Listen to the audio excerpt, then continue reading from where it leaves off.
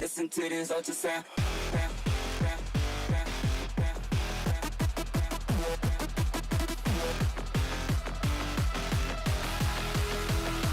Listen to this.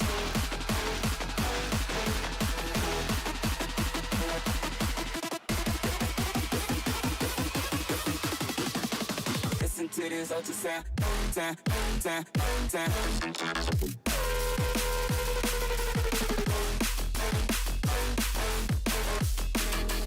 Listen to this ultrasound. Listen to this.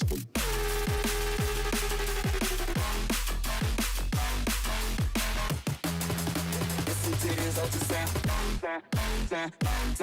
Switch it.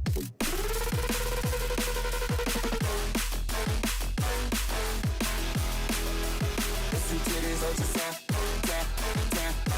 Listen to this.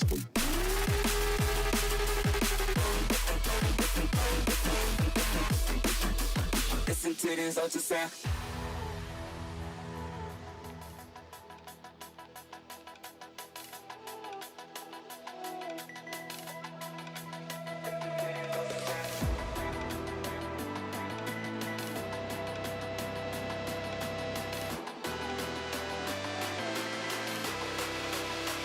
Listen to this.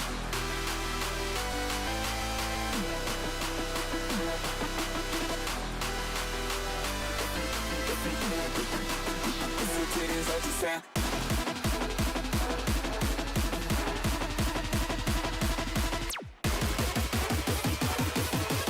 Listen to this ultrasound. Listen to this ultrasound.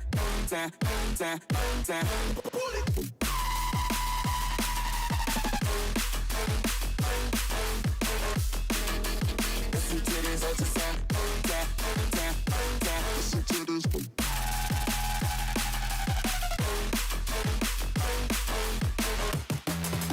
Listen to this ultrasound.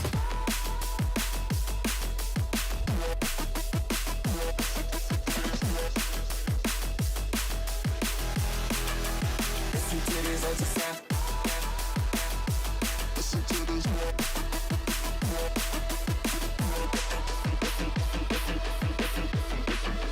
Listen to this ultrasound.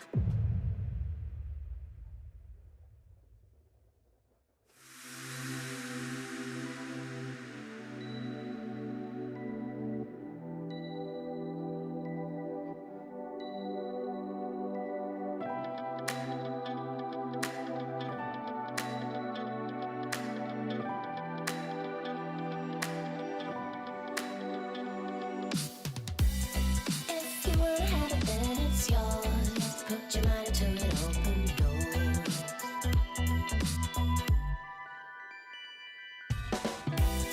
Yeah, you might wanna get a fast track, but you can't just piggyback.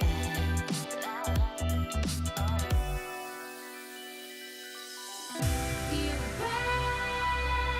braver than you know it. You're stronger than you show it. You're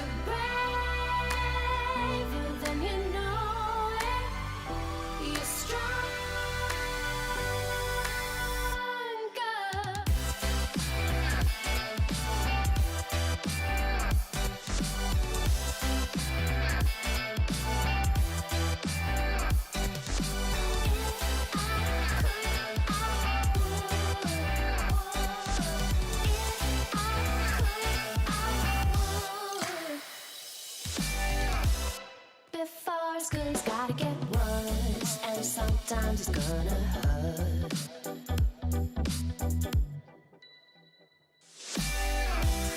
If you're ever gonna get that bad, then you better plan your attack.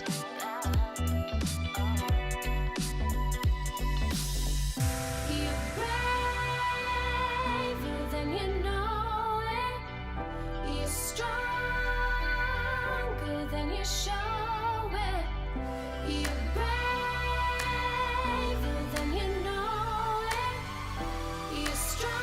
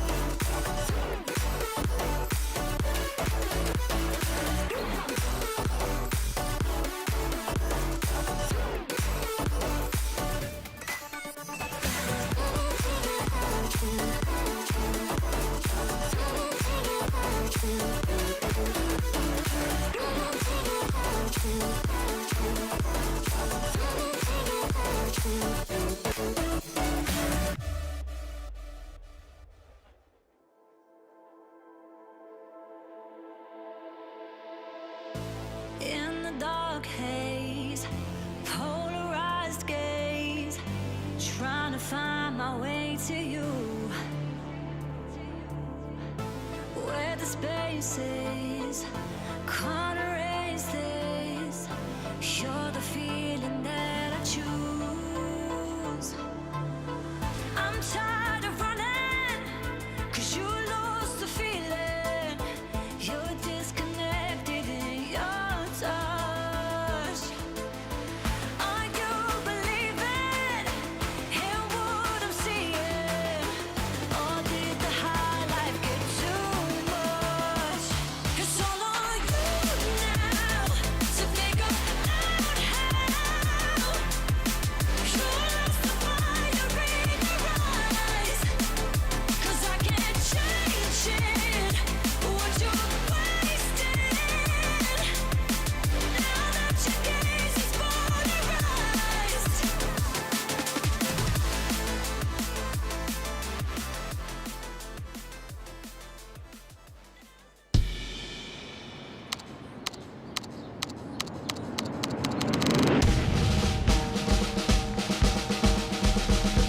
It's a beautiful day in the city of Boston.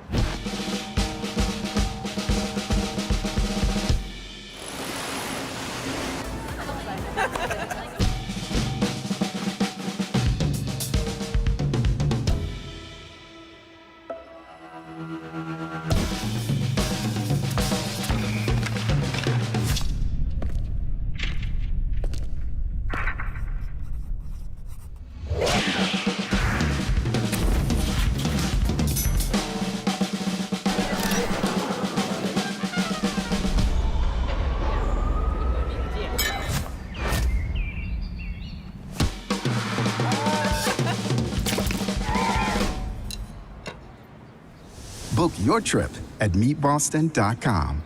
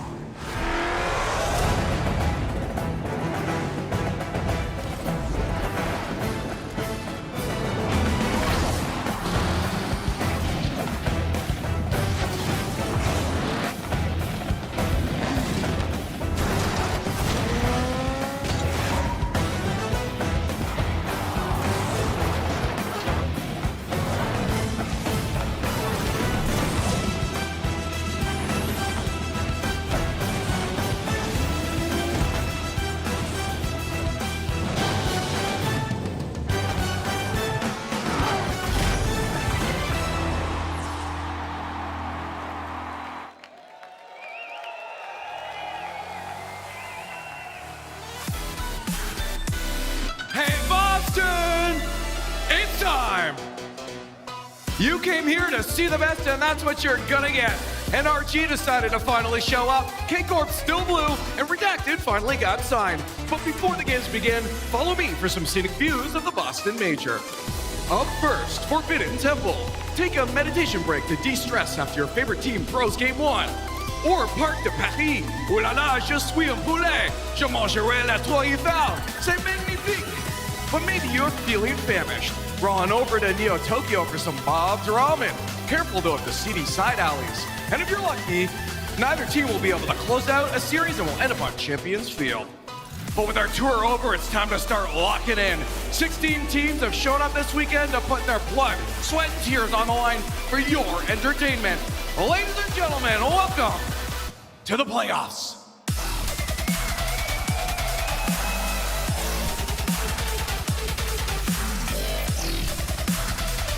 Rocket League fans around the world, get up and get loud. It's game day for playoff Saturday of the Boston Major, the first major of the 2026 Rocket League Championship Series. We've had 2 days of group stage action. We started off with 16 teams. We've only got 8 left, 1 trophy left to hoist at the end of it. The excitement is building. I am pumped for playoff Saturday. It has been 3 years since we have been in this arena. So much went down the first time around, and it seems like even more is going to be happening now. Yeah, we're in North America, but it's Europe's hometown. It feels like 5 teams into the top 8. The last time that happened, 3 years ago, right here. So Europe controlling Boston, but There's still time for North America. They still got 2 teams left, Bates. Listen, he's got all the bait out here. He's already messing with every single person in the Gaddis arena talking about Europe controls and ain't not last time I checked, the reigning Rlcs World Champions are all American. They're all right here, baby. They're in the building. They're going to play today. And here's the thing. Last time we were in Boston, all the North American teams got eliminated before Championship Sunday. That cannot happen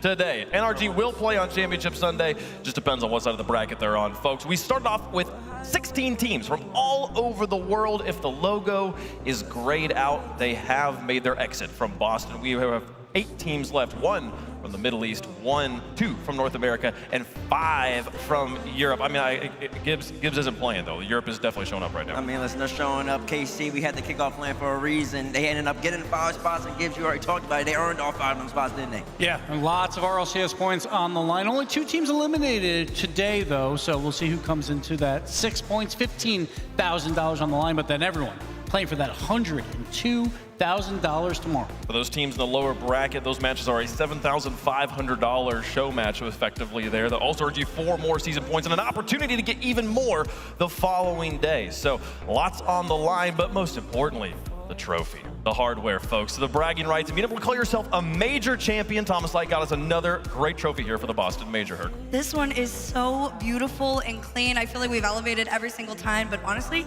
the Boston Major detail on it. Oh, I know you want it. You want it in your closet. Yeah, no, for sure. Like the money is great, the points is great, but the title. Oh yeah, the pride. Saying you won a major. So few people are in that club right now. Oh, absolutely. And then of course the 30 RLCS points is so big, because that's very likely going to the World Championship. You got to play your best Rocket League to call yourself Boston Major Champion, and many players have been doing it so far. Let's take a look at the best plays from the group stage. These are your top plays, presented by Progressive. Gibbs, take it away. All right, we're going to start out right away with some Furia action. Game 5 Champions Field. We'll see a lot of plays on this, but see Yan coming out, the perfect drop-down pass to his teammate Lost. And this is what we love to see out of Furia. They made waves in the group, but unfortunately, they came in last, but they did have the biggest upset on the day. But because of plays like this, Yan, the drop-down to Lost. Now, of course, at number 7, you've got to make note of Batira. KC has leveled up the fakes just for Boston. Look at this, Batira. You thought, oh, Atal's coming in. Absolutely not. Taking it for himself. Like I said, they are upping the mind games against every single team that they've gone up against in Boston. Listen, that's exactly what you expect from the Karmine Corp boys. I mean, that's just what they do. But at number 6, you got NIP. This is actually the win game number 3. Oli off the sidewall right into the net right here. And actually, Power was up 2-0 in the series right here. And this just completely changed the momentum, gave NIP what they needed, and then Power, the boys down under, they ultimately ended up packing up their bags, and they might already be on a flight back all the way to the eastern side of the world, because my goodness, what a great try. And then the Age of Zen, it's not over. He's back. The birthday buff is real. The redirect top left corner. If he's up the field, you just throw him the ball and let him do whatever he wants. And right there, what a shot out of Zen. And this was against a very talented team in Twisted Minds. And Zen doing work. Absolutely disgusting, but just as disgusting, Archie was the double tap of doom. Look at this, how clean, how delayed, and it's all open. It felt like nobody was in his way to be able to challenge him, but that all comes due in fact to how incredible he is with the time and space he gets. Nice soft drop down right there from Big Arch, and then you got young man Clears, the reigning Riley Major champion, last major champion, I guess, on the Falcons since the last time we played it. And let me tell you, Clears brings the ball from the right side of the field all the way to the left. That's what the great players do. And he scoops it crossbar down to the right side. CRR, we've talked about him a lot this weekend. He's been in both top plays as well. Look at this. He uses his jump to get to the ceiling, and just how fast he gets up there into the quick double tap. You can't defend this. You just can't do it. Look at that. He used his jump to accelerate to the ceiling so he could do this on him. What a shot by him. And at number 1, old school Rocket League fell in love with Zen in Boston the first time, and he's showing them again why here. The free flip catch into their net. Zen is showing everybody why he is here to make history once again. Shots like that is why nobody beats Zen 12 times in a row. They're trying to get the job done. Zen pre-flip into the bottom right corner. Exactly what they needed. And that's also why you never rank him 25th in the top 25. CJ. What are you doing? Come on. What are you doing? He's top 5. Hold on. I don't know, though. There's part of me that feels like his buddy Vatira was like, look, on his birthday, I'm not going to beat him for the 12th time in a row on his birthday. I'm still going to be in the tournament. You know, we got to play. Who I got to play? Oh, Geekay. Yeah, you can have the upper bracket. We'll be fine. Wouldn't that be a funny story if that was the truth here, folks? The group stage was insane, though. An incredible group down there. Group C, Vitality with that win in that goal that you just saw against Karmine Corp did take that #1 seed. So they're in the upper bracket there. Let's talk through the craziness of these matches and some of the, if people didn't get into watching it here, Gibbs. Let's talk with Group B here. Yeah, though. Group B was a weird one. Surprising. Sure. We had 2 2-1 teams, 2 1-2 teams. And that means there had to be some monumental upset somewhere along the way. And it happens right here. Furia versus Falcons. Falcons players were 14-0 versus Sam until this match. No one beats them 15 times in a row. We see it here. And this came down to Furia really doing a great job on the defensive side of the ball. Falcons, one of the best offenses in the world, if not the best, scored 6 goals in 5 games. That's it. Yeah, you bring that up, Gibbs, because total throughout the whole entire event so far, Falcons are about the 4th best offense, average about 2.5 goals per game. In this series, they only average 1.2. Furia's defense came out to play, and then honestly, you expect the Furia team, they beat Falcons, you expect them to be playing today, but they couldn't get the job done in a Group B. It was a tough one, but they'll be taking this momentum, bringing us into the next split, and then hopefully making it back to pair. Yeah, a big win there. But then, I mean, Furia, they beat Falcons, and yet they're not here, Herc, because of the performance we saw from Geekay. The group was nuts. Oh my gosh, that Geekay group was disgusting all the way around. This Virtus Pro Squad was the one that was supposed to come in and be the new hope of North America, but Seiko was the one that said, no, I'm the OG. Let me show you how it's done. He absolutely peaked yesterday. He had, I believe it was like 3 or 4 goals, all scored within the first 35 seconds to a minute. He looked like a monster. So this version of Geekay is the one to beat today. Yeah, Geekay, like I always say, there's 3 phases of Rocket League: offense, defense, kickoff. They are one of the best kickoff teams in the game. But you did see, and a big question mark for Geekay though is when they went against Falcons, Falcons hit them with the kickoffs right back, and the Geekay had to adjust, and they couldn't get the job done. So for them going in today, clean up. They are going to be dominant on kickoff, but they have to be even better on offense and a little better on defense. Yes, but Virtus Pro, you have to give them their flowers. A brand new team, a lot of inexperience. They go to Game 5 overtime against a European powerhouse. They play so well. Like if they win this, then they're through the group. So they are so close, but this is a great experience for them, and I bet they'll be back. Now let's talk about Group A really quickly. Those are the group that the reigning world champs NRG are in, and everyone expected NRG to make it out of the group. So the real question was who gets that 2nd seed, and the 2 big eyes were on Ninjas in Pajamas and Power, and it came down to a match between the 2 of them, and it went to a reverse sweep of the game. You lost a major spot to Europe, and you're like, all right, here's our revenge story right here. Power, the only representative. You go up 2-0 saying, yes, we deserve 2 spots.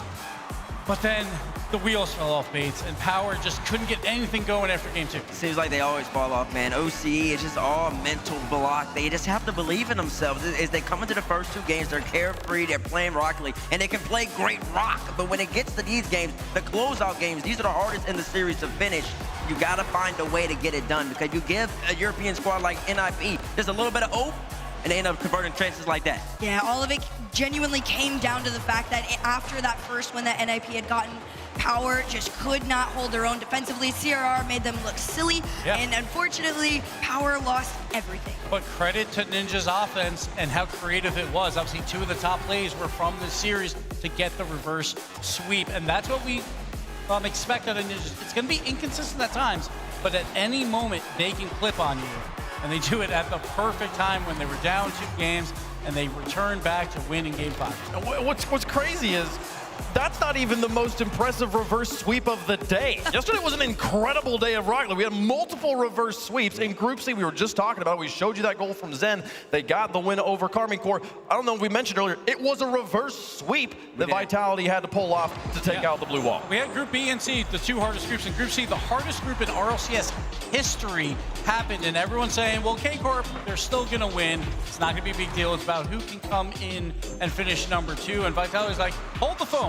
At first, it didn't look pretty, and we expected another loss for Vitality. It was 11 in a row versus K-Corp, but Then it flipped. The Zen switch hit, the birthday buff happened, and they clawed all the way back. He remembered where he was. He's in Boston. It was his birthday. He turned 19. He's turning into a man. He's like trying to be like, yeah, this is me. Of course, he had that initial miss on the other end, but after that, got straight back into it. Vitality hit that reverse sweep, and they said 2 is all you get. Yeah, Zen was doing his thing, but you also got to give big ups to Stizzy and Exotic. I feel like this team goes as Exotic goes. He can make plays, really force out challenges, make it easier for Zen to just score a tap in like that. That gives you a chance, and then you have Zen for moments like this. He is one of the few players in the game who can pre-flip at this stage against Karmine and slot that in. And that's what you see from games 3, 4, and 5. Every single highlight, Zen goal. Zen just took over that series and won it for him. I mean, we said at the beginning of the group stage, we were like talking through the stories of each team. We said the story of Vitality is Zen. He lived up to that story in its entirety there, and they are now in the upper bracket. They are going to face off against Falcons. First thing in our broadcast here in about 15 minutes. Going to be an incredible time. Now, the interesting story, they take out Karmine Corp there in Game 5. Karmine Corp went to Game 5 every single series of the group. They had to win it on Champions Field against every single team, which includes Space Station Gaming back on the first moment, the first day there. James is standing by to break down the moment from there. James, what you got? Thank you, Wavepunk. Let's talk about this game-winning and series-winning moment. There was so much pressure on in this moment, but Vatira, a lot of people think he's the greatest player of all time, and for a good reason, all-time land goal leader. But let's see how this play starts. You can see Atto, actually a brilliant first touch. Takes this forward, the flip reset, forces Diaz to hit this ball corner, and this is where the magic starts to happen. Vatira doing the things that Space Station just doesn't expect, to be able to dodge 2 bumps and get the ball by 2 players, and then isolate that shooting opportunity. It's something just miraculous, but let's watch how Atto influences this play as well. This first touch, he takes it forward, gets a perfect flip reset here. It's gonna force Diaz to hit this ball in only one spot, and that is towards the corner. Vatira has a spot where he can hit this middle, try to go for a pass, but no, he fakes the hit, gets the boost, which is going to be necessary, gets the pop over Diaz, even gets bumped a bit, but then the poke past reveal, dodges reveal as well. Chronic is frozen on the goal line, thank you to that Atto fake, and then Vatira in that one-on-one moment will not let his team down, and you can see how this looks from Chronic's point of view. This is going to be a no-win situation. Vatira gets it by him, wins the series. K-Corp and Vatira, they just seem unstoppable. Thanks so much, James. That's your Michelin deep dive there. Rocket League was such a good game. The more you slow it down, the more I can appreciate it. Yeah, it's about every decision too. Chronic, the only reason why he doesn't attack that first ball is because he demoed someone and he can't see what's about to happen. So he has to turn back towards the goal line and then play defense.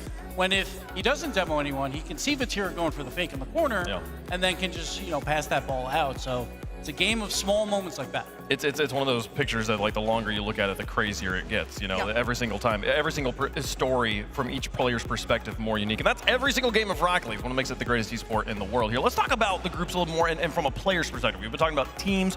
I want to get from each of you kind of an MVP from the group. As we're going into the playoff bracket here. We'll start with Group A. I'm going to give you one from Group A, I think. We highlighted him at the beginning of the week, and I think he's still living up to the hype we gave him. He was the player to watch, CRR. Not a player from NRG. Every player in NRG looked great, but CRR on Ninjas in Pajamas in particular, they needed somebody to step up to get over that final power hump, and it was the CRR. Yeah, and we talk about speed on the field. It's not necessarily about how fast you're moving. It's about your positional play, so you're involved so quickly. CRR does such a good job on the offensive side to follow up his teammates and be in the right place at the right time. So it looks like he's so incredibly fast in the field because he knows where to position. We've seen 2 top plays out of him through the first 2 days as well. And obviously with the reverse sweep, that Game 4 goal was huge for them. Exactly, and it's it. For the most part, throughout the whole entire tournament so far, for them, he seems to be the one always making the big-time play when it matters most, and that bodes well. Oli's had his moments. Dorius, you know what he could do. He made it all the way to the Riley Major Grand Finals. When CRR was balling, this team, they look great. If they can just keep up this a little bit, keep CRR playing like that, they got a good chance. They got a match against Ninjas in Pajamas in the lower bracket. That's for their tournament life later on today. We're going to need to see more out of that, more of CRR in that matchup there. Let's talk about Group B here, Herc. Who'd you like from Group B? Oh, man. There was 2 players I really wanted to go through, and one was Ruas, so honorable mention to him. But Seiko had one of the best individual performances I have seen in such a long time. It had started out you know, with every kickoff going to him into everybody's net. And unfortunately, they did fall short to the Falcons. But I think all it did was kind of set them up for their 1v1 Cinderella storyline. Yeah, you talk about most improved from the online split to LAN, Seiko. And we always talk about him. When he gets to LAN, he's cold. He's different. He knows exactly what to do. And online, maybe he didn't look at his best. That's why maybe they're the EU 5 seed. But when it's LAN time, you know he's a world champion. He knows how to perform. Yep. Showed it throughout groups. I mean, he's a cold player on LAN, and Boston's an icy place right now. He's in his element, and we're going to see more of him a little bit later on today, too. They have a match against Karmine Corp in the lower bracket. Let's talk about Group C, okay? I feel like you could talk about every player here, Gibbs. This is very, very easy. It's the hardest group in RLCS history, so what other than the Age of Zen is back. Yes, sir. We are here, the birthday buff happens, and Zen shows why he should never be outside the top 5 of any ranking ever. Look at every single touch he makes is just magical on Vitality. Again, Vitality comes into this group being third best team. Some people had them even as the fourth best team. But when Zen is playing like this, he can carry you to a 3-0 group where they only lost 2 games the entire time. He scored 10 goals. Vitality, they only gave up 10 goals. He's the third best offensive player throughout the tournament so far. He only trails Daniel in beast mode, but they had a much easier group. Zen looking fantastic. He's doing what he does. He's doing fantastic. Now, Bates, we've talked so much about Groups B and C and a little bit about Group A. We've barely touched on Group D action. Shopify Rebellion, Gentlemates coming out of that group. Who was the MVP in Group D? Well, listen, it's got to be somebody from Gentlemates, and I think most people, they probably expect Nas. They saw him balling out, but something. Let me tell you something. Sometimes you got to find a guy who just knows how to get the job done, and that's Archie, man. I mean, this guy, he's just a captain. He sits in the middle, he cleans up, and he makes all the right reads, all the right plays happen, and also, he's just a consistent winner. After the past 2 World Championships, he would finish 5th, 6th, and 24, and then finish 3rd, 4th, and 25. He's consistently getting better. That's why he's playing with Nas and Oski, and that's why he's leading this team to the success that they have. And most of us actually playing Rocket League, but more like Archie than we like Ernest anyways. You don't need to study his game, because that's just simple rock right there. It's beautiful, it's clean, it's excellent, and it's pristine. I was going to say, a lot of these shots are just very classic and clean. That is the perfect way to describe him. Look at this. Up to himself, backflip on in. And he's just really, truly been set up in the best light with Oski and Nas on his side. I haven't seen him play this confident so long. And I hate to say it, Europe has 5 teams here. They just got 4 MVPs as well for all the groups, every single European player. We'll see. Maybe we're trying to you know, curse them here a bit. It's because we didn't want to talk about NRG again. Like they secured it on day 1, and we could have talked about them. But yeah, there's a lot of fantastic players here from Europe, and the North Americans got their hands full today. But over the course of the whole season, Progressive is helping us track some accolades. We're going to give out an award at the end of the season for the best performances on LAN. For the striker, best playmaker, and best savior. Daniel, smart. You have an easy group, you feast. You get as many goals as you possibly can. 1.55 goals per game is insane. That is an insane number no matter who you are playing. So Daniel looked great. Beast mode, his teammate, obviously, that dynamic duo is helping out there. And then Savior, Zen, to about Vitality's defense, one of the best in the tournament, number 2, I believe. So yeah, but look at Zen showing up there. 2 things here. Hey, Daniel's on top for striker, but Beast mode and Atomic both helping him get there, right, on the playmaker. And then Gentlemates just locking up best defense, 2, 3, and 4. Well, you can't claim NRG's best on defense. Statistically. They're spending too much time the other team's half to play any time. We're gonna prove why you guys can't make that quote anymore. Well, folks, if you are watching the show and you're like, I have dreams of potentially winning an award like that, maybe playing on that stage someday, every journey begins somewhere. We're really excited to announce that with Repeat, Cash Cups are back. The pros may compete here, but champions are made everywhere. You may not play at the Boston Major, but on Repeat, everyone can compete. Your rank gets its own leaderboard and prize pool. Connect your Epic account, play ranked, and earn points automatically.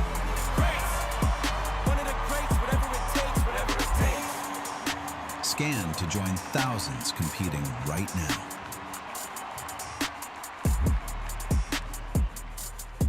That's right, folks. The competition begins March 13th, but registration is open right now. There's $30,000 up for grabs every month across, I think it's like 15 tournaments, per rank. So you're gonna wanna get signed up. There's a mobile app you can use. You saw the QR code on your screen.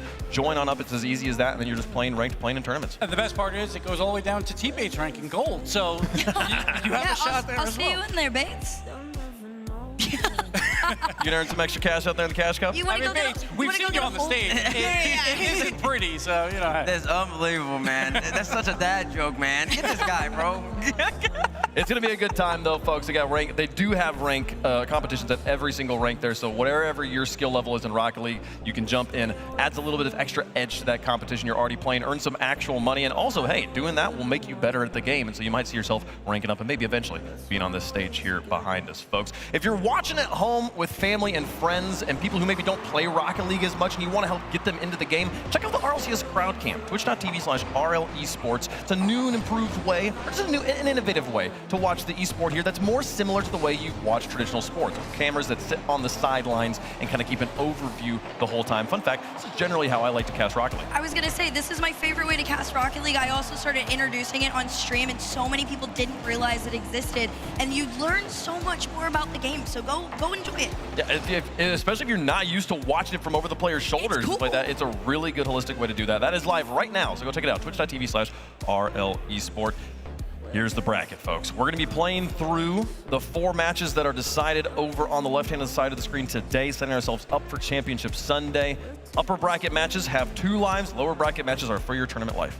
It's brutal because Groups B and C, I think everyone said those are the 2 hardest. They also meet here in the first round of the playoffs on both sides. I think those matches like Falcons, Vitality. Vitality, hey, say congrats, 3-0 through your group, and now you have to go up against Falcons. That's rough. Between these 4 matches here, well, we've got a second. Like, who do you feel like is the luckiest? Which team got the best situation? Who's got the best look in the None of them. I feel like no one. We came into this tournament saying like these are your top 4 teams, and they all won their groups basically. Well, outside of Vitality, but the way Vitality's playing, I'm not saying Falcons are pretty lucky about that draw. So yeah, exactly. Yeah, not lucky as in like who's ended up. They're all who couldn't cooked be here. with. They're all good, but like as far I think it's NRG actually because they're going to play against Gentlemates, and then also like you pointed out yesterday at the end of the show, if they win that, the only way they meet Karmine Corp is in the finals. No, well, I was just saying that because that's everybody always copes. You got the Johnny Boy, you got the Gibbs. Everybody says the NRG never plays anybody. They end up winning lands. They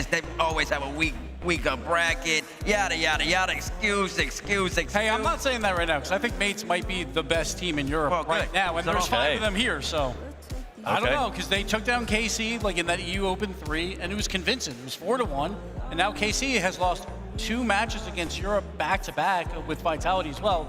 But obviously KC like in that lower bracket, no one wants to play them. That's the hardest draw. No matter what. Oh, part of me almost feels like Karmine Corp wants that lower bracket seating. Obviously, you never choose to go there. I've alluded to this a few times on the pre-show that I think that they maybe chose to go down there. I don't think they actually did, but they don't mind the situation they find themselves in. You bring that up though, and I believe the last time Karmine Corp played in that lower bracket, they got reverse swept. They did? Yeah, that was in Raleigh. They got reverse swept by Twisted Minds. That was the last time they were there in that 5th through 8th game, and it wasn't necessarily the most comfortable spot for them to be. I think they much prefer to be up top, comfortable with the extra life. I mean, that's all the teams, but all teams do. All 8 but teams that's are the here. big advantage, though, too, is like your first game, like with the crowd, is always a little bit weird. So if you're in the upper bracket having 2 lives, you would much prefer that, just in case things go a little bit weird. You go into tomorrow and learn from it. But if you're in that lower bracket and things, like games 1 and 2 don't go your way, then it might be over. It's crazy the way that there's the parallels to the last time we were in Boston. When we were meeting Zen for the first time, we were wondering how he's incredible on land. We all expect him to be the best player in the world, but will he be good here on land for the first time? And they nearly lost it early on before the crowd days against a complexity roster where the AJG just didn't quite hit the goal in at the last moment, which would have put them into a lower bracket, and his first match in front of the crowd would have been in that lower bracket where he was on his last life, but instead he's in that upper bracket again here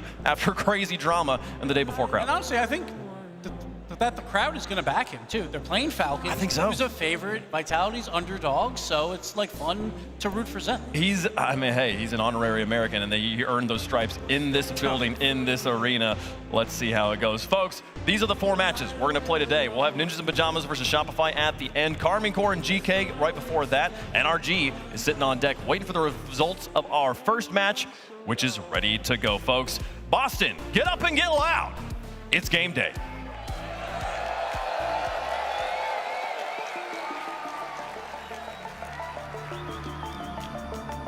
It's time to kick off the playoffs.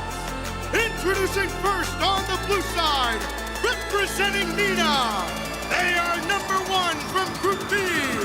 They are Nina's crown jewel. They are Team Falcons.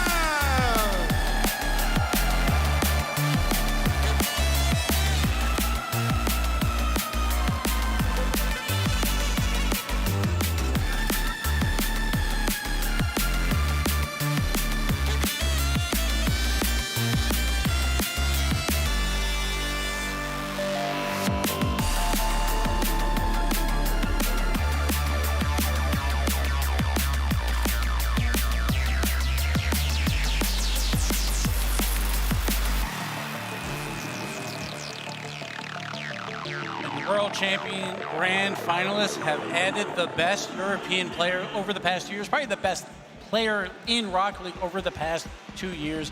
This guy's won it all. He's won a world championship. Rlcs, he chose to leave Europe. He chose to leave K-Corp to join the Twins because he thinks it's his best chance to get a win again. And they're looking good. It's been a slow start at times, but they're picking it up at the perfect moment. Yeah, I mean, they still do exactly what you expect of a team under the brand of Falcons does. Play offense, they fly high, they pressure you, they demo, and they convert. And when they get up, they do not let their foot off the gas. Exactly what he has done. And then Clears, he stepped up big time last year. My favorite thing to note on the mental side of all of this is the Twins are no longer sitting on either ends of each other. They put Ruas into the middle. This is the best he's played. So in significance, right? This means he has now stepped up as the leader for the Falcons. What a story. What a story for this team. Getting the furthest, setting history the way the Falcons did last season. Yeah. In the Raleigh Major, becoming the first team ever from not from Europe or North America to win an RLCS Major, and then becoming the first team in history to make it to the World Championship Grand Finals, not from Europe or North America. And yet they come out of that with as strong of a team as they do, and they say, we want to make it better. And they had a tough group. They had like an early loss, but when the pressure was on, they took it to Geekay, and Falcons are looking fantastic.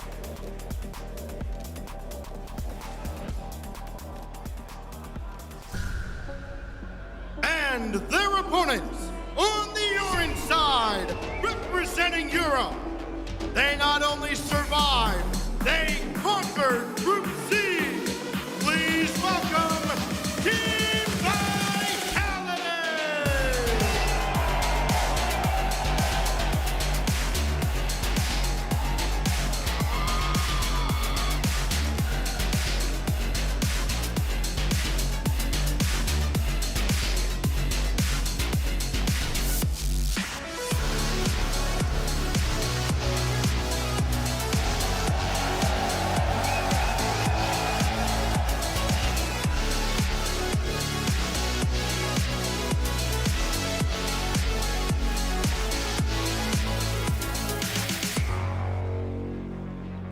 I mean, you hear the crowds, and they still love him. They still love him. They remember him all the way back to home.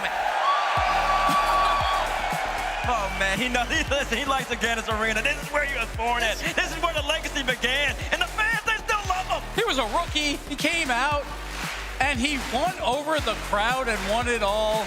And he's back. He's playing at his best that he has in 3 years. The gameplay's made it a little bit questionable, but right now, there's no question, Herc, this is still the age of Zen. There's absolutely no questioning him.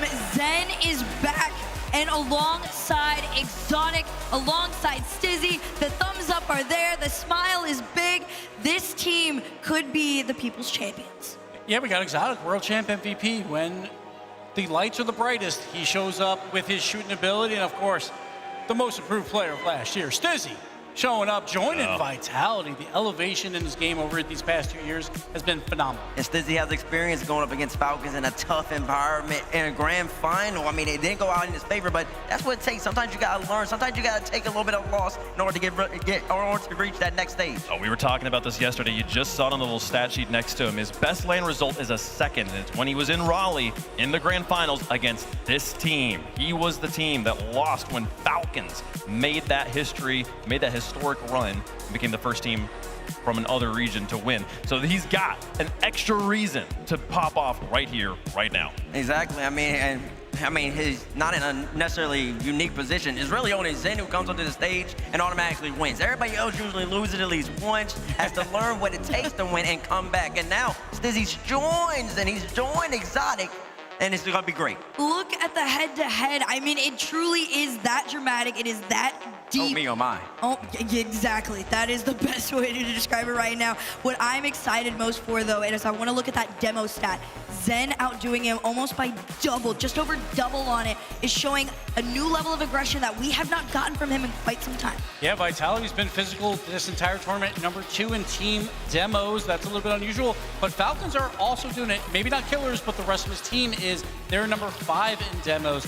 Both these teams leading in a bunch of categories. Top 5 in offense, we have number 3 Vitality, number 4 Falcons. In defense, Vitality is number 2 in the tournament, Falcons are number 3. So even though Falcons had a loss in their group, they still dominated pretty much outside of that. So Falcons, yes, they have a loss, but honestly, that probably favors them a bit because they can learn from that. They still won their group, and they'll take it here.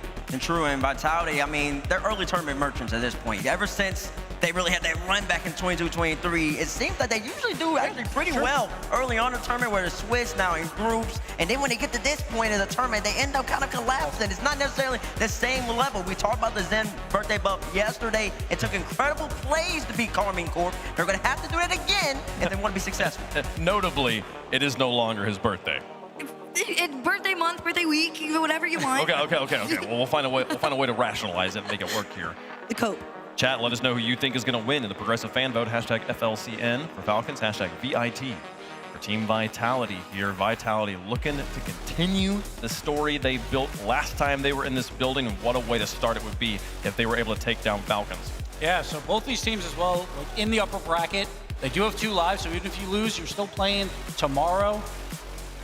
Oh, but this is such a great matchup. Vitality, again, they were considered 3rd, maybe 4th best in Europe, but they come out of that group. The hardest group in RLCS history, 3-0, is huge. We talking so much about how good this Falcons roster is, but surprisingly coming into today, Vitality is the team with the better win-loss record here.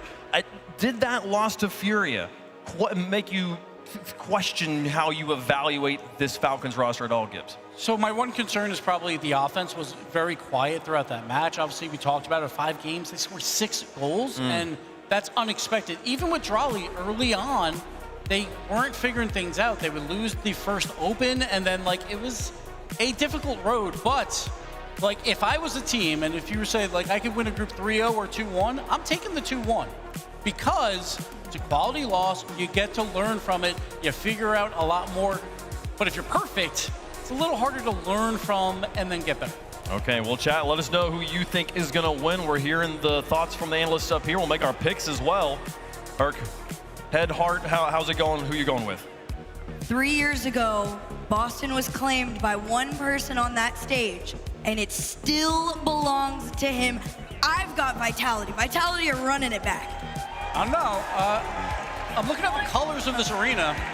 I don't see any yellow. I see some green. I see a lot of green and some purple. So, you know, I have Falcons winning the entire tournament. I'm maybe not as confident, but I'm still going Falcons. To be fair, the color's like a chartreuse, which is like yellow-green. It's more green than yellow. It's more green than yellow. Definitely on camera. Listen, I love both of these squads. I think they are great representatives of the game. They all have great players. But at the end of the day, only one team can come out successful in this particular matchup. And usually I would go Falcons, but I just like what I saw out of Zen and the Vitality boys yesterday. So I'm going to keep on rolling with them. Give me Vitality. They're going to end up being the Falcons right here, and they're going to keep on chugging it along. They look so good. And you don't even know who I'm talking about. Vitality has been fantastic. Falcons has been fantastic. It is right down the middle on this one, though. But I do think I'm going to give the slight edge to this one on the Falcons. They're going to split on the desk. How does the coin feel about it, though? You guys don't care what I think. We care what random chance and fate feels like into the air, and it's going to come down for Falcons on this one. So a narrow favorite on the desk. How's it going to go? How's it going to be? Who's going to be the defining factor in this matchup? It's Zen for sure. It has to be Zen on Vitality side, obviously. On the other side, I want to see Rlcs. Yeah. He's been quiet this whole split. I feel like if they're going to really elevate to be best in the world, it has to be Drawley. I kind of also, I want to quickly highlight, we've been talking about Stizzy a lot. I want to talk about Exotic. I feel like there's an obvious spotlight on Stizzy. There's an obvious success right now for Zen. We're expecting Zen to continue on. Can Exotic not rise up to the quality of his teammates here? I hope he does. I mean, you saw Smiles on the stage. He looks great, but there's only one way to find out how it ends. Let's get into it, folks. It's time to kick off Playoff Saturday. The road to Worlds starts here. Only 8 teams remain from a cruel and unforgiving group stage. And now, surrounded by esports' greatest fans, they begin their march towards glory. But the road ahead is loaded with champions, contenders who have all reached the top of the mountain, and those who have come oh so close, only to come away with the bitter taste of defeat. Former world champion teammates collide with top 4 on the line. This is what champions live for. This is the playoffs, and this is Rocket League! The Swarm versus the Falcons here in our first game of playoff Saturday in the Boston Major Turtle.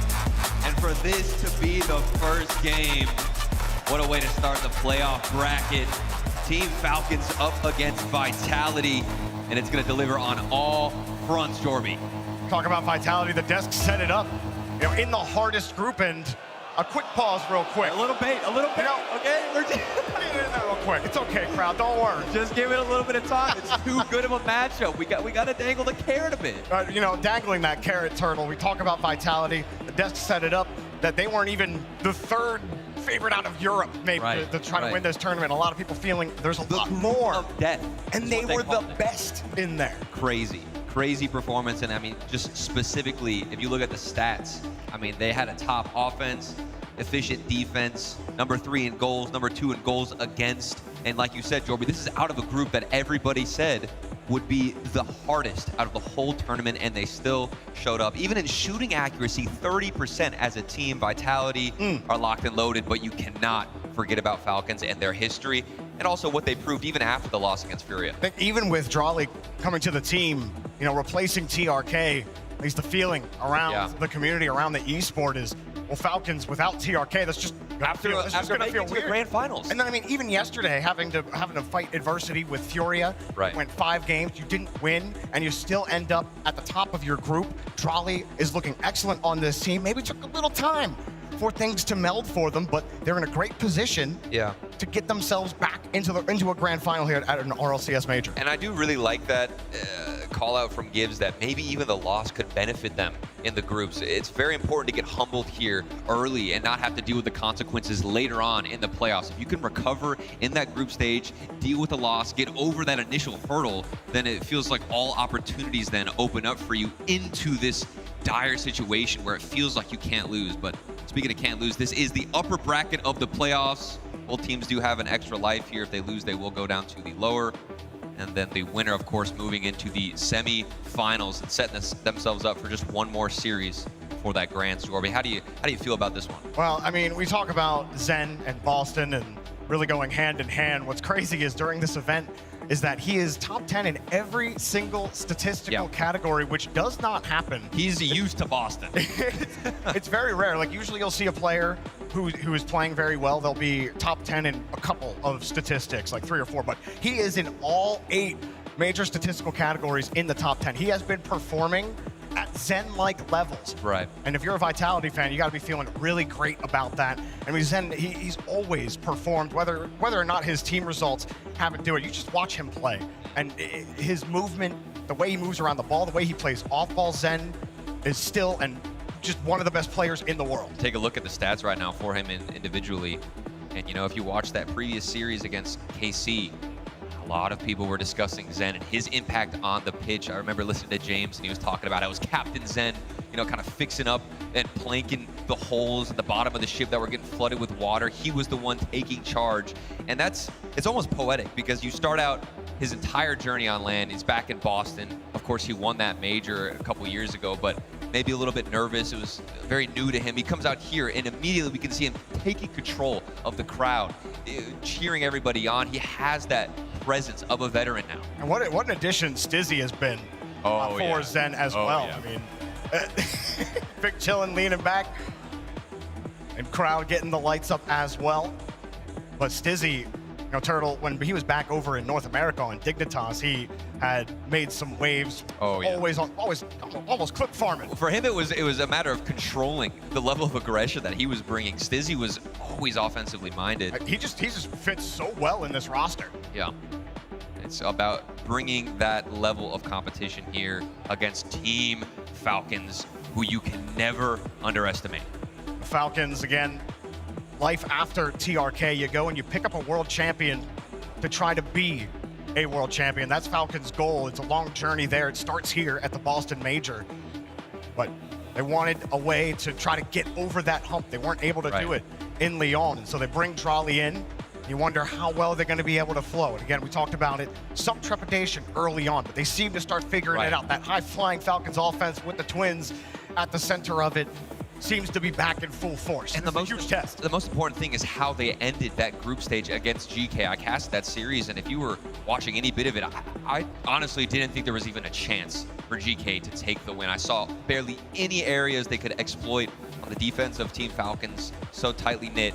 Rlcs, of course, popping off himself, and I just didn't see any area where Geekay could slip through. If your Vitality, you saw that series, might be a little nervous. Well, Turtle, you were casting in Boston when the Twins played against Zen back when they were on Rule 1 and had an absolutely crazy 12-minute overtime where it was just could not take your eyes off of the screen. And now here you are again casting the Twins versus Zen. Vitality, yeah. I mean, when they're up against the Twins, you never know if we're going to get another 12-minute world record OT against this squad.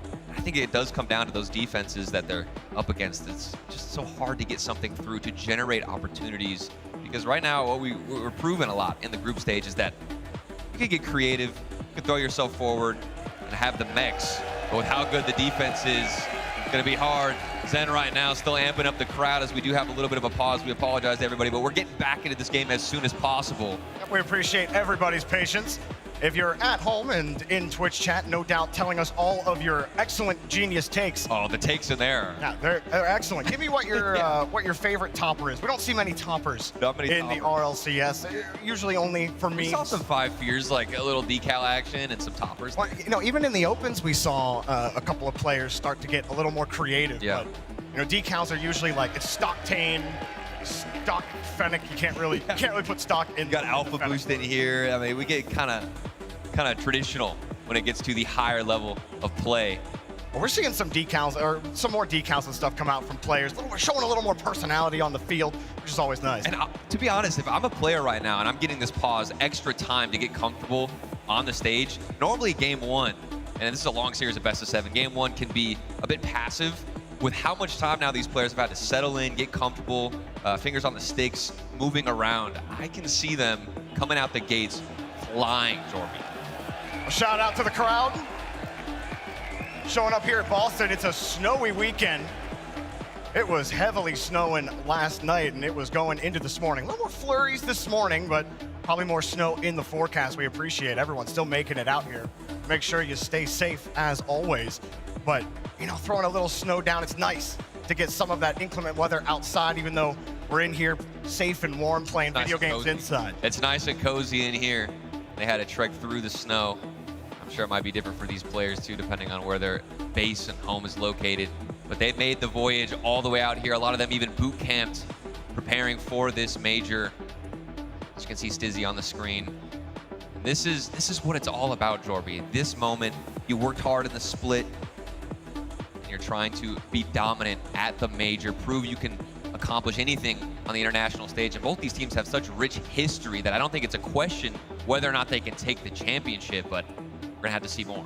And both buying themselves an extra life as well. This is in the upper bracket, in this hybrid style bracket, so you do buy yourself an extra life, even if it doesn't work out today. So both of these teams will have a second chance if they can't get it done today. And I know that there's been a very big debate on this format. A lot of people have been talking about group stage and how the pressure is on. Every series matters that much more. But to me, I think that just sets up a better playoff performance from these teams. If you got something else like Swiss, there's a little bit of leeway to lose here and there. But with how tight-knit and very small margins for error there was in the group stage, I'm expecting just nothing but ice in the nerves from these players as they're used to it coming out of the fire of the group stage.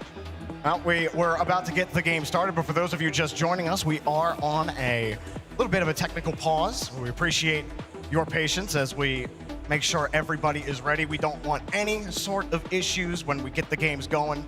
Oh, and make sure it's only skill that decides the result. Look, people don't understand. It gets so particular. Any slight, like the monitor is angled a little bit weird, there's a screw loose. That is how particular you have to be as a player because you want to make it as comfortable as possible, Norby.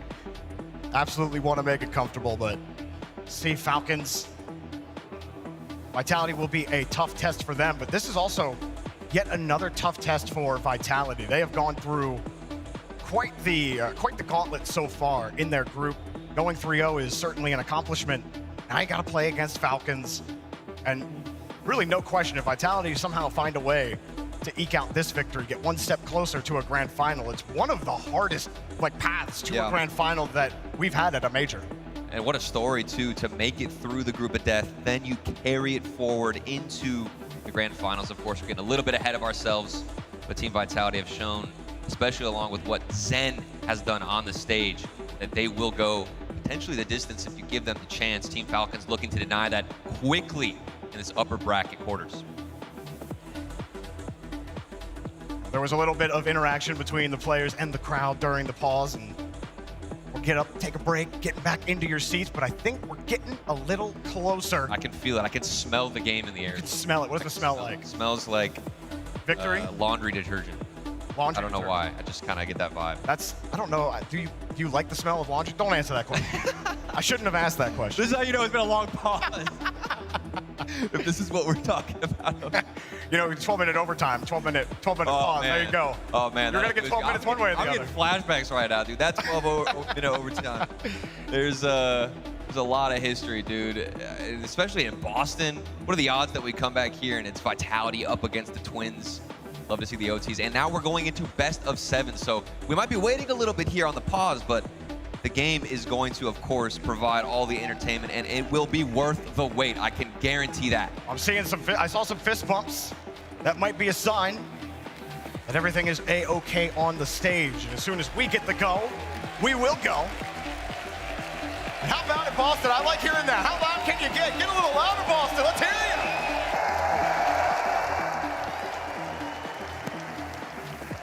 Good way to kick off playoff Saturday here at the Boston Major. So, thank you. Get loud one more time, because guess what, guys? We're ready to get back into the game. We're ready to start this thing. So let's get in. Let's play some games, and let's play some Rocket League. Team Vitality taking on Team Falcons. First series of the playoffs. Let's drop in. Game 1 brought to you by Progressive. We have begun.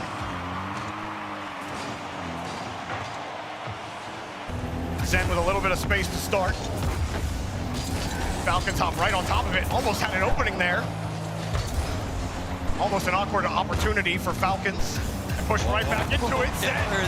He floated right next to him there. This is exactly what I was talking about, Joe, where you give them a little bit of time. There was a pause. They're eager to go. The engines are warmed up and ready. And you already can see the mechs coming out. Roas looking for a demo in the air. Drawley, nice shot on target. Off the backboard. And here comes the fancy dribbling from Zen. Foot caught nicely by Drawley. Vitality get a little bit of presence. This opening minute, mostly Falcons. Redirect just got in the way. No save credited, but make no mistake. Likely a goal there for Falcons if Vitality don't get a piece of it there. Killers. Got the 50 out, but Drawley, seeing Exotic in the area, gonna pull back. Not seeing too much panic out of Vitality, keeping it close. Solid dribbles, Drawley. Speaking of dribbles, here he is. beneath the ball, and that's gonna be a wide open net, taking it by himself, Brawley. And Raleigh gets a beat here outside of his own corner. Stizzy gets beat. You see Zen, he was creeping up, thinking he could take that challenge. Maybe he was looking at Roas, thinking Roas was gonna take it. Either way, he creeps up. He was clean beat to the ball. His third man needed time to get back. You're not sure what Zen was going for. Potentially a fake challenge, maybe trying to get Raleigh off the ball, but he didn't bite. That's gonna be the first goal. Team Falcons, 1-0. Over a minute in game number 1. We said it's gonna be a best of 7, a long series. Killers scooped up here, good challenge. Stizzy turning it into a shot and picking up a demo, just a little too much time. Roas using that neutral hop to get behind the ball. Killers bumping his brother out of the way to try to get control. Good Vitality trying to get squared back up, but couldn't find that first touch in the midfield. 2 dumps down the field.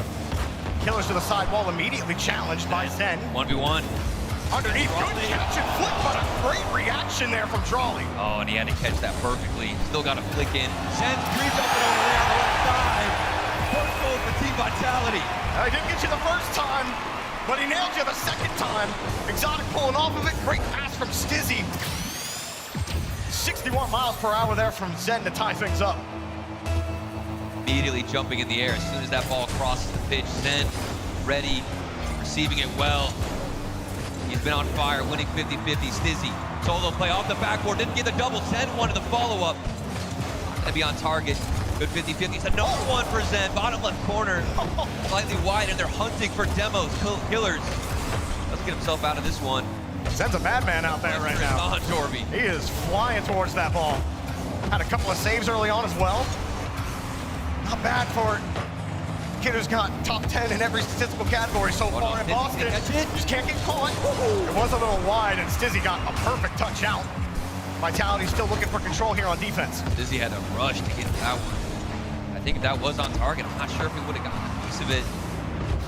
Definitely getting a bit lucky, but regardless, Team Falcons, a couple of opportunities. Here's Zen, nice catch in the air. 50's forcing it down. Stizzy back up in the air. High flying aerials. Who has the boost? Who has the speed to take advantage? Falcons get posted up again here in the midfield. Getting clean touches off these challenges as well, but play keeps dying right there on the back wall. But Falcons still throwing a lot of threatening opportunities at the net. A couple of quality saves from Vitality. Excellent bump there from Stizzy. Couldn't turn back on the challenge, then respawns with a boost. Got just a narrow bit of space. Vitality break back out. I think this is going to be great grounds here for counterattacks. So much boost available out of Vitality. I think I just saw Zen pick up midfield. You get a 50-50 win. Still press forward. Exotic slightly out of position, and here comes almost a 1v3 situation. Roas doesn't actually contain the ball too well, and Stizzy manages that 1v2. Haven't talked too much about him, but Exotic, the floor raiser of this team. He's had an excellent plan so far. Has to continue. Zen. But Zen has been front and center, has reset, drops it, and saved. Good read from Roas, hopping in front of the pass. Vitality, dump and chase into the corner. Can he get the boost? Stizzy didn't get the boost steal. Falcons able to push back towards the midfield line and get back to the orange. Zen didn't get a touch, but he found a demo. Space will be opened up as a result. Stizzy quickly in the air, winning another challenge. Feels like we haven't seen a couple of shots out of Vitality in several minutes.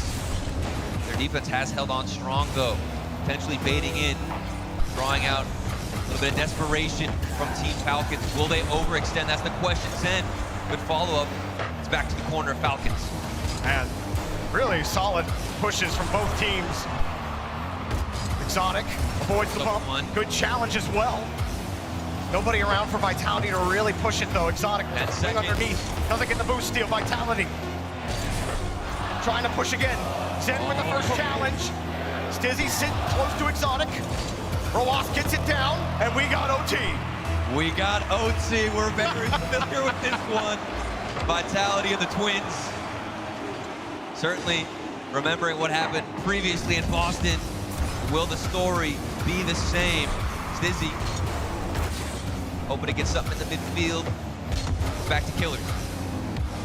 Killers with a reset. Couldn't get there in time. Another demo. Stizzy taking Trolley out. And Stizzy going the whole way downfield. Exotic, not gonna find any more. Zen quickly hops on it. That's almost on target. It's dangerous. And everybody committing there for Falcons. It's not over. Exotic back around. Stizzy steals the boost. Gets across it. Zen's gonna be behind. Popped up real high. Another demo vitality. Trying to de-wing or clip the Falcons here. Got the touch off the bar. Rebound to Stizzy. Killer in and out of the net. But hold on a second. Here comes Roas. 50-50 back to Drawley. We just had a huge burst of energy from Vitality. Now it's Team Falcons' turn. Falcons have the midfield. Off the ceiling. Roas won't get another look at it. No bump either. Stizzy gets an incredible pinch off the sidewall there. Finds Vitality all the space they need to get reset. Them faking out that challenge. No one able to follow it up. Killers with a 50 out. A quick follow from Trolley. And Roas gets deleted, giving Zen a way out. Back to Stizzy. A 1v1 opportunity, had the shot on target. Killers, that's the follow-up. There's gonna be some space. Drawley up in the air. It kind of worked as an illusion. Nothing get the double though. Zen just in time, finding a clear, but it's not over yet. Killers is starting to heat up his first man here on offense. He's had a couple of nice 50s, and you see Falcons second man starting to believe in that 50 a little bit more, creeping up on it. But man, Vitality's clears. Yeah. They just carry the ball the whole way out, put it back into space and buy him so much time. Hold on a second, Roas bleeding out in the mid. The follow-up. Shot after shot, nothing's going through. Well, it's not the easiest angle, but one that you think Falcons should be able to collect on. But that's the kind of opening you're gonna get. Stizzy recover on the sidewall. He's jumping. A little pre-jump. It's getting more and more dangerous. Both teams in the defense slightly losing the grip. Whoa. You're seeing opportunities. That's going to be a fake for Drawley. Whoa. Stizzy going flying. Exotic off the corner. Immediately challenged. No hit from Vitality. Maybe some nerves trying to move fast. You start missing the ball. Oh, it's getting dangerous, Gorby. You can feel it. The tension in the air. Roas. Look out. Putting a shot not on target, but applying pressure. Killers up in the air. Zen has to get a good 50-50 into the corner, and that's the defense that's kept them in this OT.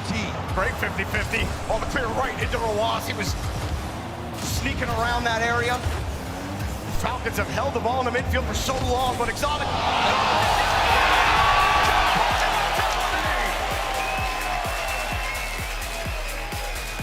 Launching it in the midfield, chipping it over Drawley. Roas not in position. And after several minutes of extra Rocket League, we've got Team Vitality taking game one. Wow, I mean, game one, you had both teams able to hold on to the midfield for extended pressure. A lot of physicality from Vitality. So much. So many demos that broke them out. Demos that helped keep their pushes alive. Zen getting MVP honors in that, but Exotic with so many time-buying touches and then gets that beautiful catch and shot from the midfield. But we can't count out Falcons and what they're able to do, not only getting the first goal, but I saw so many moments, especially from Drawley, in my opinion. While he wasn't there for a challenge in the midfield, could be a mistake on his end, but I still felt like he was doing numbers and doing work to at least open up a couple of things. Some fakes even from Falcons. It was not just a one-sided game. Why do you think we had OT for so long? I mean, you know, you were talking about Zen. You're like, he needs to get a good 50 here, and he just drills the 50 back into the corner, into safety. And so many times Zen was just off ball, roaming around. He was picking up a lot of demos for Vitality. So it was just insane work from Zen in game one. I mean, that's 19 shots for Team Vitality. Wow. It definitely felt like that. Stizzy, we've been talking a lot about Zen, but Stizzy, he was a huge component for the demos as well whenever he was running back on offense, getting somebody deleted from the midfield. Falcons, what's the recovery look like moving into game two? I don't think there's much of a game plan change, nothing to shift too much. Complete that one shot that you missed. Right. It was a tight angle, it was a tighter window, but it's one we've seen Falcons hit before. Killers was really good on point when they got on offense. They had a really great rhythm. Were able to get to the corners. They were able to pressure Vitality. Vitality trying to slow the play down. Falcons didn't want to let them have it. Yeah. Anytime they could close space, they tried to and did so successfully. It was just actually getting the quality opportunities, which they did. They were either saved or just too tight for it to actually hit. And it's so hard to even find that rhythm that you're mentioning, Jorby, whenever you've got somebody like Zen, who's winning every 50-50 and pushing it into the corner. Oftentimes, whenever you build momentum, it's like all the 50-50s and challenges just keep getting worse and worse over time, but that was not the case for Vitality. Every 50 to the corner. Maybe they'd even get a demo, relieve some pressure. They didn't let Falcons find any groove. It was a couple of burst shots, and then boom, we're immediately back on the counterattack. Game 2, I mean, I think you're right. I don't think either team is thinking we need to adjust much here. No. This is going to be a long might be a long series, one if we keep getting those OTs. Yeah. But it was, I think it's really good to see if you wanted the competitive game of Rocket League. It isn't, okay, now Vitality had all the pressure. Not the case at all. Falcons had tons of it as well. Just about actually collecting those shots right now for Falcons. Vitality, Zen keeps playing the way he is. Maybe too difficult to beat, but Exotic obviously collecting that last goal, catching Falcons moving up. He just got such a beautiful touch to move it downfield, and what a way to start playoff Saturday. And I'm not too surprised, to be honest. This is both teams who had to fight tooth and nail in their group stage just to get here. And oftentimes traveling in that tunnel, it's like they couldn't even see the light at the end of it. But they were comfortable working under that pressure. And of course, they're going to be comfortable on this stage heading into the next game. Falcons trying to punch back. Vitality with the toughest road of Boston so far. Draw first blood, Exotic. Pops this up for Zen. Falcons will have to retreat here quickly. Rlcs gets his corner boost. Killers on those small pads. He has to come in to make the stop. No touch there for Exotic. Zen has to take that midfield boost, run all the way back. Just wasting time, and here comes Stizzy crashing in, intercepting the ball and stealing possession. You saw Falcons pull off that ball, maybe thinking second man was going to come. They gave up an opportunity there.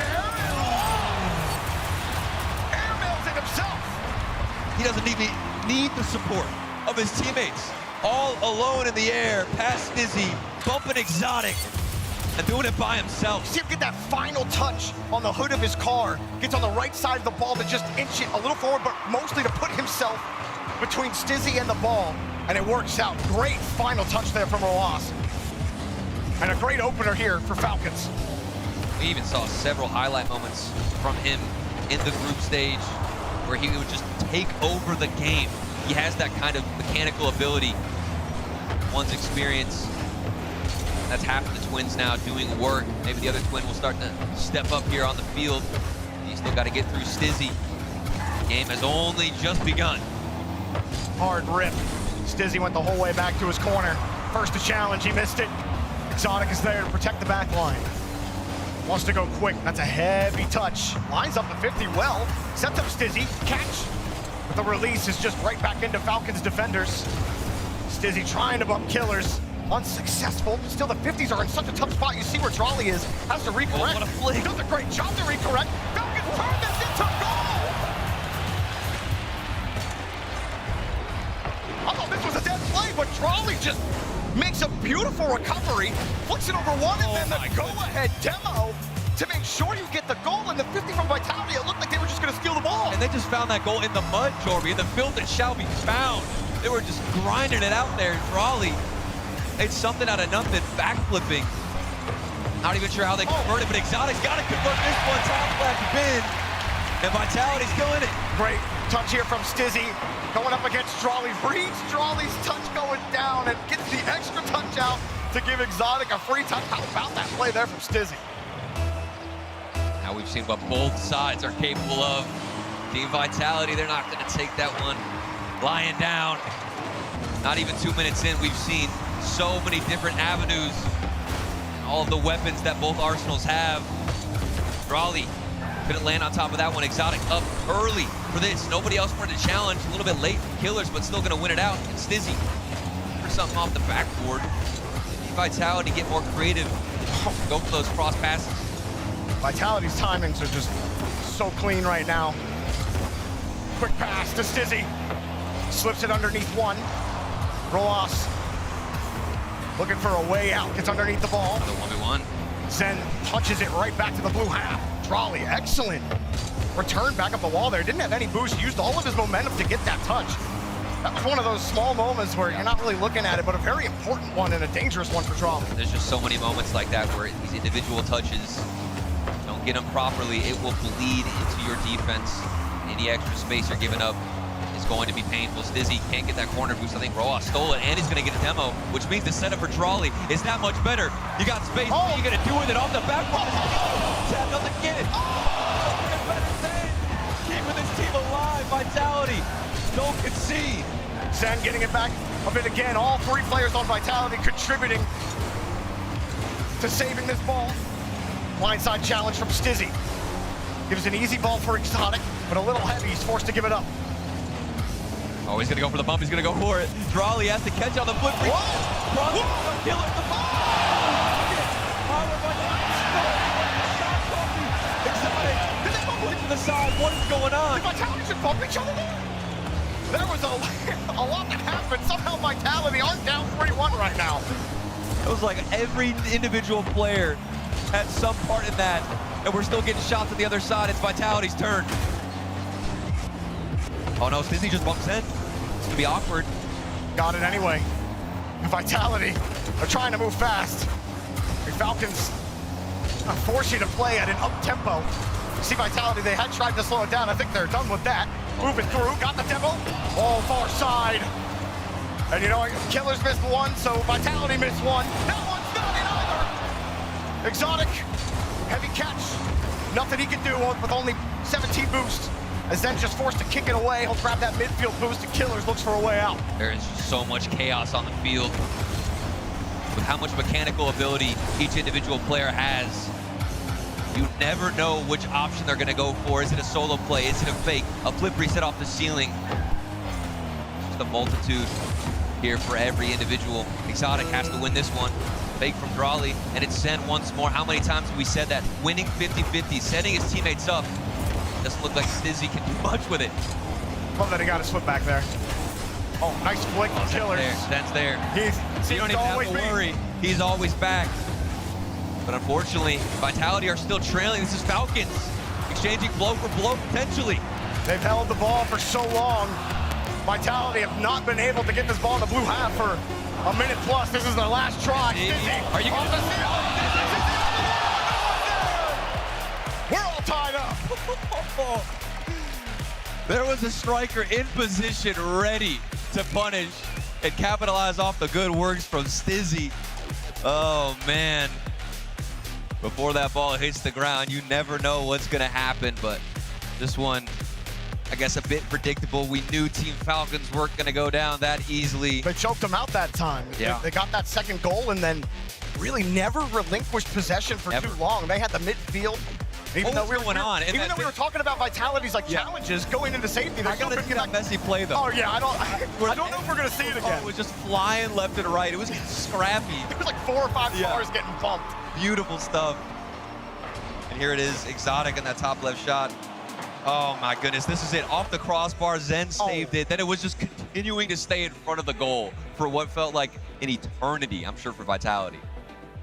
And they were unable to get that offense going. Again, 19 shots in game 1 and only 11 in game 2.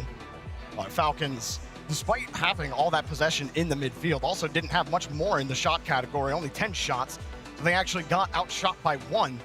But on those counters Vitality had, again, were not able to extend pressure against Falcons. Yeah. They were so much better at keeping Vitality on the back foot and making sure that they were dictating pace of play. Right. You can see Vitality, they stopped trying to slow it down. They were like, all right, we just got to throw ourselves at the ball. Yeah, and we got to go for that 50-50.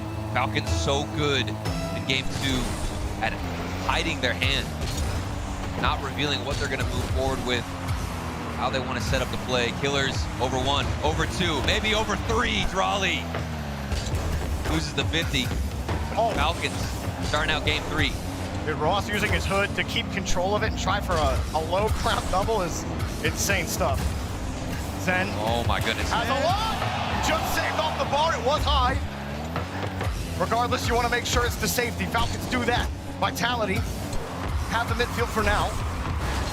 Skips right through the Vitality midline. Zen also feeling pressure behind. Rawas shoveling players out of the way. Charlie couldn't get a good touch. Awkward indeed. Wasn't able to waste more time. Stizzy, oh, he's going to get destroyed on that 50. Almost bled out in front of the net. We've seen the crossbar and the post just working overtime in this series so far. Several shots barely missing the mark. Roas able to capitalize there. Killers back to the corner. This is Falcons basically picking up right where they left off in that previous one. Well, Zen touch from Roas, with him in the lobby, no less. Here's Stizzy, he'll catch this one. Give Exotic right back. Saw freeze, Killers, double tap. Defended, but the rebound in front of the box. They saw Killers, didn't want to go immediately. Stizzy still beat by Roas. Drawley, catch. 50 across, Vitality are ready for it. Stizzy had the space. Trying to keep control of it, just too wide. Literal inches mattering in this matchup. If that ball gets even a little away from you, it's a dead play. I think that was Zen getting demo too. Team Falcons must know how impactful Zen has been for his squad. It's another demo. A lot of physical play from Falcons. They just want to relieve this pressure, make sure nothing can come of any of these opportunities. Drawley, it's looking awkward, but as I say that, he's just going to the sidewalk, carefully pitching it out. Falcons survive. Stizzy fakes the touch, gives it back to Zen. Zen a 50 up high, it's still not that awkward. Killers is able to handle it, but it allows Vitality to get some boosts. Trying to build more pressure. Roas will get a midfield boost for his effort. Zen gets bumped off the play. It's getting awkward. I've seen Stizzy in a couple of positions where he's not sure how to read the field. Not sure when he needs to go for this challenge. Maybe he's getting uncomfortable because he's getting bumped out the way like that. Killers flicks past one, but Vitality have set up camp here in the half of Team Falcons.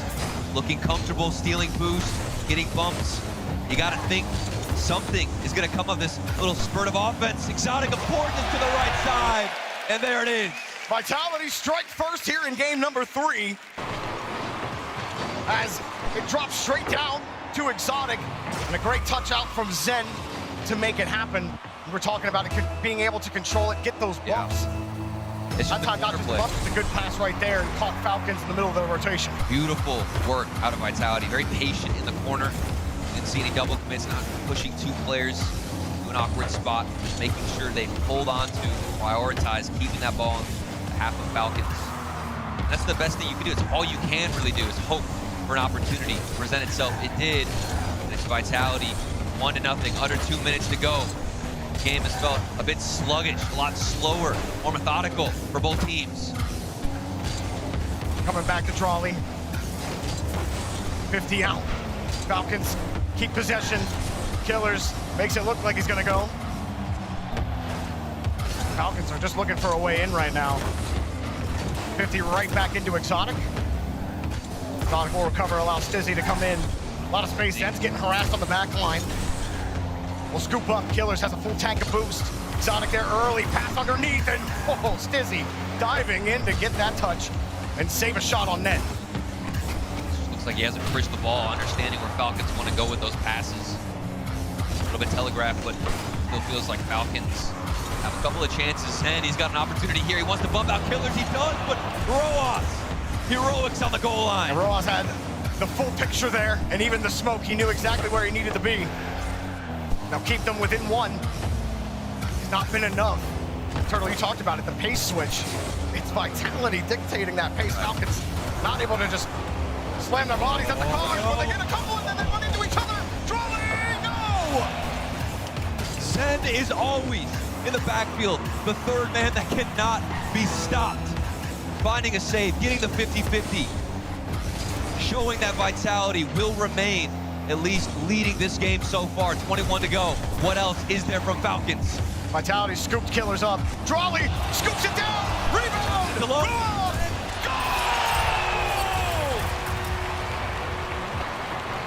He might be a defensive beast, but if you punch him out the way, you're going to create an opportunity. Drawley says, see you later, Zen. Give us back our goal. It's like a game of Burnout. We're just smashing cars into the guardrail. Both teams doing everything they can to just bump players off the play. This looks pretty good. One more, double, can't hit it. Falcons, do they keep it going? Fakes that touch. Vitality cleared out. Second overtime of the match. Here we go. Another OT. No longer battling the clock, but instead trying to create opportunities and force a game Here, Will, that's a shot on target. Rojas, 2 players diving down on the top of the net. Stizzy back to the corner, saves that flick. Looks like Falcons are gonna hold on. Then another 50-50 exotic shot on target. It continues to hammer against the net, but Falcons stand tall. Vitality tried to keep the pace up there, but they missed the challenge. Zen, she lets that go. Stizzy recovers off the bump, gives it back to Exotic. Tried the soft touch, a little too heavy, but he got back to his 50. Stizzy, quick draw on the flip, excuse me. As Rojas will safely carry this out, but it gets out again.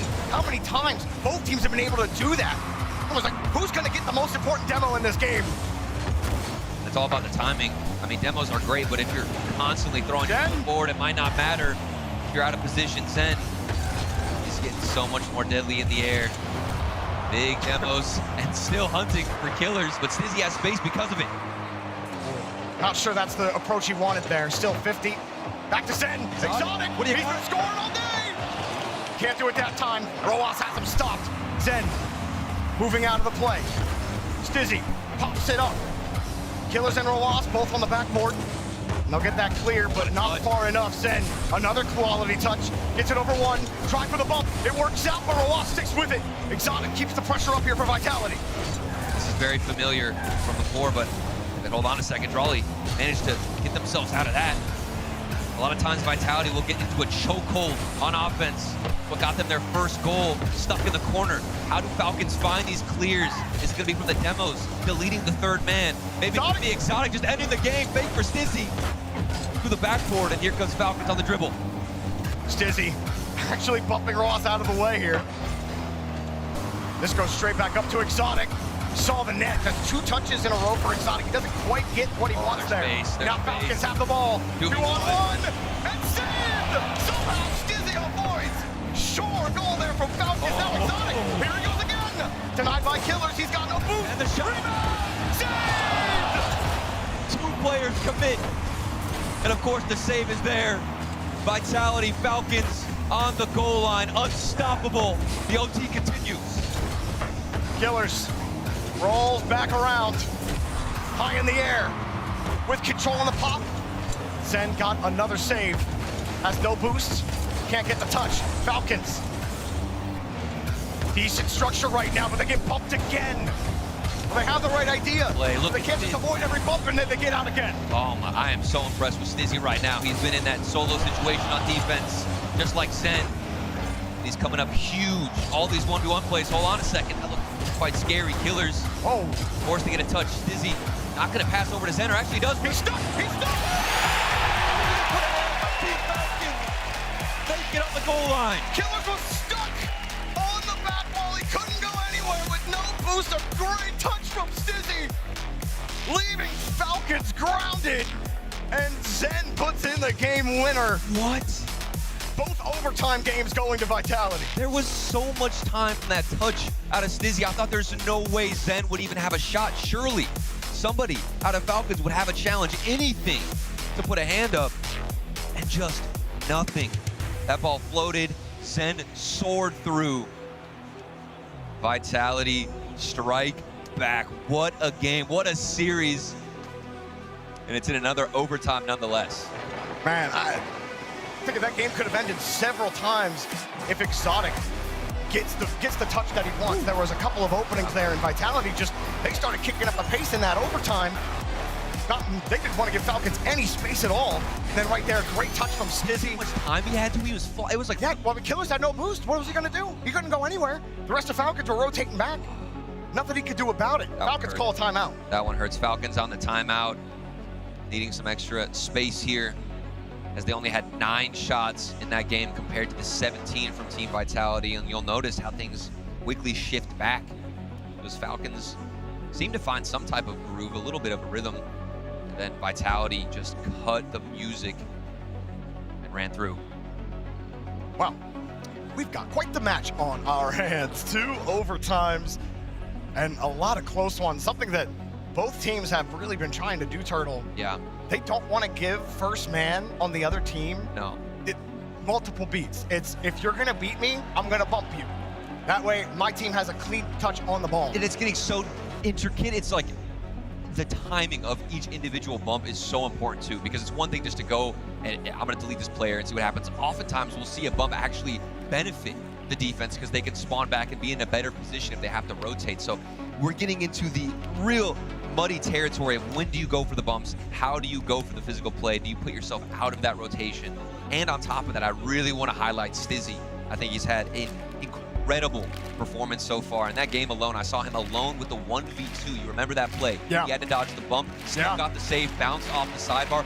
We've been saying that all about Zen, but it's Stizzy stepping up. Stizzy had a great game. The timeout is over for Falcons.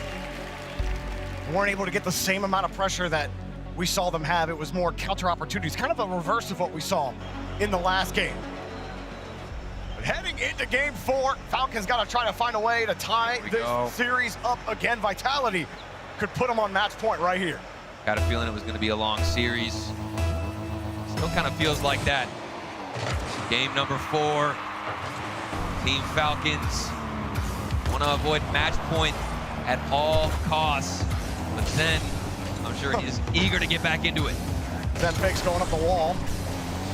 Back over to Exotic. Exotic scoops it up, negative space. Now Falcons really got to stretch to go get this ball, but stretch they do. Killers gets the touch. Zen air rolls back to recover and booms the ball right back into blue territory. Lovely clear, even better follow-up. But Exotic, his demo, that's the timing we were talking about. Actually doesn't come out that efficient or effective for Falcons. Ball still hovering in the midfield. Touch over the sidewall. Raleigh, quick follow-up. Exotic on the slow approach. 50-50, popped up high. Stizzy doesn't win the 50-50, and Zen's alone on defense, but casually clearing it back to Raleigh. Vitality gotta pick up where they left off here. Dominating the midfield in the opening minute. Roas tried to feather that boost enough. Doesn't matter, second man for Vitality, just gets it clean! And Zen fires a laser right in their face! I mean, it's an absolute cannon from the corner. He didn't get the first touch on the clear, but that just set him up for the best position possible on the map. And fires it. 78 miles per hour. Falcons might start getting a little nervous here after the timeout. Wanted to start on the right foot. Vitality finding ways to trip him up here. Strawley will move across. A couple standout moments for him in the series, but Falcons as a whole unable to get this ball out of the blue half. And it doesn't feel like Vitality are keeping clears as close as they could either. I mean, oftentimes they'll just boom it down the other side, and even then Falcons won't have too much possession. Here's Zen. It's a big hit, and we'll see what Falcons can do with it. Off the crossbar, down or now. Stizzy wanted to follow it up. It's not going to work out. Raleigh back to the other side. That's just just placed a little better. It would have been a goal. Here comes Zen. Couldn't get enough on his reset. Raleigh will bring it down. Move across, quick hit, and immediately defended. Stizzy, you were calling it, Turtle. Last game, a lot of standout moments. There's another great defensive stop from him. I'm telling you, Stizzy has stepped up huge in this series. The defense, and of course, we know what he's capable of offensively. Such a crazy arc. I remember him back on Dignitas. We'd often say that he just was too aggressive, couldn't hold things down when he was alone. That's not the case. Trying to make a point in Boston. Zen takes that 50. Dude, Falcons can't get out right now. I know, they're just stuck. And even when the clear comes through, I mean, right into Vitality hands. Let's see what happens. Exotic will go right away from him here. Got to be careful in this area. And a demo smokes everybody. Everyone's a little slow to get back out. Now Falcons can finally take some control, but Exotic protects his own corner boost. Right back out to Roas. Pitches it high. Coming down, he has the read, but it's just too late. Exotic gets in the way. Killers tries to retain possession and Vitality of another defensive stop. This is why they were number 2 in goals against Team Vitality. You've got to earn it. Did they earn this one or were they giving it? Well, Stizzy absolutely beat this into his own net. Stizzy, no, but he kind of bumps with Exotic as well. He's coming across and look, we've all been there and we've all done that. And it happens at the highest level. It happens to Stizzy here. Definitely a mental hurdle that you're going to have to overcome at this point. Goal right there would have put yourself back into it. But credit. Will that affect them? credit to Falcons there. They kind of also bumped Exotic. It looked like it chipped the ball a little bit. Would have messed Stizzy's approach up. So Falcons do collect that and create that chaos. Give them a chance here with 1:30 left in game number 4. But now Vitality have to work a little bit harder. Push that foot harder on the gas. See what more opportunities they can generate. Exotic faking it over for Zen. It's going to be a long shot. Trying to waste boost. Ross doesn't get in front of it. That's going to lead for a shot out of Stizzy. It was a beam from the midfield. Still safe. It's not like a dump and chase the ball mentality for Vitality. It's dump and chase the cars. So Zen rip that and then just immediately try for a buck. Now Falcons are getting a couple of nice deep clears. Gives them some time, gives them some boost, but that pass was right into Vitality's hands as Exotic comes straight back down. Falcons find a way to rip it from him. Trolley had to play ball, and he gets his boost stolen for it. Can't play the ball. Stizzy in the corner. Sets it back for Zen. Zen underneath one. Killers pops it up high and will keep Vitality out as they're getting bumped on the back line. Stizzy buys them time. As long as they keep this ball in the corner, you never know what opportunity can be resulted from it. 10. Good touch. The defense gets over one. Trolley shot on target. Would have been off the crossbar actually. And Stizzy on the counterattack. Vitality are under pressure. They were coasting for the majority of this game, but now they've got to deal with it. Good patience from Roas to drill through that 50. But Falcons have to wait for Stizzy to push out. Roas. 10 seconds. He's got Trolley on the far side, got Killers underneath, and he almost sniped Killers, who gets back in the nick of time. Zen gets a slight chip on Killers. Vitality, end of regulation. Won't get the touch they were looking for. Instead, Falcons beat by Zen. Trolley down, third overtime of the match. Another OT, Jorby. We're getting familiar here. I'm sure the players are as well. No more mistakes here. Otherwise, if you're Falcons, you're just going to see a Vitality on match point. Don't want to give it to him early. Stizzy back to the corner. Leaves it for Exotic. We've got Vitality starting this OT with a bit of aggression. Zen holding his flip. Stizzy steals the corner boost. Killers now getting harassed. Roas gets bumped.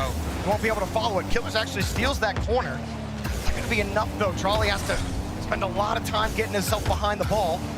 Falcons taking a lot of time to set up this play, and too much time as Vitality get another clear. Well, I like this approach from Zen. Stealing, flip reset. Whoa. It's not going to get past the twins, but they're both flying high. And oh no, Exotic's alone. He's got to get the 50. But they get a touch. Right back. Trolley collects the game winner. We're going at least 6 here in the first match of playoff Saturday. And that 50, it caught straight out. What was it? Roasu got bumped. And then Exotic, he was in the middle of turning.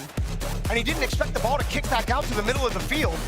And what should have been in the strong side of Vitality's rotation turned into a 2-on-1 and Exotic with no boost. And you don't blame Exotic for seeing the double commit on the defense from Falcons and thinking, okay, I can push forward. And all of a sudden, you're looking at a 1v1 scenario. In fact, a 2v1, as he had to dodge the bump, jump over the car, and try and find a touch as we take a look at the replays.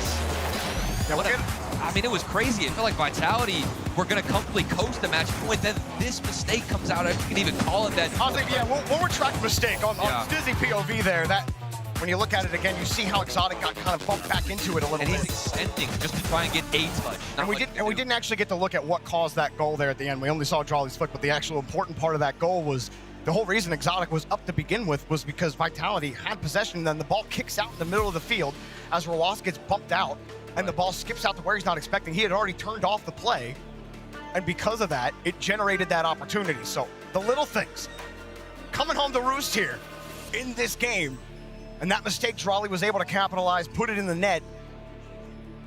We're at least going to be at Neo Tokyo by the end of this tournament. I feel bad for anybody just trying to predict how this series is going to go down, because one game we get 19 shots out of Vitality, 11 from Falcons. Then the next, they're both barely getting to 6 apiece.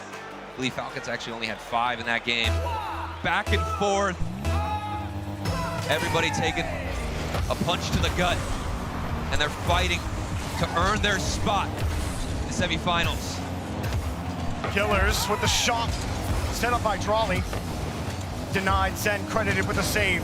Exotic getting back downfield. A couple of boost steals. Zen with a 50, leaves it open. And that's about as easy as Exotic has had it all day. He just can't get past Zen. If he's put in any situation, he is going to create something. That first touch, too, to keep it close, and even force a 50-50 afterwards, squeezing it out to Exotic. That's Zen back on top. Vitality get the early scoring going. Exotic misses his corner boost. That actually could have been a little deadlier, but they make up for it, and Stizzy gets in there. Helps his team out with a slight touch, no bump. Exotic tracking closely here. I don't think Falcons are going to be too flustered with that first goal. Very similar to the previous game. Slower start.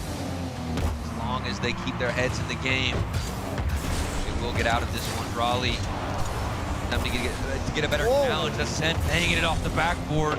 A lot of pressure applied out of Vitality. Good shot from Exotic, but a better save there from Killers. You almost saw a moment there with a smoke screen. Almost caused Falcons to stay out of net and get scored on, but move here. That's alone. Falcons get right back, 50 back out. As Falcons just off the post, Stizzy with a hard clear back down the pitch. Let's see how Falcons actually collect this one. I've seen that several times, a huge boomer out of Vitality. Falcons just can't control much of it. They do get on the offensive side, but it's not for too long. Exotic very smoothly carrying it back out, but Killers on the sidewall. Looking for maybe Drawley in the midfield instead. Goes for the 50-50, it passes back. Exotic will have some space here. It's a bit difficult. Has the boost as well.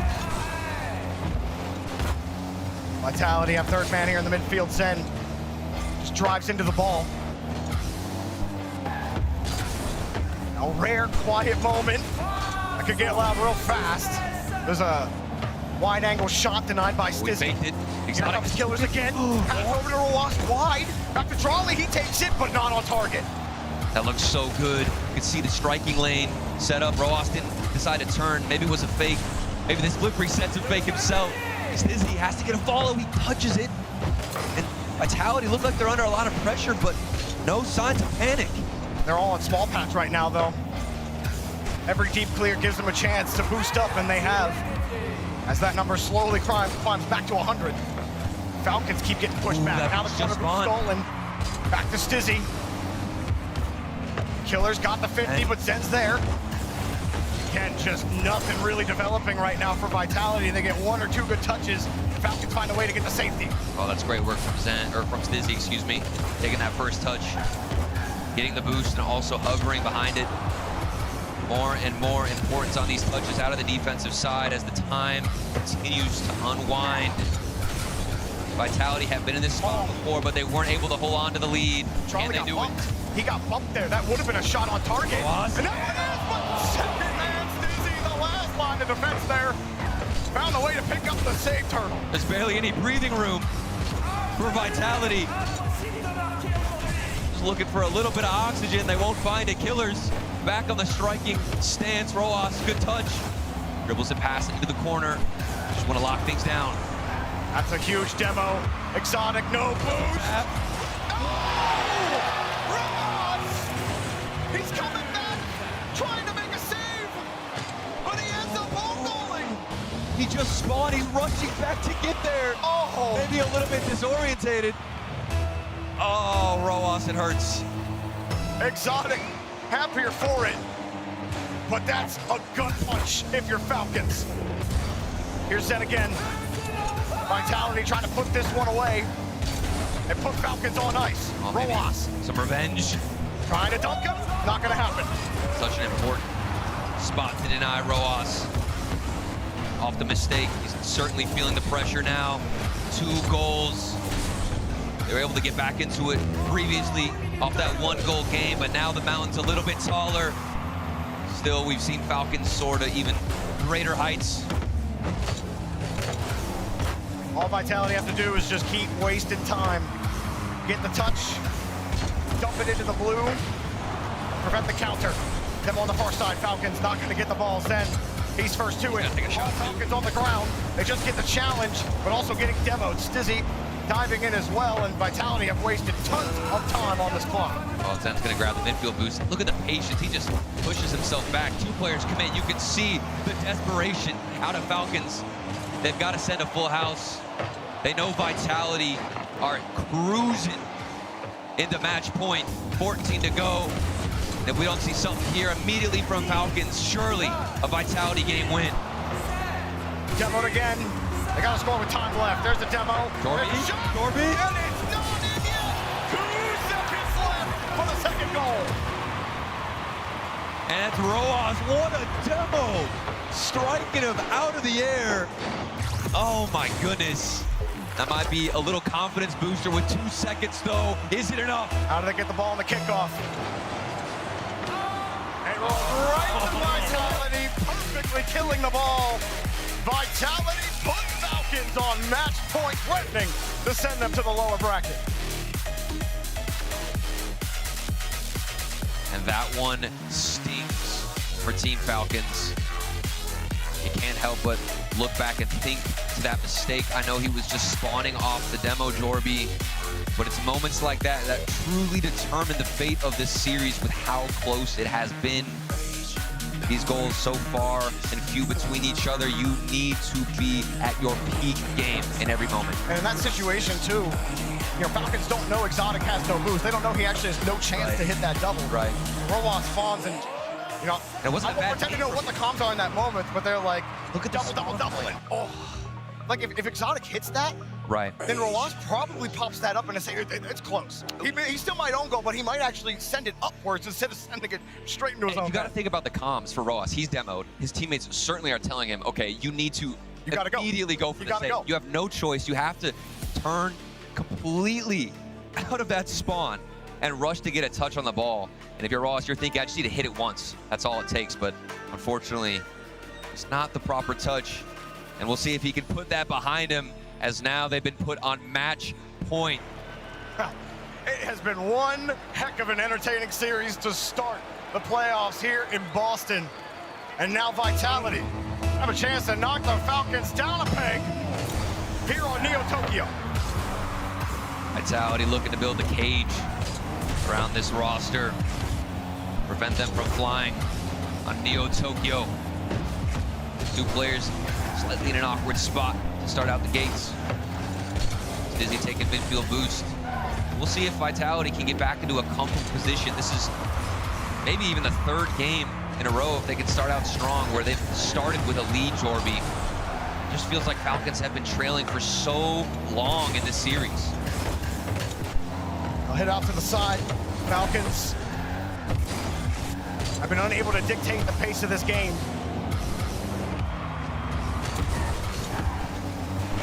This match really comes down and fake. Oh, hard fake. No one's got boost. Everyone flying down. And might have been a goal somewhere in there, but Vitality couldn't find it. It's just an indicator that confidence is oozing from the veins of Zen. If he starts peaking, getting into top tier shape. Stizzy alone, he had to dodge a demo. Gets the touch. Here he is again in the backfield, over to Zen. Trying to set up a give and go. Vitality not looking to have any signs of weakness on the defense, which means Falcons, they've got to generate their own chances. Stizzy on the push. Steal the boost out and take the ball away. Zen was playing behind him. Now let that one fly back for Exotic. Zen makes sure no one can take his. Oh, look at the space. Roas, good touch. Just keeps the pressure. But an even better control out of Stizzy. Look at what Team Vitality can do, all three members. When they're alone, that first touch will be kept within them. Just wasting more time, letting everybody rotate back. And they're still stealing midfield boosts like that. Stizzy, hold on a second. 1v2, you're gonna go for the bump instead. Cleared out. And it's Falcons under a deep, heavy pressure. That seems like the better option there, with a defender ready to defend your shot and unable to put more momentum on it. Zen got his own boost. Good pop Zen will take the ball. Only 16 though. 50 straight down. As Exotic will get demoed. Stizzy will turn back. Falcons get the boost steal. Looking for a bump. Zen won't even get touched. And now he'll move right back down the field here for Vitality. Off the ceiling, they rip it away from him. Rebound to Exotic. Double tap. Missed it. Stizzy will keep the ball in play. It looked like a juicy one there for Exotic, but he couldn't connect. You just said it, Jorby. That's the key, keeping the ball in play. You might not get the follow-up off the backboard, but if you can hold on to pressure It's just going to dwindle away at the resources of Team Falcons. Exotic from the ceiling. Every single chance is looking more and more threatening from this orange squad that's swarming. Falcons couldn't win any boost there. They got it stolen, but Rlcs, the only one with boost, buys a little bit of time for Drawley and Killers to get some small pads. And finally, a canister spawns for Drawley. Zen trying to chase him out of the play. Exotic sits underneath him, gets out one. It rips out hard to the left side, Zen will chase. Instead, actually, he passes back, and look at the touch from Drawley. It's just a huge clear to the other side, giving away possession. I think Falcons are under a lot of pressure, panicking on defense. They just want to relieve this onslaught that Vitality have set up. Zen needs to buy time. Does do exactly that, but Stizzy's in a tough spot. He turned upfield with 37 boost there. That high bounce doesn't allow him to go, but Vitality protect their corner boost. Drawley with a lot of boost himself. Try to get something going. Killers get the perfect 50. Drawley will demo and take Vitality's boost. Starting to look decent here for Falcons, but a little pinch from Zen. Doesn't matter. Drawley gets the ball. Wow. Forces it right back to the corner. Shot Fired in, denied, right into Exotic. I'm just thinking, what more do Team Falcons have to do? They're taking boost, they're getting demos. It's still not enough. But maybe this is enough for Exotic. Past two players. Drawley got a on Stizzy. Wanted to muscle it through. It's full panic mode. Red alert for Falcons. Another shot denied. The scoreboard lighting up. Demo, shots, saves. All in a second. As Stizzy takes the ball away on the 50. 10 boost to spare. No problem! Pave the way for Stizzy. Exotic just doing all that work. And Stizzy can let it roll in gracefully. Vitality, match point, 37 seconds, and they're in the lead. Fitting for Exotic to be the one to get the demo. He had set up so many plays. He had held so much pressure for Vitality, and now 30 seconds separate them from a victory here. Quick pass, Drawley shot off the bar, and the defender was there anyway. Killers with a little bit of space. Oh, look at this space. A little bit of boost. Low 50 shot, denied again. Exotic pulling through. There's always a player on the goal line. Vitality. It doesn't matter if you demo them, take their boost. They're gonna find a way. And with 6 seconds left, they might just pave a way. Killers, the playoff. Killers drops it down, but Vitality have just been too tough.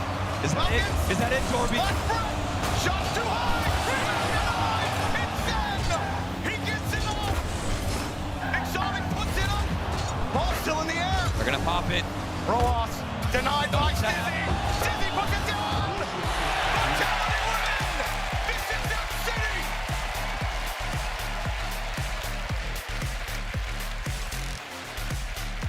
This is Zen's home turf, Boston. He's been here before, he's conquered it, and he's here to do it again. Vitality, your first team making it to the semifinals. Jorby, what a series to start it out. Man, tight, 1-goal games, 3 overtimes in a 6-game series. Falcons almost making a 0-second try of it to stay alive there, but they get knocked down in this game. And Vitality, again, we talked about it at the start. The hardest schedule in the group stage. You're in the toughest group. You come out, you have to play Falcons, who came out recovered really well after playing Furia, losing to Furia, beating Geekay in 4, and really had some great games in this match. Vitality still come out the victors. This was not a flat Team Falcons by any means. It was not extremely one-sided. Vitality had to work on the defense, but I mean, this is what the stats, what the casters, what the analysts, what I'm sure everybody watching at home has witnessed throughout all of the Boston Major. Vitality, seems like they can do no wrong on the defense. They've got it locked and loaded. Then you push to the offense, and if you're giving Zen any space, they'll make use of it. But Stizzy, my goodness, definitely been my MVP, but Exotic in those last few games too on the goal line. This is truly a three-headed beast. Exotic, who can take him down. Exotic, an excellent Neo Tokyo. Stizzy, an excellent couple of games, and Zen all over the place in this one. Vitality start the playoffs with a bang against Falcons. Let's go down the leaf and talk to Vitality. That's right, Boston, the hometown hero, Vitality. Zen, I just gotta ask, there were some miracles that happened last time you were in Boston. How does it feel to be back? Alors Zen, déjà, on peut le dire, la dernière fois que tu es venu ici, déjà des miracles se sont passés, hein, grande victoire. Qu'est-ce qui se passe? Pourquoi Boston? First of all, Boston, I'm in you, and I'm there for winning, bro. No, but non, mais je pense qu'en vrai, je sais pas, je pense vraiment le travail il paye. Je sais pas comment dire, tous les efforts qu'on met, c'est juste, ça paye. C'est vraiment que le travail. Et je suis vraiment très content et j'espère aller gagner ça pour Rato, Alpha et voilà. Yeah, to be fair, it's just, work is finally paying off. It's finally just, grinding as much as possible. And I would like to, make it to grand final, win it, and even, for Alpha and Radozin, of course. Absolutely. Zen, at the beginning of the series, when there was a timeout right away, you guys looked like you were having fun. Did that maintain throughout the series, or was there a moment where you said, we need to lock in because the Falcons were keeping you guys on the edge? C'est vrai que si on regarde au courant de la série, surtout au moment où il y a eu le premier time-out, vous avez l'air d'être très décontractés et tranquilles entre vous. Est-ce que finalement ce côté très chill, très posé, il a duré tout au long de la série? C'est juste que je suis avec des teammates, c'est des rigolos. Du coup, forcément, on essaie un peu de détendre l'atmosphère, pas trop penser au match et d'être surtout confiant et de rien avoir dans le crâne, quoi.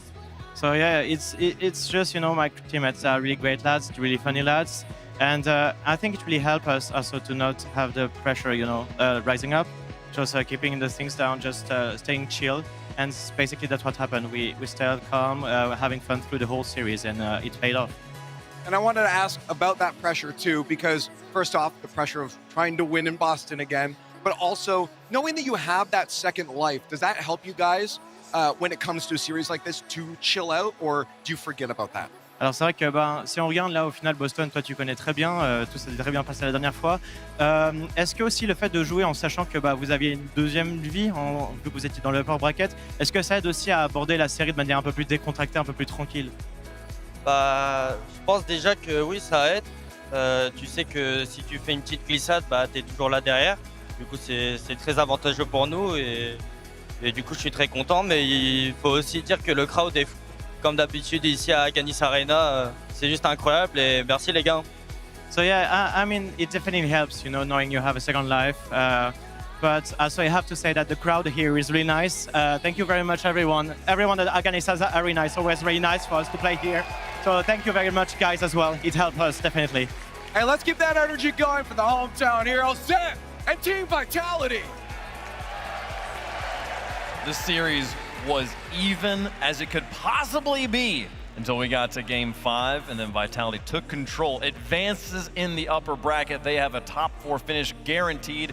We'll see them play on Championship Sunday. What a performance. Man, credit both teams too on defense. Both teams were insane. No team scored 3 goals in any of those games, and we saw the physical play by both teams. When they had to score, they had to take someone off that line. Both teams playing exceptional defense, both teams being so aggressive on the offensive side, but at the end of the day, Vitality kept Falcons in their half, and no one does that. Falcons play so much offense. We talk about the offensive pressure that they normally build. Vitality did the complete opposite, held the ball on the offensive side way more than Falcons.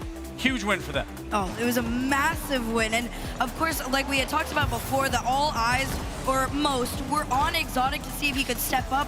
And Zen gave us the same performance we expected. Stizzy, all the way around, incredible. The fact that this team is coming together in the way we were hoping for is such a great sign for their top 4 run.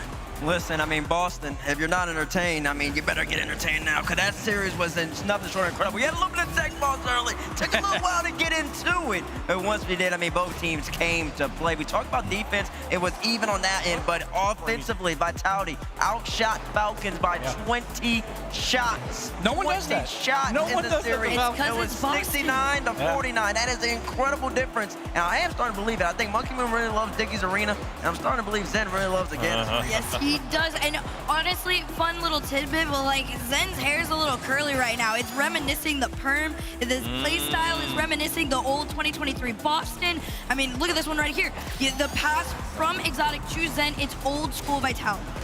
And we saw like long overtimes as well. A lot of overtimes going pretty long. Like the defense on both sides was just so good. I love to see the physical play.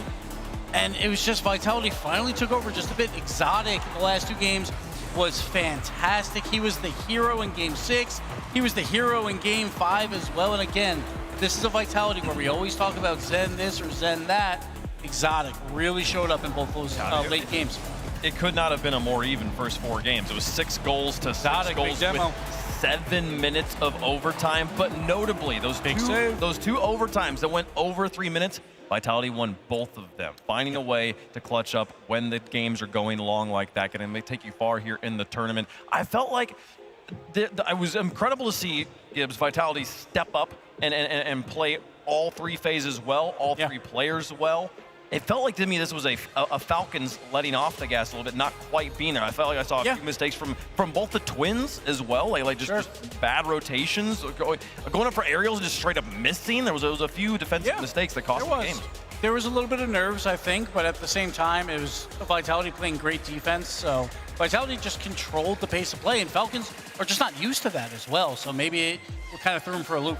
I mean, the stats that you look at them is very reminiscent when Falcons played Furia. They didn't score that much. They still had a lot of demos, though. I think Falcons averaged about 5.6 demos per game in this series, which is incredible. That means you're usually playing offense or you're creating at least enough chaos to give yourself offensive chances, but it simply isn't coming to fruition for the Falcons, and that's make me scratch my head a little bit. I mean, I'm not talking about metaphorically, I'm talking about physically, because that's a little bit worrisome for Falcons because you expect them to constantly have that offensive firepower going. And now, to be fair, though, that was a great match by both of those teams. Like, Falcons are not out of this tournament yet. They're going to the lower bracket, but based on that matchup, I would say they're still a top 4 team. And if they play it again, it's going to be incredibly close. So Falcons are not out of it, but we'll see tomorrow. Lower side of the bracket there, they'll face off against the winner of Shopify Rebellion versus the Ninjas in Pajamas, which is great. We've now set up a green side of the bracket, so whoever wins the bottom of the bracket is the best green team here. We've got 3 more matches to go, and you hear some fans in the building getting excited because the reigning, defending Rocket League champions of the world, NRG, are taking to the stage to get set up for their match. It's upcoming here, Herc. We're excited about it. Oh my gosh, I am so stoked about this one, mainly just because the Gentlemans have had such a fun performance so far, right? We've gotten to see a new level of Archie like we talked about earlier that we haven't seen in a minute, but also NRG is on that come up. They were kind of shaky for some time there, and then they won Worlds, and everybody was still questioning because somehow they didn't win or participate really in the first open, and then came back and were like, oh, sorry, we were just a little off for a bit, but we're back on there. They're back. They are inevitable. They're in the building, and they're ready to continue to defend that title, folks. 1 match down, 3 left to go, folks. It's going to be a good one. You won't want to miss it. NRG is coming up after this.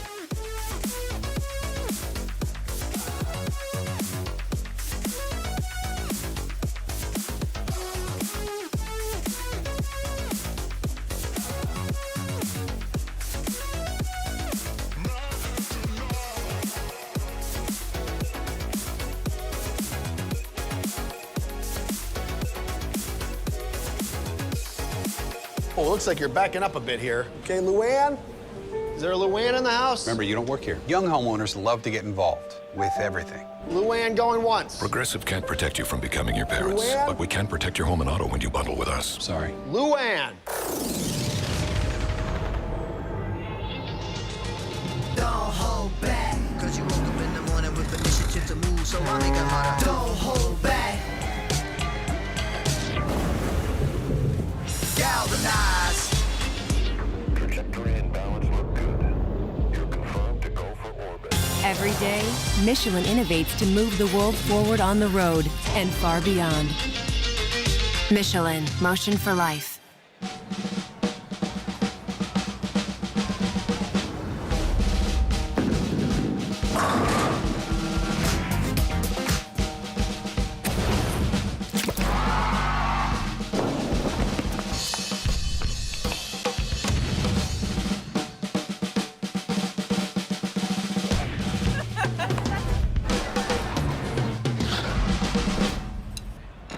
Book your trip at meetboston.com.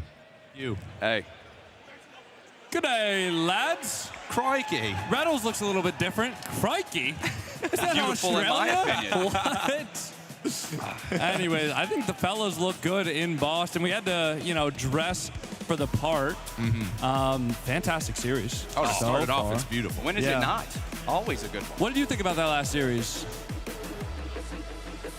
Well Good said. enough for Well me? said. Yeah, right. Yeah, well absolutely. said. We like that from I him. love how well. Oh. What are we doing here, fellas? What are we doing? Oh, What are we no. doing? What Oh, are we doing? no. We can't do that. Wait, We are can't do that. I think we're getting booed. Yeah, I think no. we're getting booed for 6'7". You know what? I get it. I You're get it. getting booed. Oh, maybe we'll you're see. getting booed because you're not 6'7". Okay. All right. Well, we can turn around here. NRG versus Gentlemates is up next. Go to the next one. Who are we rooting for? Boston! Bro, they can't answer Yeah, you they can't like really that, answer bro. the question there. All right, Boston. If we're rooting for NRG, let me hear ya. There we go. Come on. All right, so who wants to do that for Gentlemates? All right, if you are rooting for the Gentlemates, go ahead and give us a ooh. That's a no. That's a no. That's a no. You know why? My type of crowd. They know that Europe's a minor region. I think we need to continue that discussion. I believe those were the people who have 5 out of 5 teams making it to the top 8. Is that true? It's a shame that they're going to have 0 out of 5 make it to the grand final. Or maybe not grand final, but Who's the win the reigning- There's a grand chance final. that's guaranteed they might have. No, they're not going I'm to win the 100% grand sure. final. Who's the reigning champions of the world? Can you remind me? Yeah. I think he knows. Yeah, that look means energy. Yeah, it's NRG. Yeah. It's NRG. I think they're going to do it again. I've been very impressed by them. I've been very impressed by Daniel. Daniel's looking big, by the way. Dude, he's been hitting the gym. Yeah. I think you would know a lot about that, right? You got to give him some tips. Yeah, absolutely. Give him some tips. Be more than happy to. All right, But boys. Maybe some predictions on this next one. What do you think it's going to look like? Where are we going to? Beef? Let's go. Yeah, Let's go. start off. I think it's going to be an NRG Game 7 classic. We got Game 6 in the last one. We were rooting for Game 7 last Game time. 7, though. But I feel like Vitality we've looked been good. here. Okay. Yeah. Okay. I'm thinking I want to see a Game 7. I would love that, but I think our NRG boys are going to come out strong. You know, Gentlemates are a good team, but I'm calling it. Give me Game 5. I Game think 5, NRG in NRG. Game 5. They're going to come out looking good today, man. Is it NRG? All right, wait, here we go. Here we go. Gentlemates? NRG, Gentlemates. Left hand NRG, right hand Gentlemates. How we feeling? Oh. NRG? You heard it here first. Is that what he said? I thought this one was NRG. I'm confused. Honestly. We can't have a trader up here. Coco? Michelin, man. What about might me? have to go. I'm thinking NRG, obviously. Is it crazy to say 4-0? That's a little absurd. bit crazy. That might be absurd. I thought I was taking for the the crowd. lead. I don't want a 4-0, of course. I want a little entertaining I matchup, think the but powdered wig is getting to you a little bit. Yeah, honestly. a little I'm bit. feeling really patriotic right now. I can't lie. We're just missing some tea, man. We couldn't find any good tea today, but the harbor's close, so the night is young. We'll see where You're the day gonna takes go us. diving in the harbor, try to find some As of long that as I got some 250-year-old tea. As long as we got some good tea, man, I think we'll be totally fine. And we're in Yeah. Boston, might as well. And then, so what happens after that? We got GK for the match after that? Yeah, the lowers. Yeah. What is GK it? versus Karmine. Is that what it is? GK Karmine Corp? We can double check it. Then we Let got me just double-check Shopify as that. well. We will check. Well, Michelin, man, are you having fun today? I'll tell you what, you look fantastic. You look absolutely fantastic. You're looking good today. Oh, I can tell you Karmine put that stash on. he likes the hair. He likes the hair. Thank you, Michelin, man. K-Corp, DK, K-Corp, NIP GK. Rebellion. Yep. It's crazy because 2 of those teams are going to be eliminated by the end of today. Yeah. Right? Somebody's got to go, though. You know Of what I mean? course. Not everybody can make it. There's a lot of great teams Mm-hmm. here. Somebody's got to go. Who do you guys think is going to go? Today, that is. I honestly, I think I predicted Karmine Corp to win the whole thing in my prediction video. That's not crazy to say. Things have That's not flipped, though. crazy. Because Vitality is back. Right? I they think are. Vitality is back in And full they beat form, Karmine Corp for what, the first time in years? 11 It's series, been a minute. I believe it 11 was. series. That's insane. Yeah. But maybe that gives Karmine Corp a little bit of a chip on their shoulder, right? Could Maybe be. they want to get back. Thing is, so much of it just depends on how you play tomorrow. Like, if you make it to tomorrow, if you are on your game tomorrow, you have a chance of winning the whole thing. Karmine Corp is a Sunday team. They are a Sunday team. Okay, how about NIP and Shopify? the new Shopify. I think that's a pretty even match. I agree. If that's the final match of the day, I think that very well could be a Game 7 Hit as the well. thinker. Thinker. So are we getting mogged right now by the Michelin Man? Is that frame mogged? Is that what that's called? Getting frame mogged by the Michelin Man. I think Jinxie knows something about frame mogging, I hear. Yeah. He made a comment about that, oddly enough. I don't think we need to bring that up No? on the main broadcast. You sure? No. Okay. I don't need to okay. relive that. All right. Well, we've got a good one coming up. Our home favorites, NRG versus the Gentlemates. I'm really excited for it. Do we think we're going to have any standout players, standout performances specifically?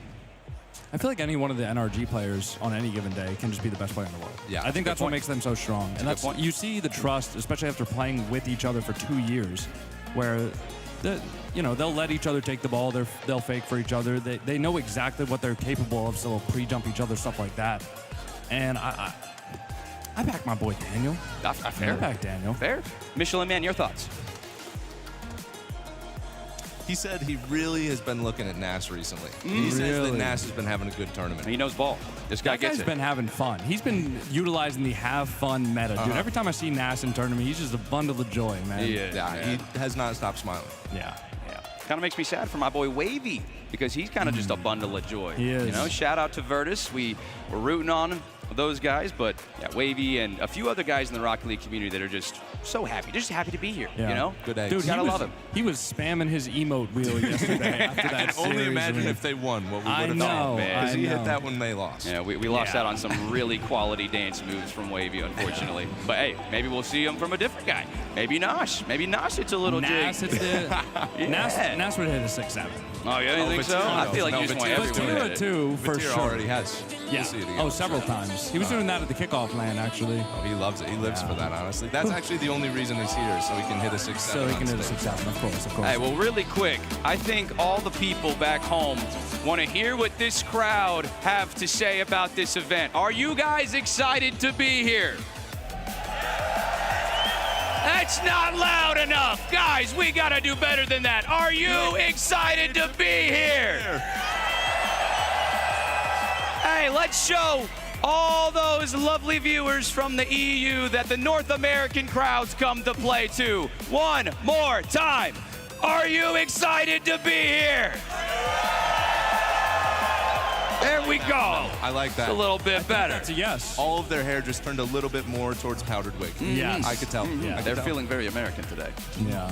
I think after this, as a post RLCS show, we just go dump some tea in the harbor. We could. That's what I've been waiting for. We just got to find some good tea, man. Yeah. It'd be lovely. Well, fellas, I hope if you are in the building, you've been enjoying Boston. If you're at home, I hope you have been enjoying the event so far. We have 3 more best of 7s coming up. They are going to be good. Yes, sir. I'm excited, baby. We got 3 more. Thank you all for tuning in. We'll see you soon. Peace out.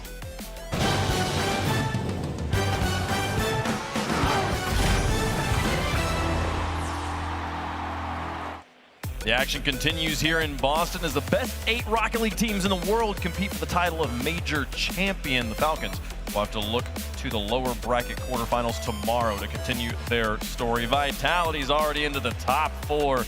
Zen continuing his story where it all began. Welcome back to Boston. We've got some great Rocket League coming up for you guys here. One more match in the upper quarterfinals where everything to gain, nothing to lose. You drop to the lowers if you lose that one, and you get to the top 4 if you win. But then we move on to the lower brackets, and it's everything on the line. You lose, you go home. Exactly. You don't want to be in that position. That's why you work so hard in the groups to get to the upper bracket so you can have the extra life, but mainly also so then if you win, you could then just skip on over to the top 4 and be comfortable.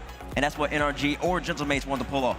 Yeah, and I mean, this is where they get that true test because you could probably argue their group stage compared to other groups wasn't as challenging. NRG and even Gentlemates maybe potentially compared to the Group C and Group D, I believe. I mean, it definitely is going to be a test for both of them to really see how they look. Whoever is going to make it to those top 4 spots is going to earn it. Listen, I'll tell you this though, man. You can only play who's in front of you. I don't want to hear this nonsense. No narratives about which group's easier. It's about getting the job done. No, listen, I understand. I understand what you're saying. Okay. I understand what you're, listen, I know there's a lot of yapping probably somewhere around the world of players saying NRG's too easy. Nah, you only can play who's in front of you, and that's why both of these teams are right here. Upper bracket round number 1.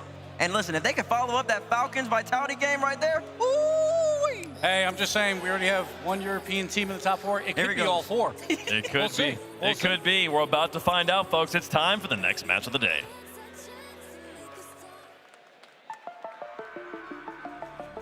It's time to put one more team into the top 4. Introducing first on the blue side, representing Europe, the class of Group D, with the green suits watching all around the world. Give a warm welcome to Gentlemen!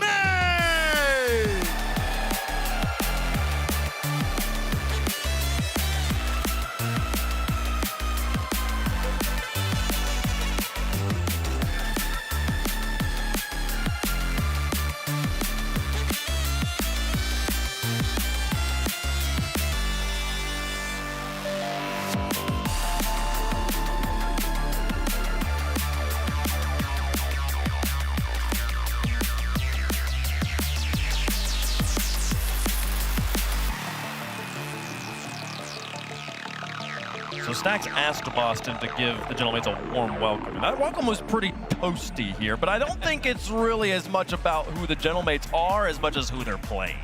I could definitely see that.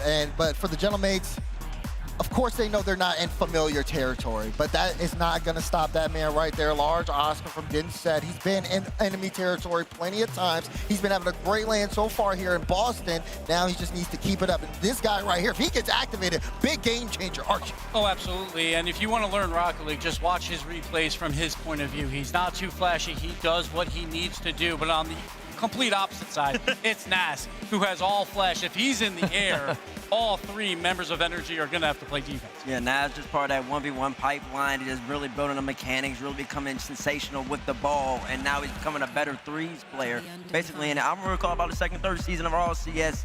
Played a decent Rlcs World Championship last year with Oski. They had Archie, who finished 3rd, 4th over in Lyon, and now they're looking really good. Already being Karmine, and they already went 3-0. They even won an off-season LAN as well. They sure did, and I think they beat Karmine in that one as well. They are the reigning European regional champs. On the other side, a bigger title waits.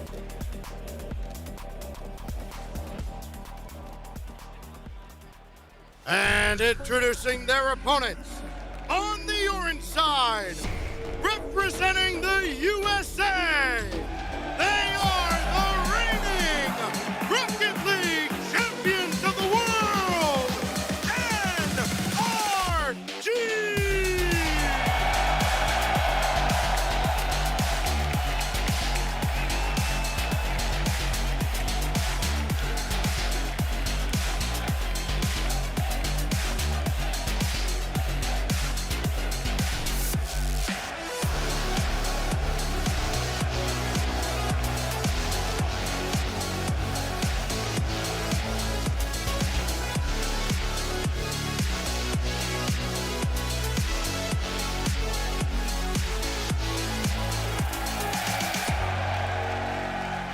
There's the warm welcome. There's the reception when the Kings of the North arrive. Again, as arena gets loud. That man right there, Lano, ready to go as NRG are here. And they have a new title. It's Kings of the World. These guys are your world champions. It's their first time to represent that in front of a crowd, and it's a home crowd as well.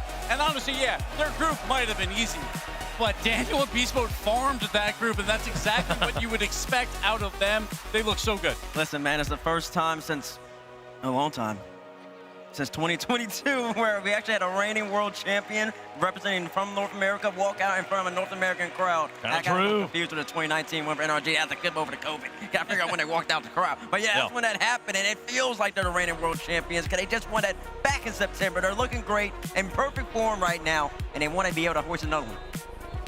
They're looking strong so far. They've only dropped 2 games in this event. Well, and we were saying like, oh, yeah, maybe they got an easier group, but still, you gotta play cleanly in that group, and they did so. And I was so happy to see, because we talked about it a lot last year, they were the number 15th offense in a couple of majors, and their offense wasn't clicking at times. It's always about their defense. Well, in their group, they're the number 1 team on offense right now.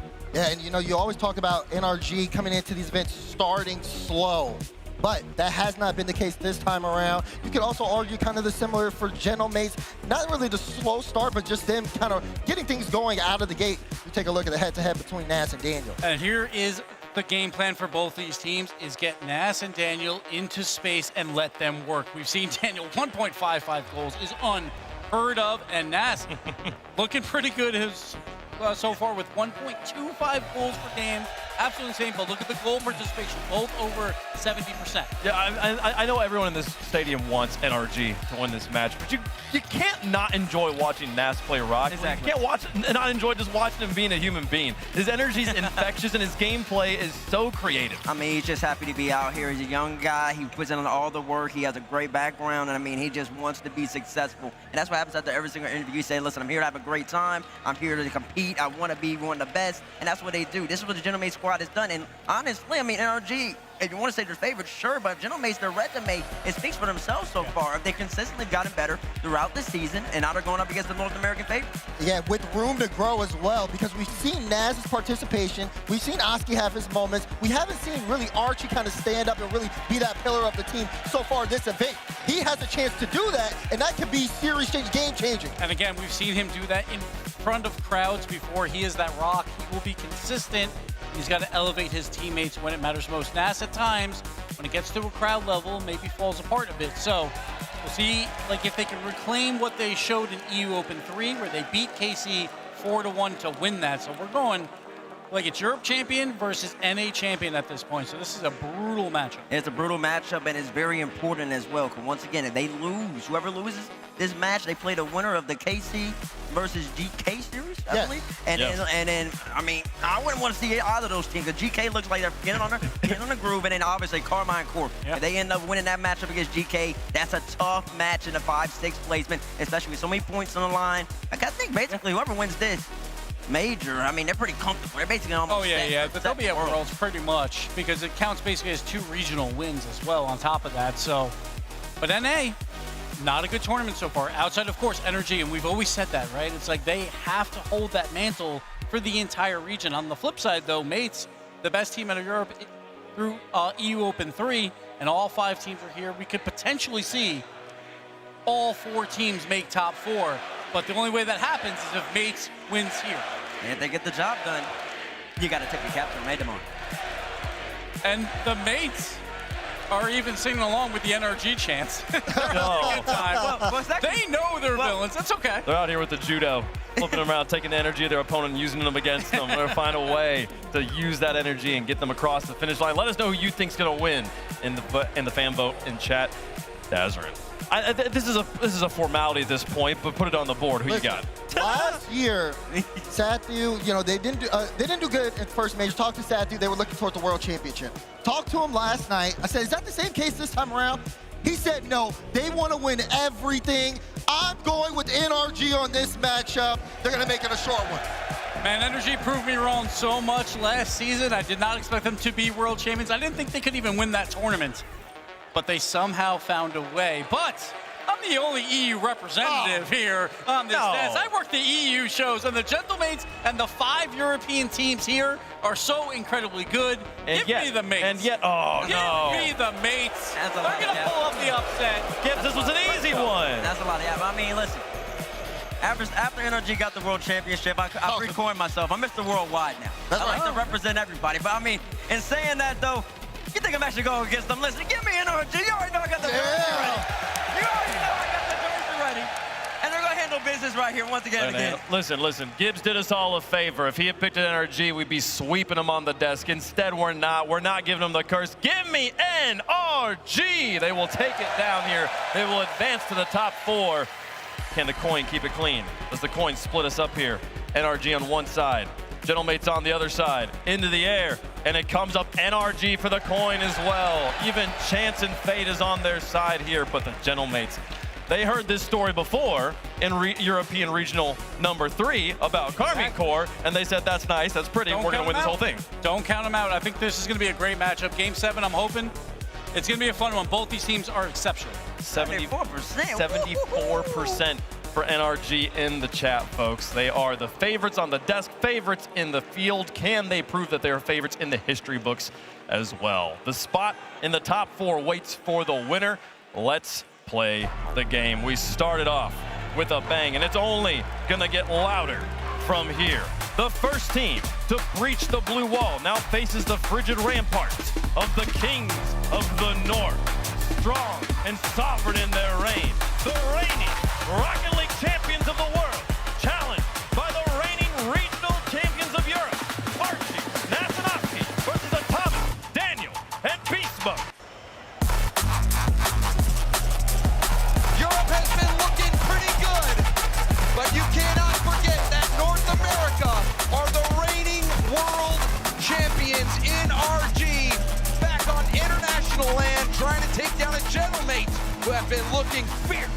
If there was one team to rep the U.S. and Canada and all of NA better than anyone else, it's down to NRG trying to take down one of 5 Europeans' best.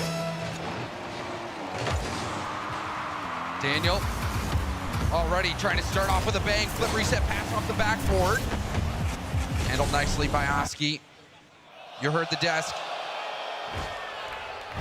The desk favoring NRG. Gibbs not happening, and oh man, that might be an omen.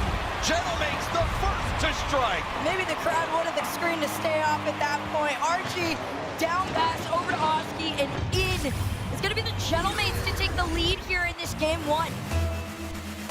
It's a long road. NRG, the top offense, but their group perhaps allowing for that. Gentlemates, they have had their stock increase as we've gotten closer to this Boston Major, taking down Corp, the final open of EU. And now a response from Daniel will tie things up. It's expected for a response to come this quickly. However, it's the fashion at which is a little questionable for the Gentlemates. Nobody back on the defensive end. Nas tried to roll in late. He had nothing in the tank. It's a tied game overall. Punch and counter punch early on. Oski on the dribble. Flick will be denied, but Nas, he's been making highlight plays all weekend. However, Daniel gives him no space. None at all. He's going to keep continuing this pressure. Archie almost had them out, but it's beast mode up next.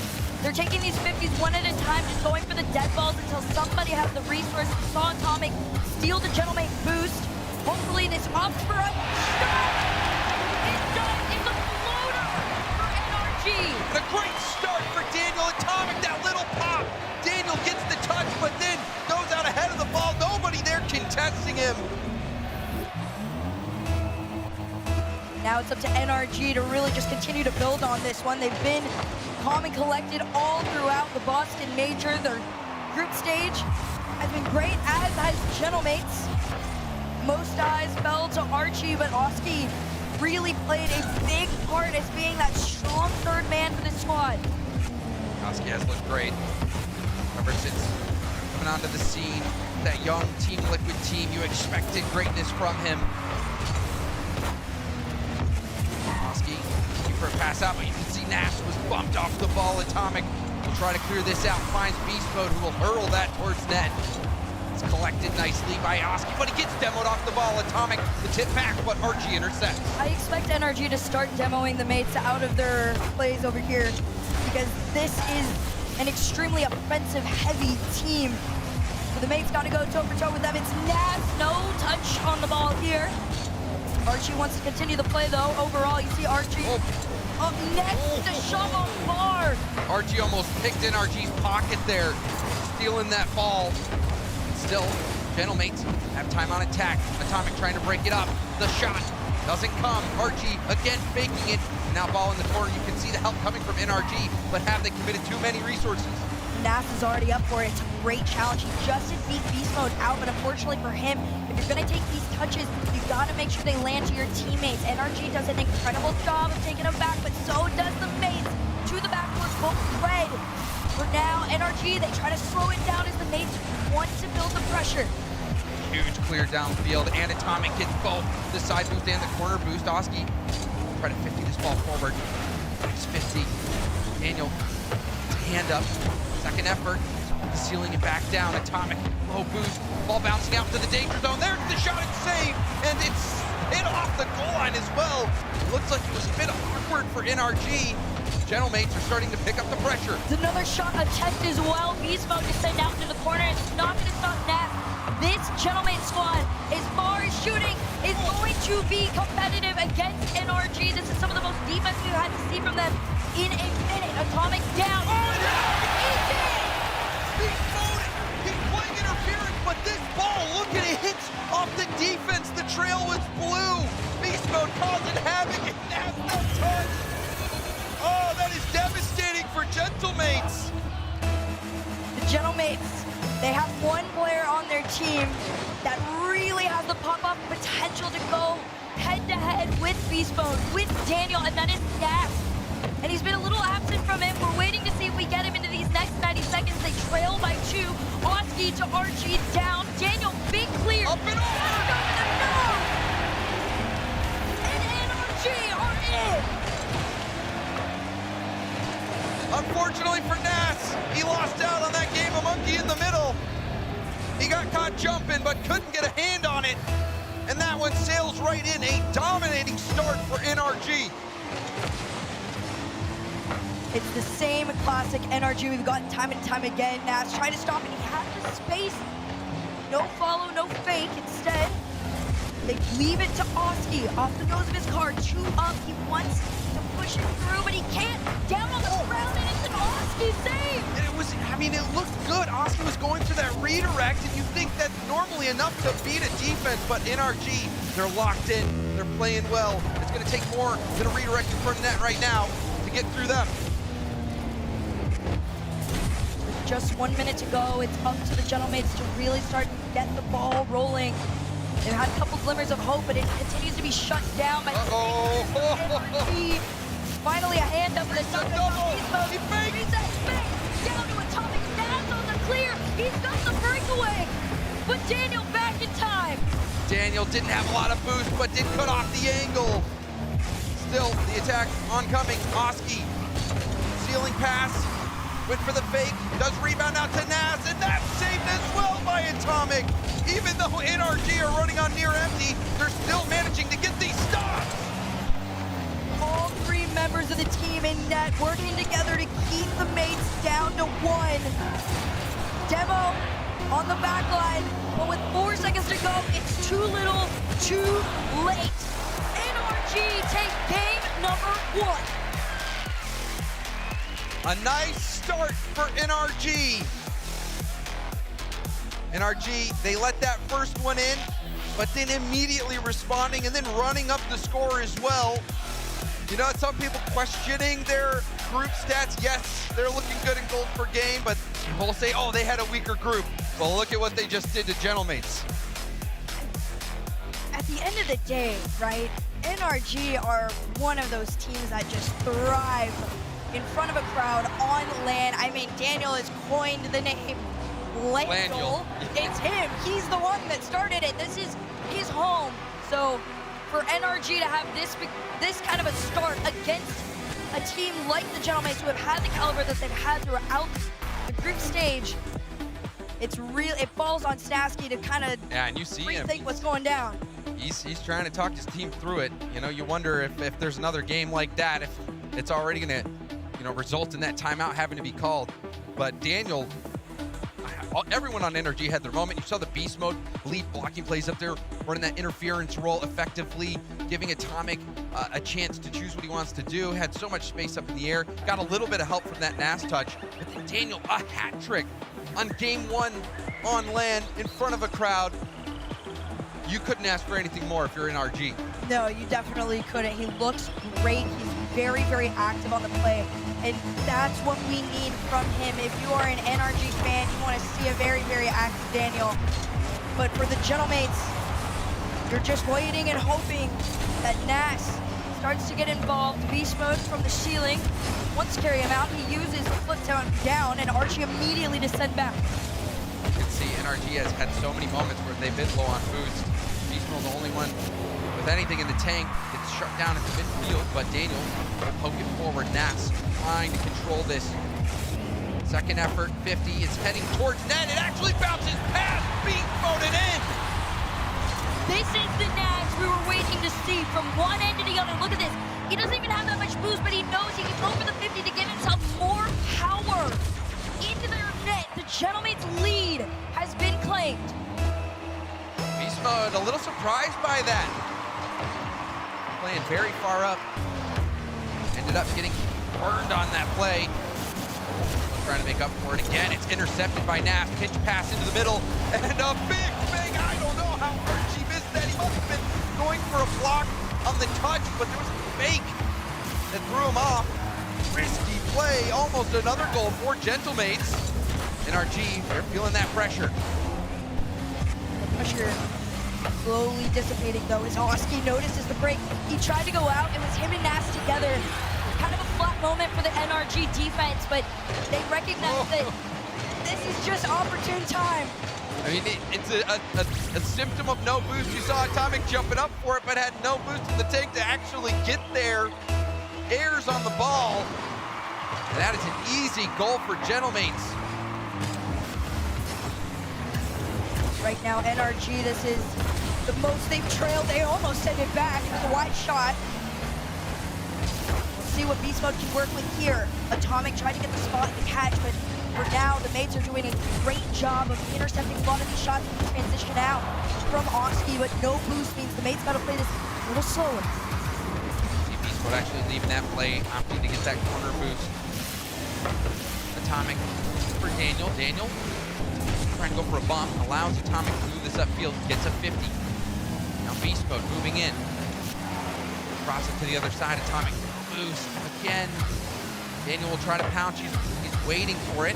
Oski hits it forward. Daniel around one. Nas slow to get in the air. There's a bump attempt. The shot met by RG. And Beast Mode doesn't hit the rebound shot, but a quality opportunity for NRG. It was a really good attempt, but it also showcases how good the mates are going to be on defense now. Nas, one of the nosedive down. Instead, it's Atomic over one. And NRG have worked their way into the Gentlemates half.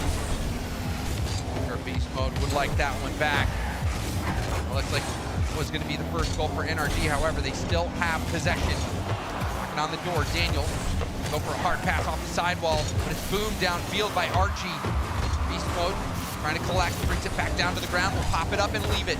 But Oski again there. Gentlemates keep jumping these lanes. Nas is already up. He wanted the space on the backboard, but he's not giving it. Of course, against NRG, nothing's given. All is earned, and Oski will try here in 50s into the worst place they want it. Thankfully, Archie played this one deep on third. And NRG, they're trying to find some sort of a breakaway, but the mates have boxed them into their half 2/3 at a time. Atomic's already up early. That's it up for Daniel. Ceiling pass from Daniel. He makes contact with it again, but Nas was patiently waiting on the backboard and now moving it upfield, going for goal and hitting it. He's nasty. 2 for 2. And Gentlemates 3-0. The rookie play comes through. I mean, this kid has been what everybody has been waiting for. This is the player, by the way, that got to sub in for Beast Mode of all people. So the people sitting across from him, they're no strangers to Nas. They know more than anyone what he's capable of. And that is why they tapped him. Nas having a heck of a game so far. Gentlemates. NRG shut out in this one so far. This shot heading towards net, and that is the response from NRG. The beginning of a response, at least. Beast Mode all the way down. You saw Daniel already had been up for this one. And that's the best way you got to play it, right? Gentlemates have usually been playing further into their own side. Finally, NRG are on the board here in game 2. Kickoff could be a good chance. Atomic airborne met by Nas, though, who wins that forward. Archie, plenty of boost, trying to keep it close, but Beast Mode helps out from behind, and now will stay on the ball. A nice challenge from Oski. In the follow-up, Nas, airborne, looking for Oski. Oski grabs the mid boost instead. It's not much boost, but still gets it up and over that first layer. Just 1 minute to go, NRG. Gotta work together to find something. They're demoing the Gentlemates in their back end, trying to make this a little bit easier, open a path, but unfortunately for them, low boost is keeping the mates in charge. They opt for the pass back. Here comes Atomic, small shot, Daniel committed, and instead, it's a race back into the orange. More time being wasted away. Somehow Beefo got that corner beat. However, you could see him get tangled up with his teammate. Rotations thrown off. This game is falling apart for NRG. Gentlemates, they answered back in game 2. It's a rare thing to see NRG almost flustered in a way, going up against a team, especially of EU style. They have competed almost the best against these European players, but this time they need a little bit more to be able to learn against this version of the Gentlemates. Daniel trying to save some face here. This game, beat down. Perfect response from Gentlemates after the hurting NRG laid on them the first game. Already feels like this one is a series that could go the distance. Both teams playing well in their game wins, but on the other side of the field, Gentlemates did not look good. Game 1, game 2, NRG was battered and bruised, and Nas, he was the player of that game for sure. Oh yeah, he's shooting 50%, 3 for 6 on what he brought to us in this game here. Almost 700 points to his name, just an absolute beast. Archie and Oski working together to allow him to thrive. That is what is doing well for them. Unfortunately, the crowd is still on NRG's side. I think the Gentlemates knew what they were walking into. The defending world champs on home turf. But that didn't seem to phase Gentlemates this game. A few head scratchers as well from NRG. You saw Beast Mode cheating up a little too far on that, not seeing that shot coming or not expecting it. Then this full field take. It is so hard to do a full field take into a goal in 3v3 at this level, especially you add into the mix the fact that it's on land against the NA champs in NA. Doesn't seem like Nas is afraid of anyone. No, not at all. He's one of those special breeds that is able to just thrive in environments like this, despite being so new to the pro level competitive scene. And one of the few other players we've seen have that kind of career start was Daniel. So we're gonna see what he can bring to this next one. We've had a great showing from NRG so far, but for the time being, it is a tied series. Daniel stealing that corner quickly. Good kickoff for NRG. NRG going for the 50. It's bouncing towards net. Oski hits it nicely to the corner. And will boom that ball downfield. Grabbed somehow by NRG. I don't know how Nas didn't steal that. I don't know either. At some point, you just gotta accept what is in front of you. Daniel got 50 by Archie, but Beast Mode to follow. And right now, the mates are playing this almost in a shadow effect, but they win the challenge for now. Unfortunately, the possession game is what is the difference. Mates not holding on to this ball as much as they have been in the past. Still early in the game. Gentlemates dominating last game. It's been back and forth. NRG, game 1. Gentlemates, big counter punch game 2. Back on level footing. We'll see who sticks up this game. Hard appears to be NRG, who have had a majority of the possession. Hard hit off the backboard. Nas a little slow to the ball. 50 out to the side. Daniel fakes the hit, lets Archie take it, and then goes in for the 50. Now into the middle of the field. Weak shot. Oski hits it out to the corner. The low boost for Oski and Archie. Nas, the only one with boost. He manages to make the play to slow it down for now. Look at these slow 50s. Atomic goes for another one. Beast Mode tries to make the follow. He has to carry it down through the heat. Oh, does the delayed Musty down, and still the pressure is on. Oh, it needed a little bit more pace. There was a smoke screen.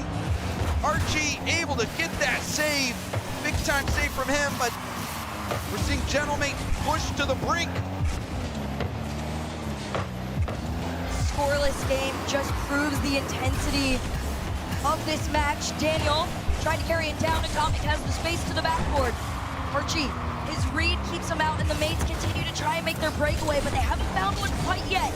Instead, it's Beast Mode to the backboard, double down and out.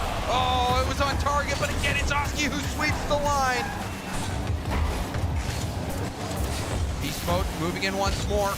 Bounce off the ceiling and feel the Daniel's up, but Daniel's caught again by Oski. The big ult prevails, and here comes the mates. Oski next, and the mates, they start to build their pressure play. NRG starting to get way too close to each other. More than confirm, and it's Daniel to give them some breathing space. Oski's been brilliant defensively. Gets an outlet pass to Nash. Trying to do more solo work. Daniel, pass downfield. There's the shot!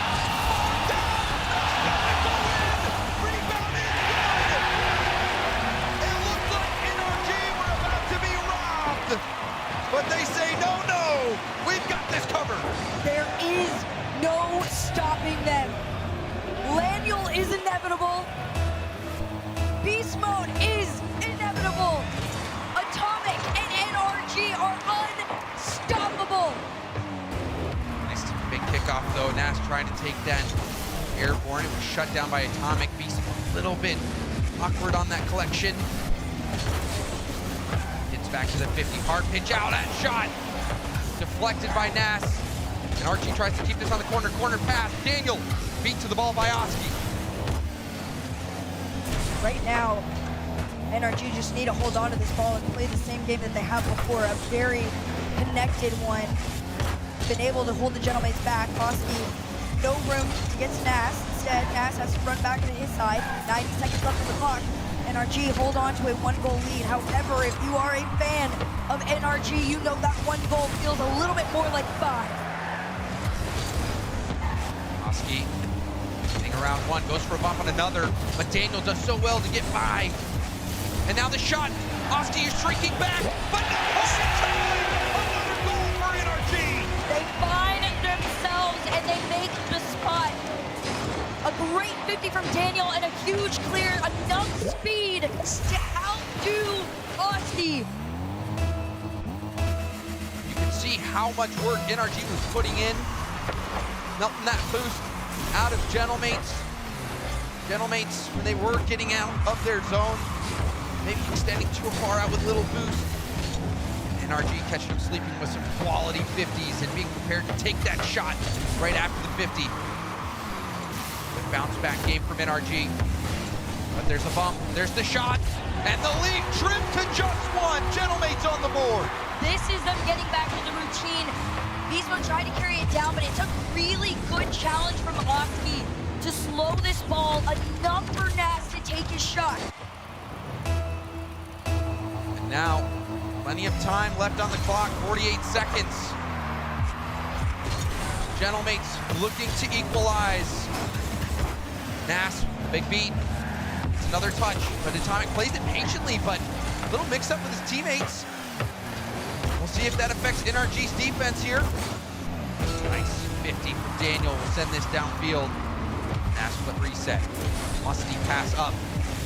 Oski going for a corner double, but it's cleared out now to the middle. Daniel wants to take his turn. Flip reset from Daniel. Saved off to the side. It almost was a battle of style for a moment there, but these next 12 seconds got to be clean cut and classic from the Gentlemates. Atomic trying to just keep this one at mid, but Nass is going right where he's comfortable, into the sky, down to Oski. NRG walk away with a win. But they walk away and they're still checking over their shoulder because Gentlemates was breathing down their neck in that final moment.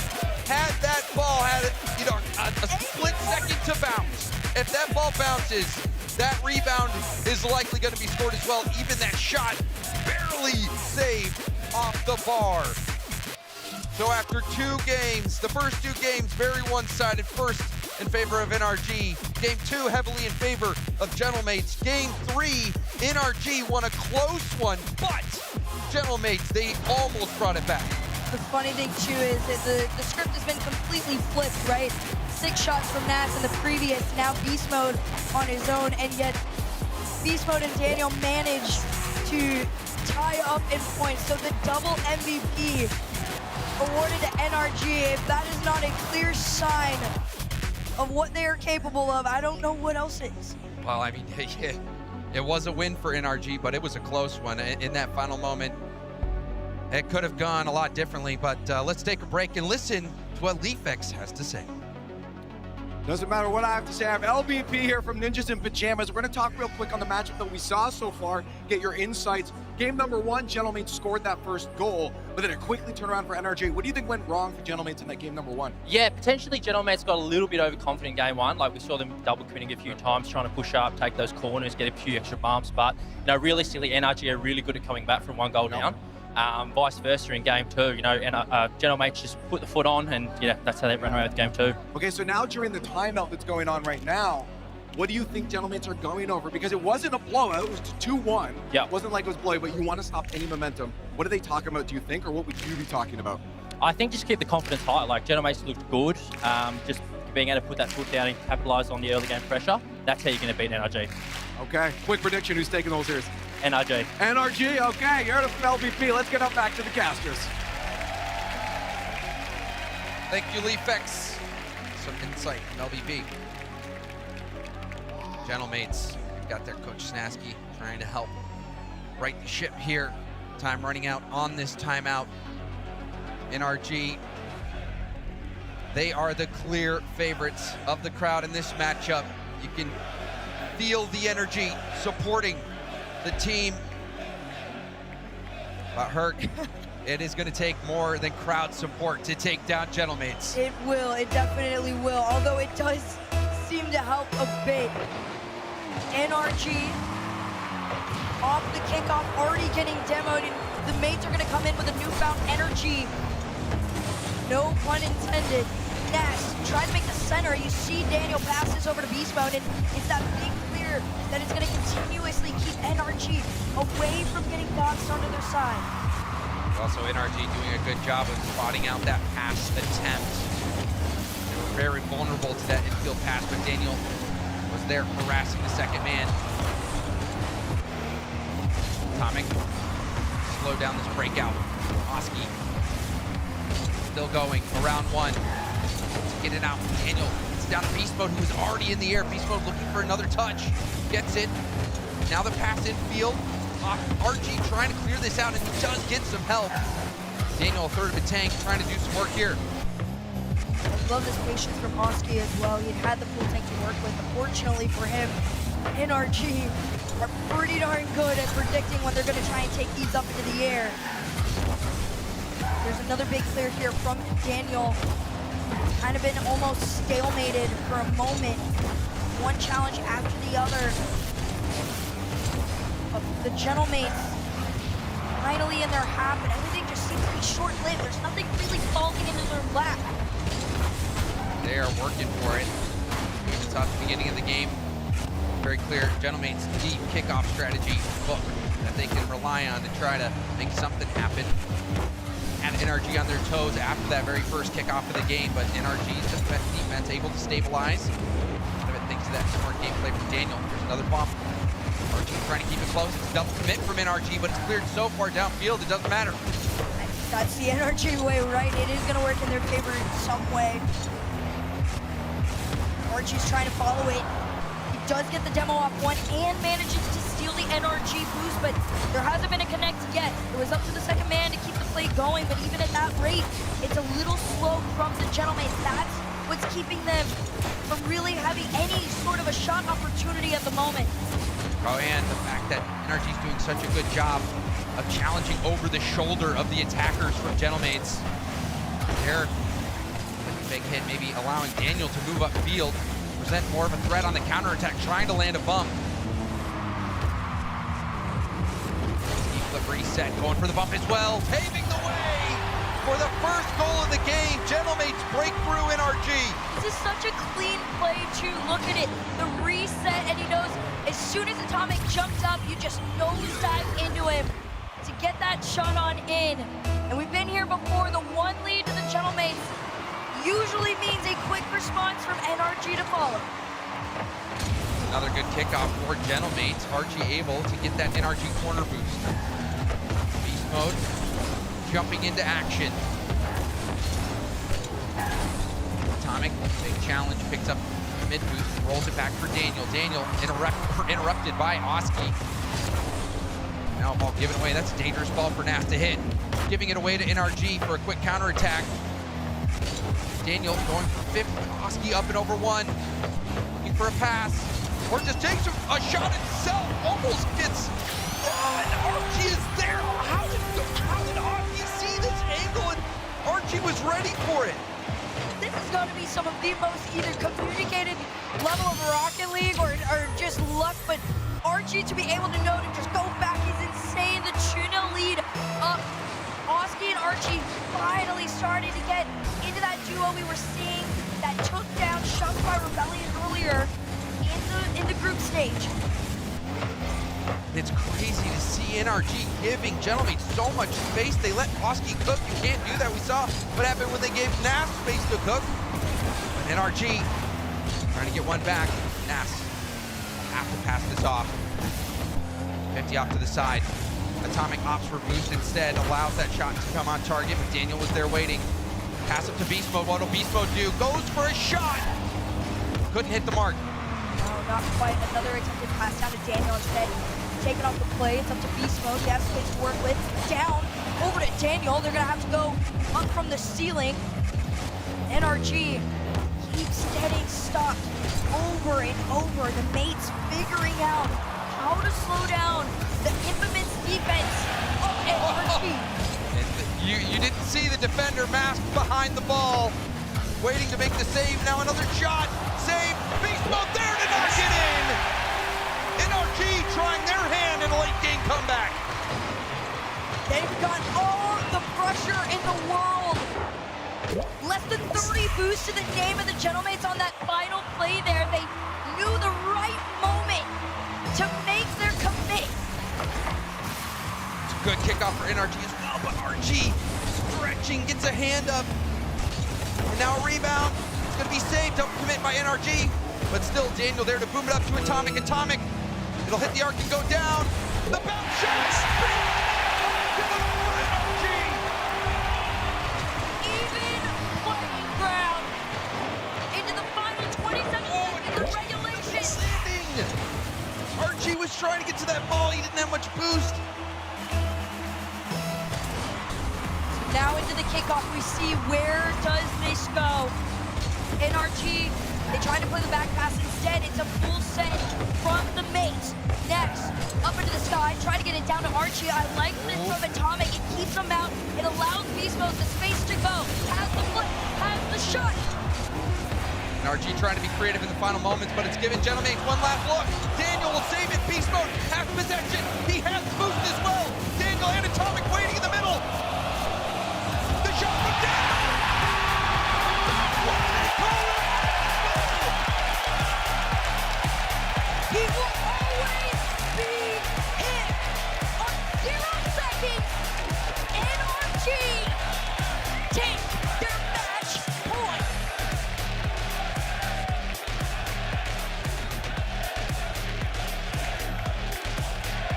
How about a shot of adrenaline for you? An incredible performance all the way around from NRG. It looked like the Gentlemates had really started to get into it. They seem to have finally found a way to slow down and truly defend that NRG offense, but at the end of it all, when they needed him most, Daniel appeared. I can't believe NRG won this game. How? How have they done it? They're down late. This was the one moment that gave them hope. 42 seconds left, and then Beast Mode, the bounce shot. Archie messing up his landing, and then Daniel to score at 0 seconds, slotting it above the defender. You see the pop-off from Sathu behind him.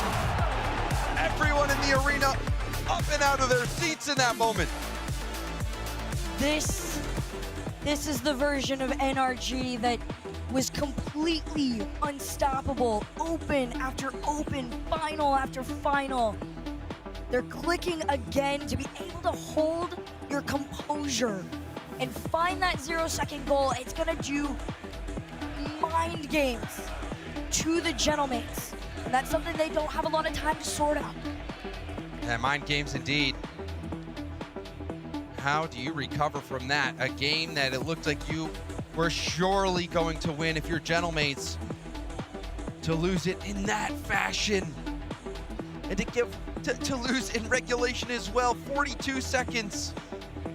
They're up by 2. They end up losing 42 seconds. That was the answer for NRG. That's all they needed. Well, all they need is one more. They can see top 4.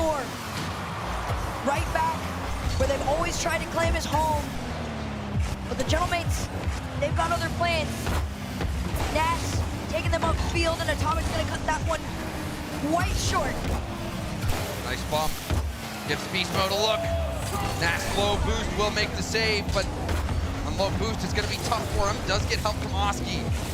Oski was brilliant defensively, even paving the way for Gentlemate's last game. Beast Mode a big beat. Gonna push this forward. Oski trying to keep this in the corner. Slowed down by Atomic. Not too bad right now. NRG's pressure does seem to be dwindling a bit. Now Archie taking that ball away, you thought it would have been a good sign, but for now they opt to try and pinball it around NRG. Unfortunately, NRG, that's their MO. Atomic wanted them up on Nas. No connection means no shot. Very important clear as well.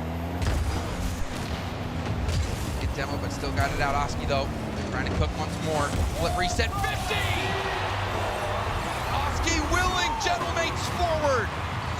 NRG a little too concerned with the wrong thing, a double demo on the back end, and instead you needed to double up on the defense of Oski. Just full dunk on Daniel, and they take that one lead again, the faded 1-goal lead on NRG. 1-goal lead is not safe, neither is a 2-goal lead, even if there's only 42 seconds left. I'm sure that sticking in Gentlemate's minds. They know they need more. Oski, another good challenge, and he picks up the corner. Atomic floating off the ceiling. All leads up to Archie. Archie trying to get that forward. Nas now moving in.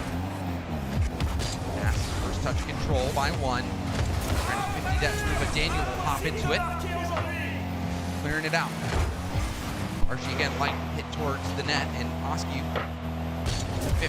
Back to Nas. Oh, he's awkward. The net's wide open. It's going to be a goal for NRG. Get caught lacking, you're gonna find that ball back in your net. The Gentlemates a little bit too far forward on this one, and you saw the very quick cuts from all 3 members of NRG. And they take their turn, tied game, off the kickoff, into the nose of Beast Mode, but Archie's got his other plan. Oh, big touch from Archie as well. Still trying to keep it going, but Atomic clear it to safety for now. Nas, the pass.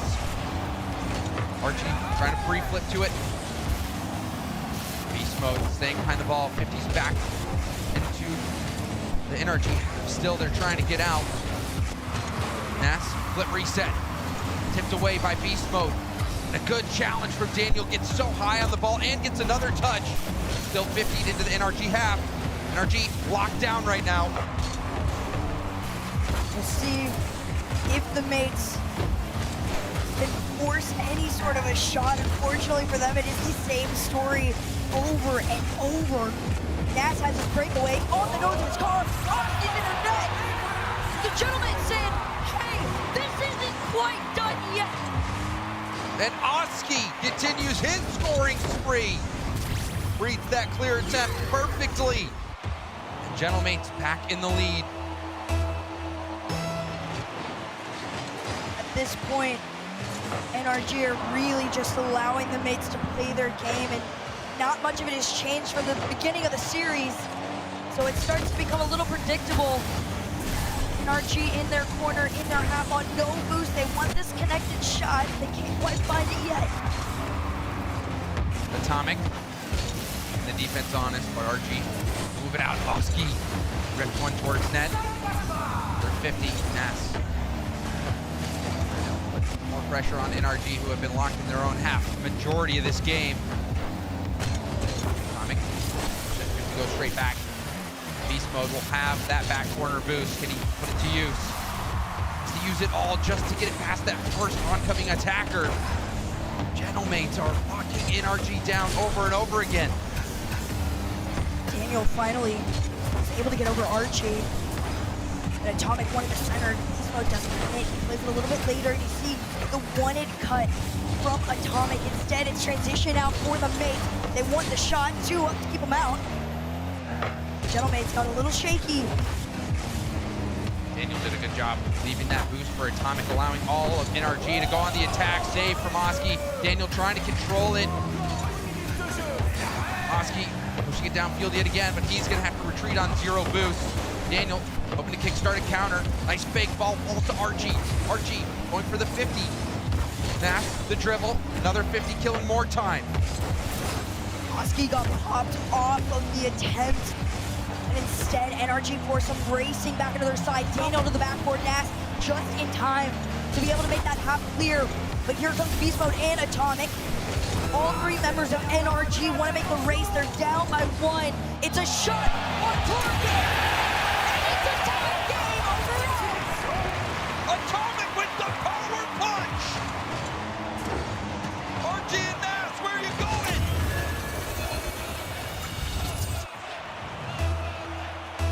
NRG foot back in the race here, trying to end it all. Beast Mode has his flip, leaves it down. It's a shot from Daniel that's wide. Instead, it's the mates going out into the orange. Field pass. Daniel tips it up. Beast Mode fakes it. Lets Daniel hit it downfield instead. Daniel scored a 0-second goal last game. Will it be someone else this time? Oski keeps the ball in play. Finally, it hits the ground. And we have overtime, a chance for NRG to secure a spot in the semifinals with 1 goal. Gentlemates don't want their story to stop here, though. They want to continue on. Nash down over to Archie. He's going to pop into the sky. Beast Mode has the read, but he's forcing it towards that net. You can feel the stress. You can feel the pressure. And here come the mates. Nash. Oh, boost. Oh, that's a heavy touch. Ball falls to Daniel. Archie did get a hand up. You can see a brief moment of panic for Gentlemates. Archie's been solid all game. Archie with a 50 forward. Now Beast Mode trying to get that out of his own corner. Daniel upfield. Atomic had the boost snatched away from him. Still hits it off the backboard.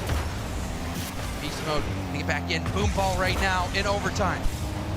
Big clear from 1 and down, and Austin in! The Gentlemates will give us 1 more! A hat trick for Oski and a beautiful pass off the ceiling! Nask setting up Oski for a shot. It wasn't an easy shot either. It had to be perfectly timed. It's very easy to send those shots high, but Oski, he's clutch. He was amazing for Gentlemates that game. He looked so good.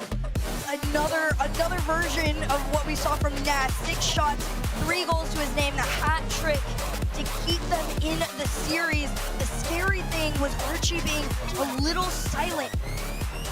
When Archie is stepped up, it doesn't feel like you have to depend on somebody quite as much, but the fact that they were still able to get away with it does lean some hope to the Gentlemates.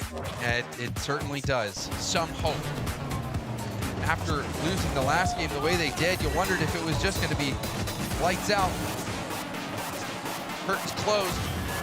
Gentlemates going down into that lower bracket quarterfinals, but no, they survived thanks to that epic effort from Oski. Also, such a good pass, and Oski having no boost in that situation, no room for error on that. Big game from Oscar. I mean, this was a player at some point in time we were going to get to see him absolutely shine again. But you got to do it not once, but twice more. NRG, they've learned what they've got to do. It's a matter of executing it here in the next round. Neo Tokyo, will it be settled on the streets, or will we be going to Champions Field? The kickoff strat, seeing those pretty regularly from Gentlemates.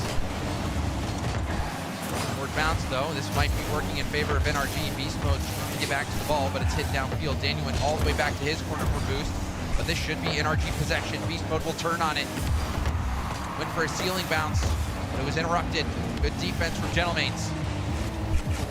right now, NRG facing the pressure of the Gentlemates. RG wanted the center over. Oski played this one further, which is a great sign. Unfortunately for him, those Daniel 50s are coming through. So is the pressure, so are the demos.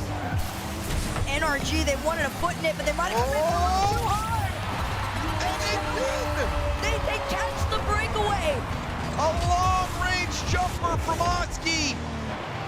NRG, they went up heavily on that attack. And a quick 1-2 takes advantage of it. Gentlemates back in the lead. A great play to show what the mates are capable of. But the scary story is all of these one-goal leads get responded to so fast. Beast mode wants to start it here. Almost centered it, but Oski is showing why he's the shining star right now. Next, over to one. RG shot on net. The Gentlemates securing further lead. Another misdirection play here. You can see Oski laying off the ball, lets RG tap it to him instead. Oski and RG on the same page. Good communication, good composure. Gentlemates not giving up. Looks like they're bringing this back. Another attempt, here it comes. Archie down, Oski full scent on it, but I like this from Nas, being confident enough to play it further from behind. NRG haven't secured any big clears. This is the first one in quite some time. From the ceiling down center, Beast Mode's gonna catch it in the air. He has the flip down to the backboard. It's 2 to cover. High ball, Atomic trying to beat Nas to the ball, and it's Daniel there as well. Oski ready for the block. It seems like Oski has been standing in the way of majority of these efforts from NRG, and he keeps coming out on top. You can also just sense the frustration from NRG. They keep going through bumps at the back line, and nothing is coming of it. Instead, the mates walk away with the ball again. It's a shot from RG to follow from Oski. Gentlemates, they're looking clean. RG waiting, uses his flip to go for the wave dash shot. Doesn't score, but that rebound, you put that in the hands of Oski, there's no way it's not gonna be a goal. A 3-0 lead feels pretty good right now. NRG scratching their heads on how to get past the defense. Their levels of aggression haven't quite been enough to move them out of the way. Atomic to spot Daniel. Daniel almost in their net. And it's full-fledged effort from NRG to try to go in. Beast Mode trying to utilize the ceiling. Been doing that all year so effectively. The demo time giving some space to Gentlemates. Back past to Daniel. Daniel rips a quick shot, but Nash would not be beating that situation.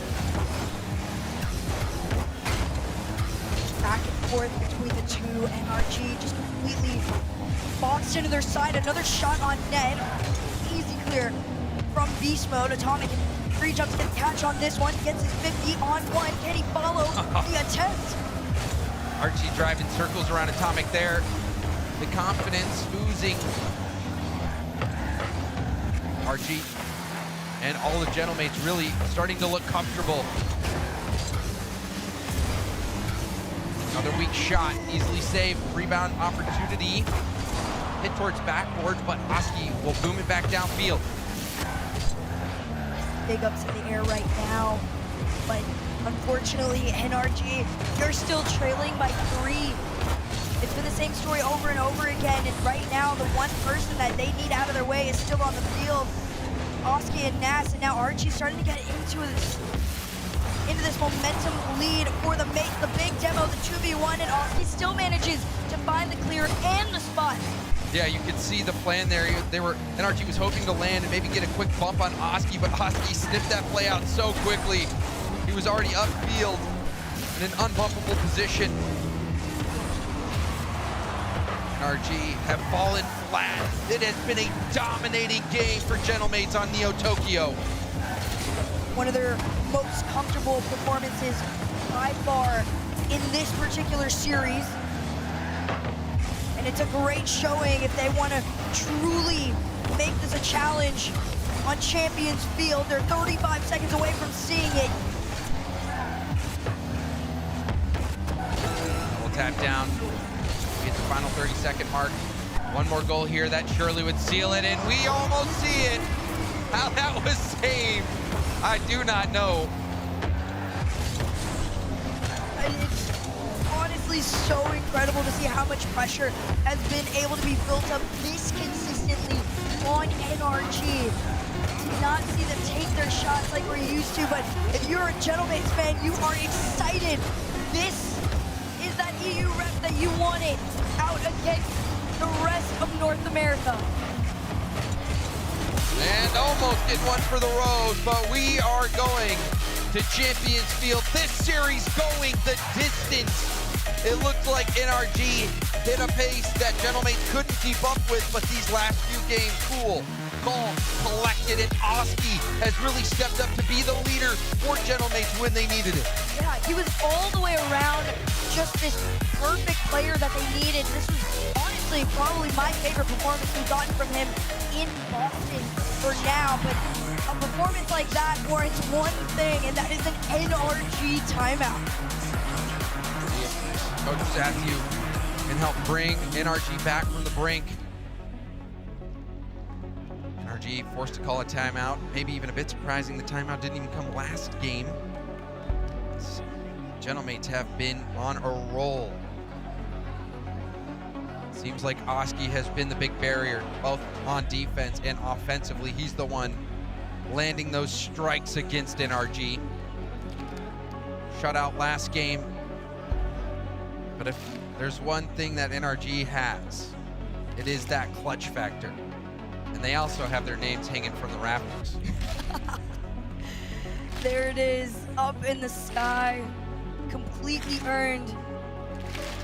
Your current world champions have been taken to their field to try and defend themselves, headed in to the rest of the playoffs.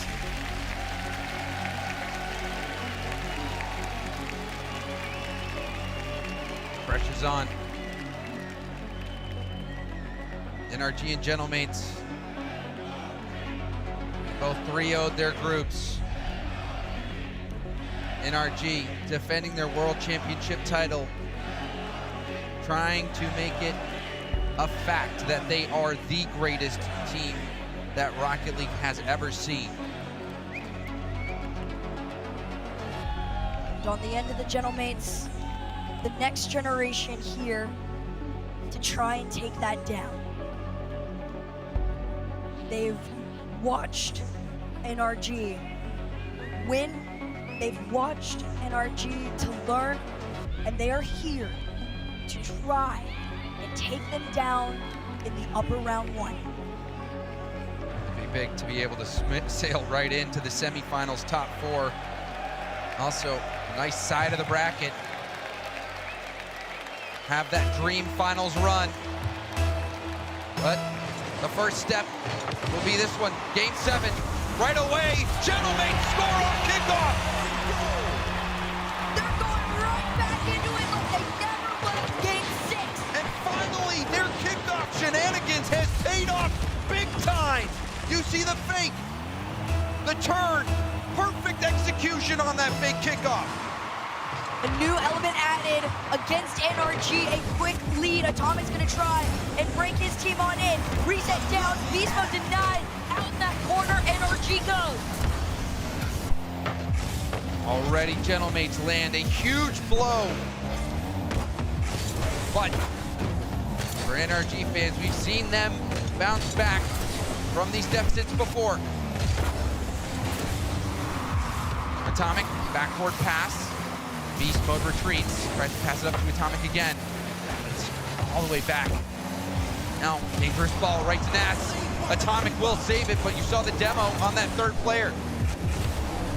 Once those demos start to come out, it's gonna be a little harder for NRG to play that very, very clean and quick follow-up style. Pass down to RG, on the far down and out. Uh-oh. NRG catch a break. But still, Gentlemates having all the looks. Oski trying to wrap around his corner. There's a demo. Archie up through the smoke, passes up to Oski. Oski off the ceiling, double! and Daniel will hit it over to the corner. Time absolutely leading away from NRG as they continue to get tennis balls in the backcourt. Nas doubled down, almost found the center, and the mates continue to hold on to the 1-goal lead. But Beast Mode has the musty, has the pressure. But Daniel and the rest of NRG continue to try. The 50 of dreams!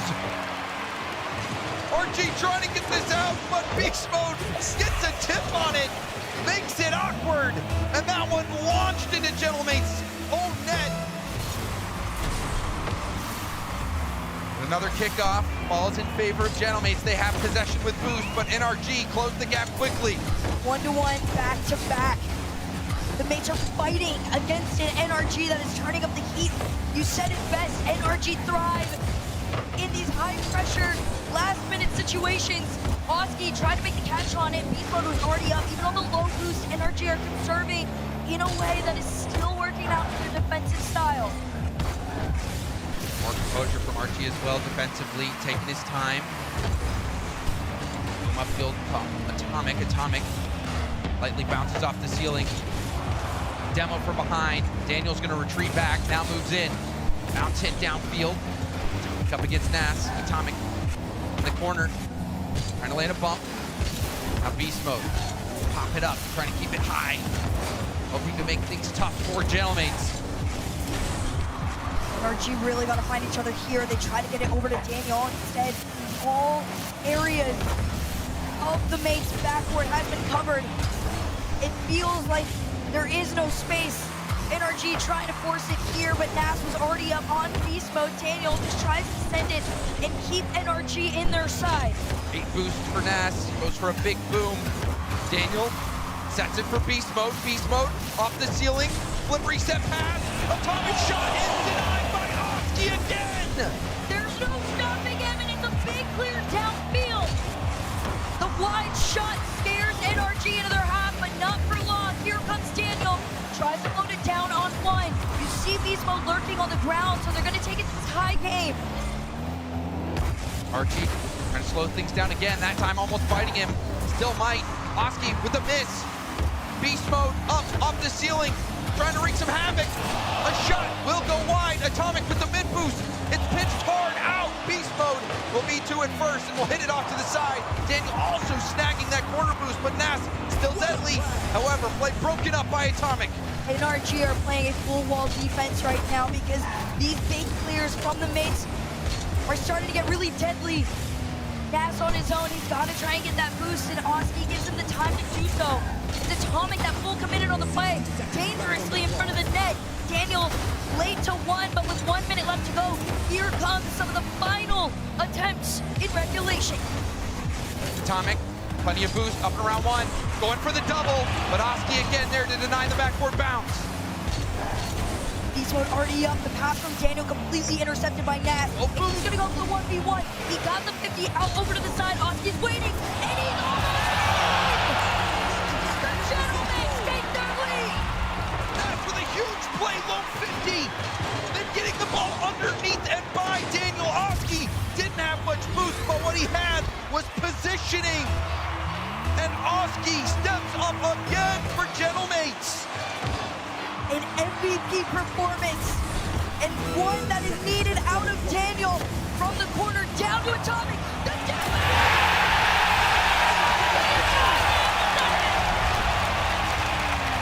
NRG don't give up.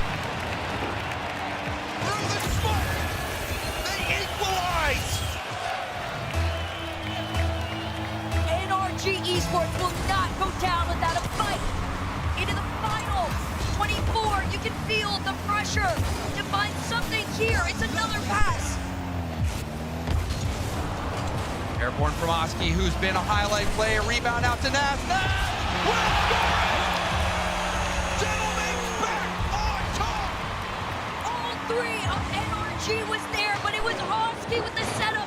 The laser shot between all of NRG could do the one to have an end here. 12 seconds on the clock. It's a good kickoff for NRG. Demo as well. RG already airborne. Beast Mode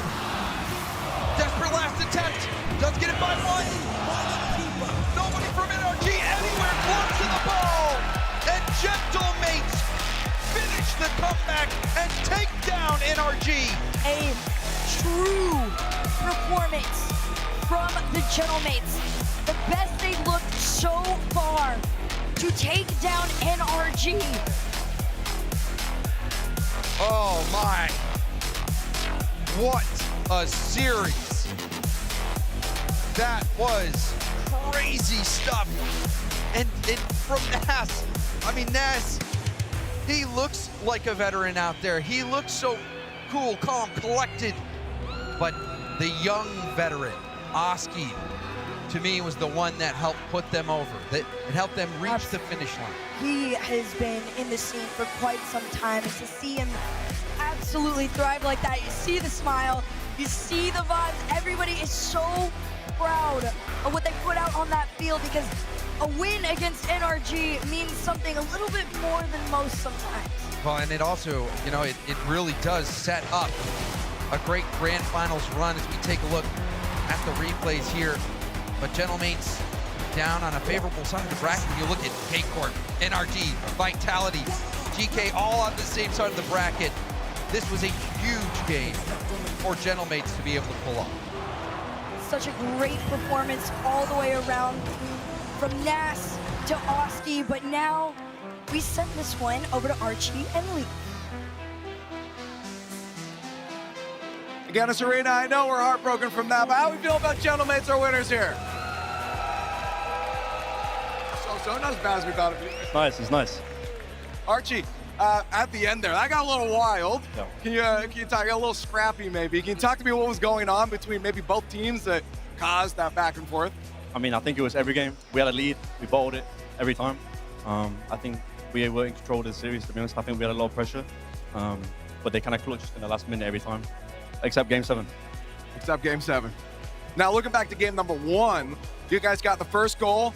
Very quickly turn around. You said you guys have control, but it looked like you lost it a bit there. Can you tell me maybe what slipped up at the beginning? I mean, I think we had the pressure in Game 1. I think we were in the half pretty much all game. Okay. They just kind of made some good counterattacks. And I feel like that was a game plan, waiting to counterattack us. All right. Now, you just mentioned before here, if they didn't cheer, you guys are okay being the villains. Yeah. What do you prefer, I guess? Because obviously it's nice having the audience behind you, or you think you thrive a little bit more if they are booing? I don't mind. We'll wait for Paris to be the heroes, so it's fun. You guys have free reign to do whatever you want, then, it sounds like. Now, looking at the next match, I believe Vitality is who we're facing up against, or I make a mistake? Yeah, I think it's Vitality. No, they won. Yeah. So we're in the semi, we have to wait. Oh, okay, my bad. Yeah. Either way, looking at the competition, 5 European teams. How you feeling about having the whole region represented in North America? I mean, I think EU is the best region by far, so makes sense. You were looking for them. Yeah, NA is terrible. NA is terrible, man. Honestly, let's just leave it at that. NA's terrible, guys. He says it. Gentlemates. Europe sent 5 teams to Boston. They're guaranteed 2 in the top 4. None of them are eliminated yet. It's starting to look a lot like the last time we were in Boston here, Gibbs. Man, Gentlemates, hats off to them. Energy with the plot armor game 4. The plot armor game They take that out of nowhere, but it's because Energy is so hard to beat. Even when Energy's not playing at their best, they bring that to Champions Field. I felt like the entire time Mates was the better team on the field, but Energy, this is why they are champions. They fight the entire time, but Oski, I loved everything I saw out of him. Games, I think it was 5 and 6. There was multiple plays where he just took the ball up by himself. It was like, there's 2 defenders on Energy. I do not care. I am going to score anyway. 1.43 goals per game, shooting 47% against Energy's defense is phenomenal. It is, and I mean, they kind of kept that up for the course of the series, just a constant threat when they were up front in offense. It always looked like when Mason were behind the ball, it was just NRG with the little shaky in the back end, a little, always wondering what Mates were going to do. Their offense was so creative. Now, and that's not to call NRG slouches in any way, but it's just Mates elevating to that playoff level. I mean, Mates, they got the job done, man. I mean, they're a great team. We talked about it. They've been ascending. They've beaten Karmine Corp. You beat Karmine Corp, you could beat anybody. And then they dug deep. Gibbs, you talked about it. NRG kind of stole that game number 4. Absolutely, and that put them in a good position. And just looking at the numbers here, Tommy used the most boost on the field, and you'll see it in game number 7. He also had the most amount of time without boost. And on that, I believe that game, the third goal of Game 7, Tomasi had a low boost. He couldn't stop the play, and that ultimately ended up costing him. And this is Game 4 right here, where they were down 2-0 with less than a minute to go, but they find a way. Energy, and again, that's why they are world champions. They find a way to win games when they're not supposed to, but look at the solo plays coming out by Ozzy. Did not care how many people were on the line. Energy's defense was not exceptional. They gave up a lot of wide open nets, but even when they were playing defense, it was because of the mates, and their mechanical play was just surpassing them. Yeah, I mean, Energy had to struggle and fight all the way through, and once Mace kind of got on a roll, it really felt kind of hard for NRG to get in their pace. That pressure was just so tight. And this game, it just came down to really just like these tough moments where NRG had to work so hard to score. Zero boost. That's a tough spot to be in. And then also the kickoff, Wade was talking about it. I wish we had shown it because... Open it up every timeout. I just have to assume that Safety was saying, let's not give him a kickoff. Because Gentle Mates have a great kickoff. I would say them, Falcons, Karmine, Geekay, those are probably the best kickoff teams in the game. You don't want to give them that in game number 7, but ultimately it happens. Gentle Mates goes in favor, and then that's the difference in the end of the game. It was that game 7, that kickoff. I was watching Sathiu on the stage, talking to his players. I'm like, this is where he makes his money. This is his big moment. He saved the timeout for this moment. Usually he would take it after 2 losses. He waited until after 3 losses to use that timeout, and then that kickoff goal. You know that had to have done something to their confidence. And I always hear Bates saying, don't wait to Game 7 to call an overtime, and it kind of backfired there for NRG, but Gentle Mates. What, the timeout called timeout late? Yeah. Too late. Yeah, I don't like timeouts that late. I like the timeouts early. He's world champion coach. Exactly. He can do whatever he wants. That's just my personal preference. I like the timeout before Game 6. Bates, I gotta say, I know you had a loss. Oh my God. I know you had a loss on this one. My goodness. We can bring.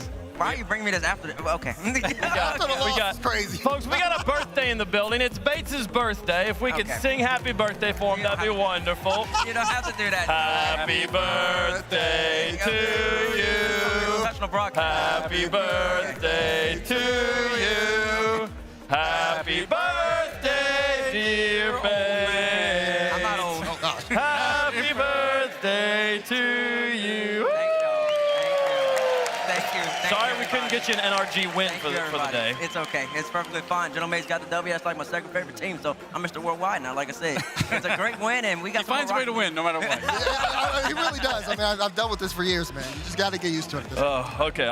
We kind of threw production for a loop on that one. We can show the bracket now, production, and see how things are evolving here on playoff Saturday. With 2 matches down, 2 to go. And while Energy, yes, they did lose on Champions Field. They're out in the quarterfinals. They will play tomorrow, but importantly, Gibbs. Yeah. Unless GK clutch up against the blue wall, NRG will not get away with winning a championship without facing Karmine Corp. Oh, that's going to be fun. If it happens, GK's playing rather well. Either way, playing another European team down there. And honestly, production, you should start working on those graphics. Because if it's all 4 top 4 is Europe, we need to not call this Boston Major anymore. This is European Open number 4. Oh my goodness. Something about this building, man. I don't know what it does out here. Karmine Corp versus GK coming up here in just a moment. The Ninjas in Pajamas versus Shopify Rebellion down there. Shopify, a lot of weight on their shoulders here, Daz. There's only 2 teams from North America, and if they were to lose that one, there'd only be 1. Yeah, I mean, you talk about that, but you talk about the pressure there. First killer with his new team. Like Jorby, again, he calls it their best team that First Killer's ever had. Now they're in this position against NIP. They haven't had the best major yet. They're going to have to clean things up before this match gets started. Well, folks, we got 2 more matches on the day. We got some cookies to eat and some birthdays to celebrate, so we're going to take a quick break. When we come back, the Blue Wall on the stage, taking on GK. Europe versus Europe. You won't want to miss it. Stick around.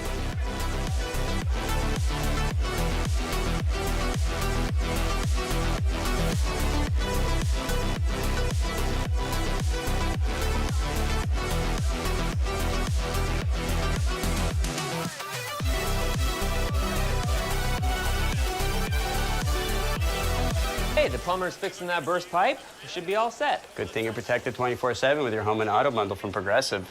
Oh, I'm sorry. I'm just trying to figure out the right caption to post about this. Maybe something like, I have protection, just need a lifeguard. What about that emoji with a shocked face? Or maybe flooded with emotion. That's too much. Try Tuesdays are cray. You know, technically, you don't have to post everything that happens online. I totally believe you. Life is meaningless without affirmation, am I right?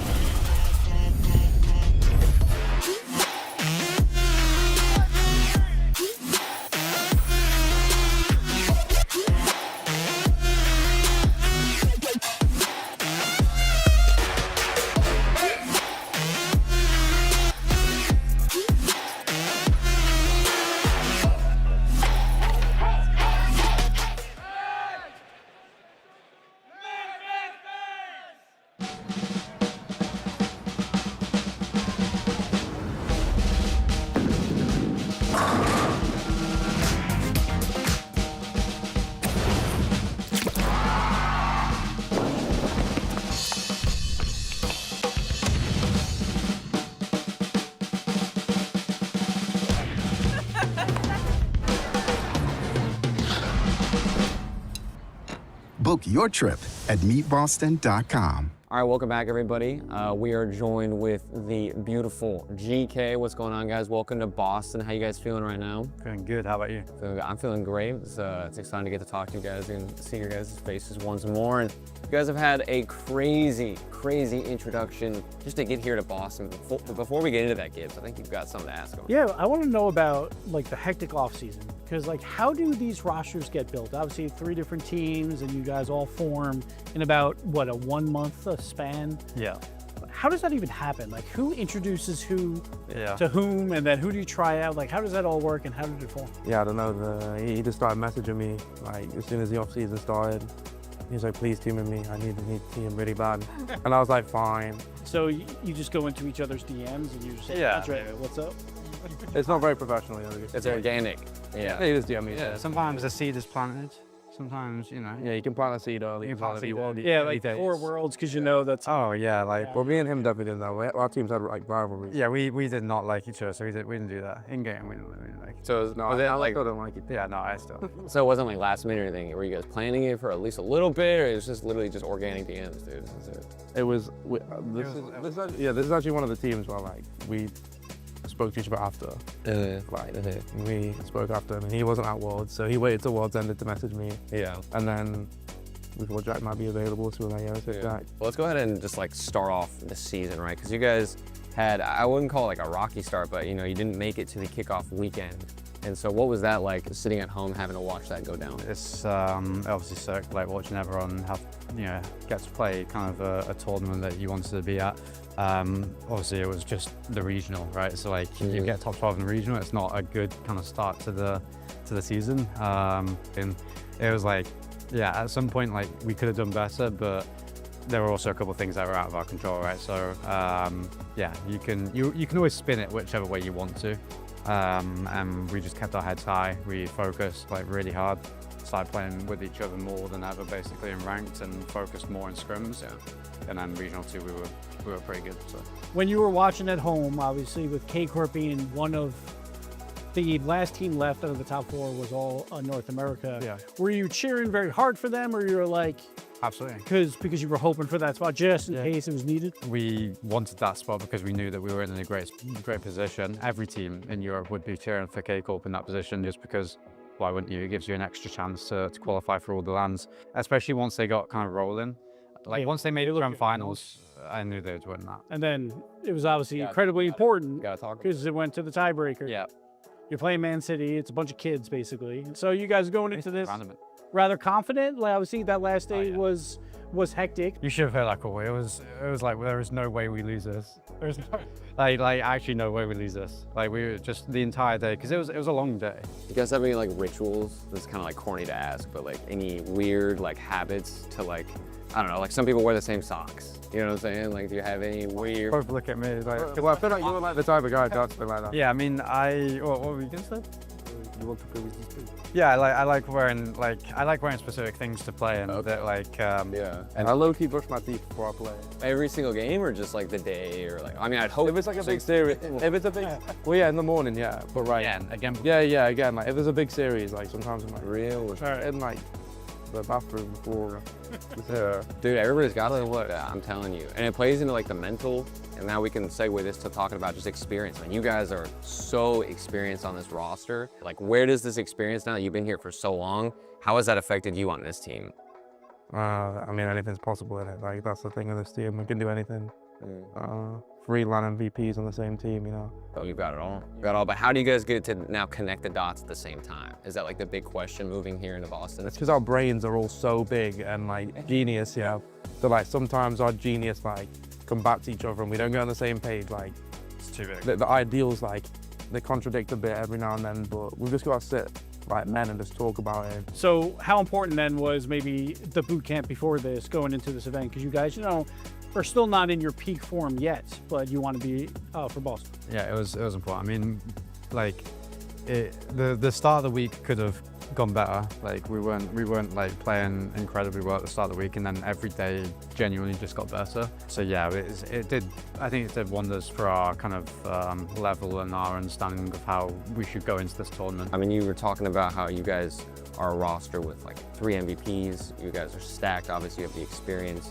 Do you feel the same way about the rest of EU right now? Does it feel equally stacked? Like, what's your perspective now on the whole region as an entirety here? Yeah, I mean, every tournament nowadays is stacked. I mean, Rocket League's gone to a point where everyone is extremely good. Right. That wasn't the case like 3 years ago. You can just flip it because, like, yeah, we're the EU5 seed, but it doesn't feel like that to me. Like, I feel like we can take down anyone. Do you have anybody you're scared of though, Joyo? I mean, you think you could take it all? You're just coming in here, big guns? I don't know. Maybe when I like started my career, I used to be scared of playing people a bit, but I don't know. I respect some of the other teams, the other players, but I don't know. I just think everyone's bad when I'm playing them. Yeah. So Correct. Hey. That's like the mentality I always have: is everyone's bad and my team's better. So yeah.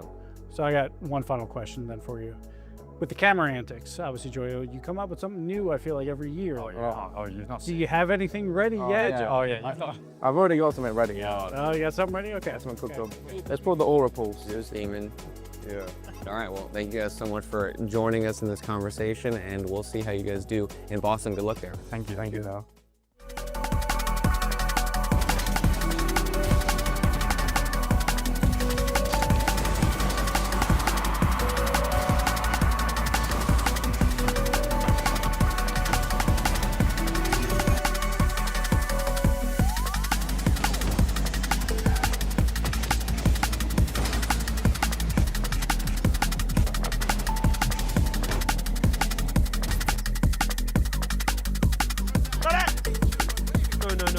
That faked him.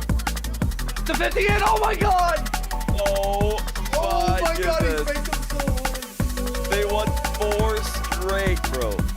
Wavy dancing. Wavy dancing on their carbs.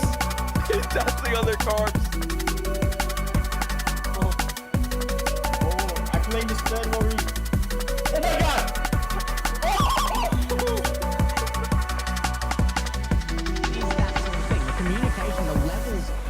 Which this team have are going to affect their position once they get there. I predict the top 8. I feel like that is... Yeah, he was just there like an hour ago.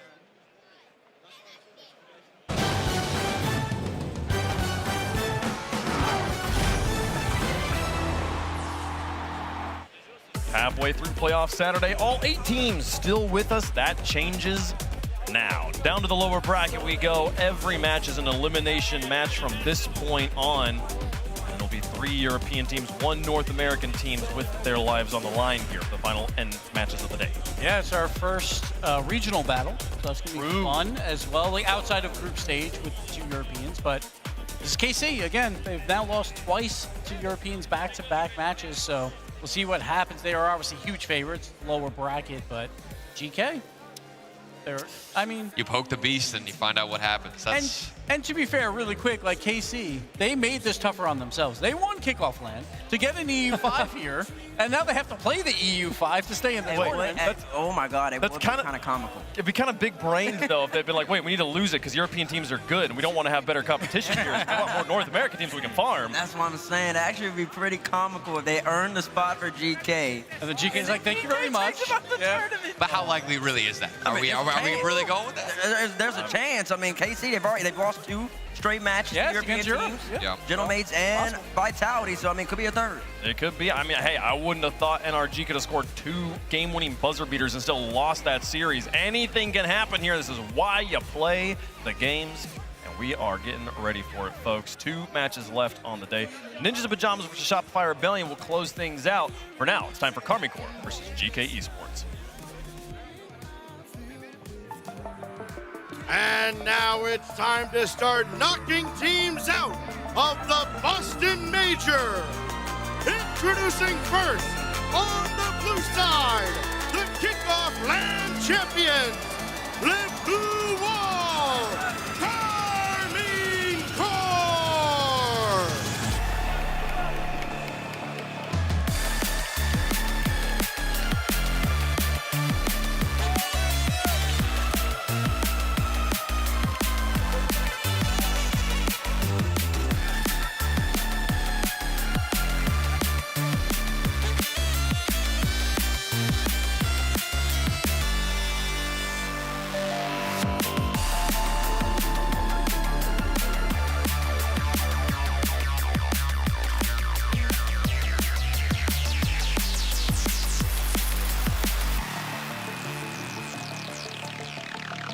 known as the final boss of Rocket League, and they coined themselves the villains as well.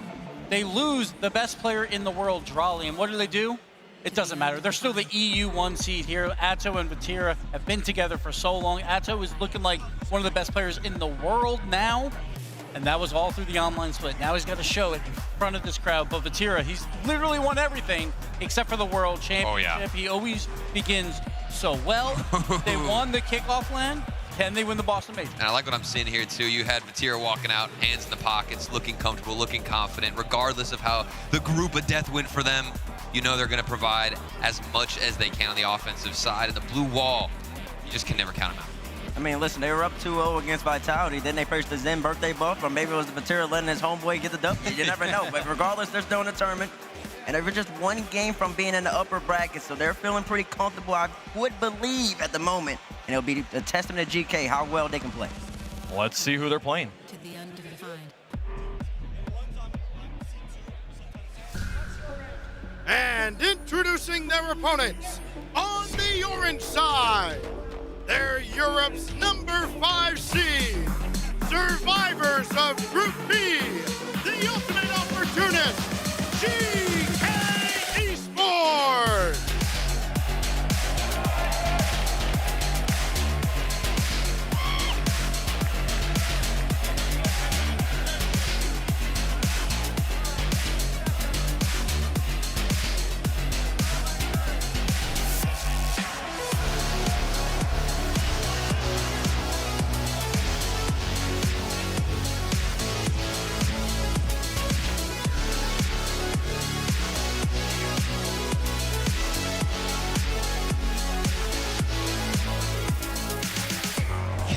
They made their presence felt immediately in Group B. Their win against Furia really solidified fans' confidence in what they could bring and provide.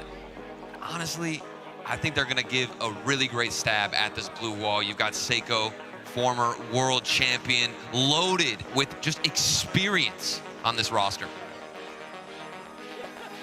Nice coat on his team, and then you got Abjack, a fan favorite in and of himself.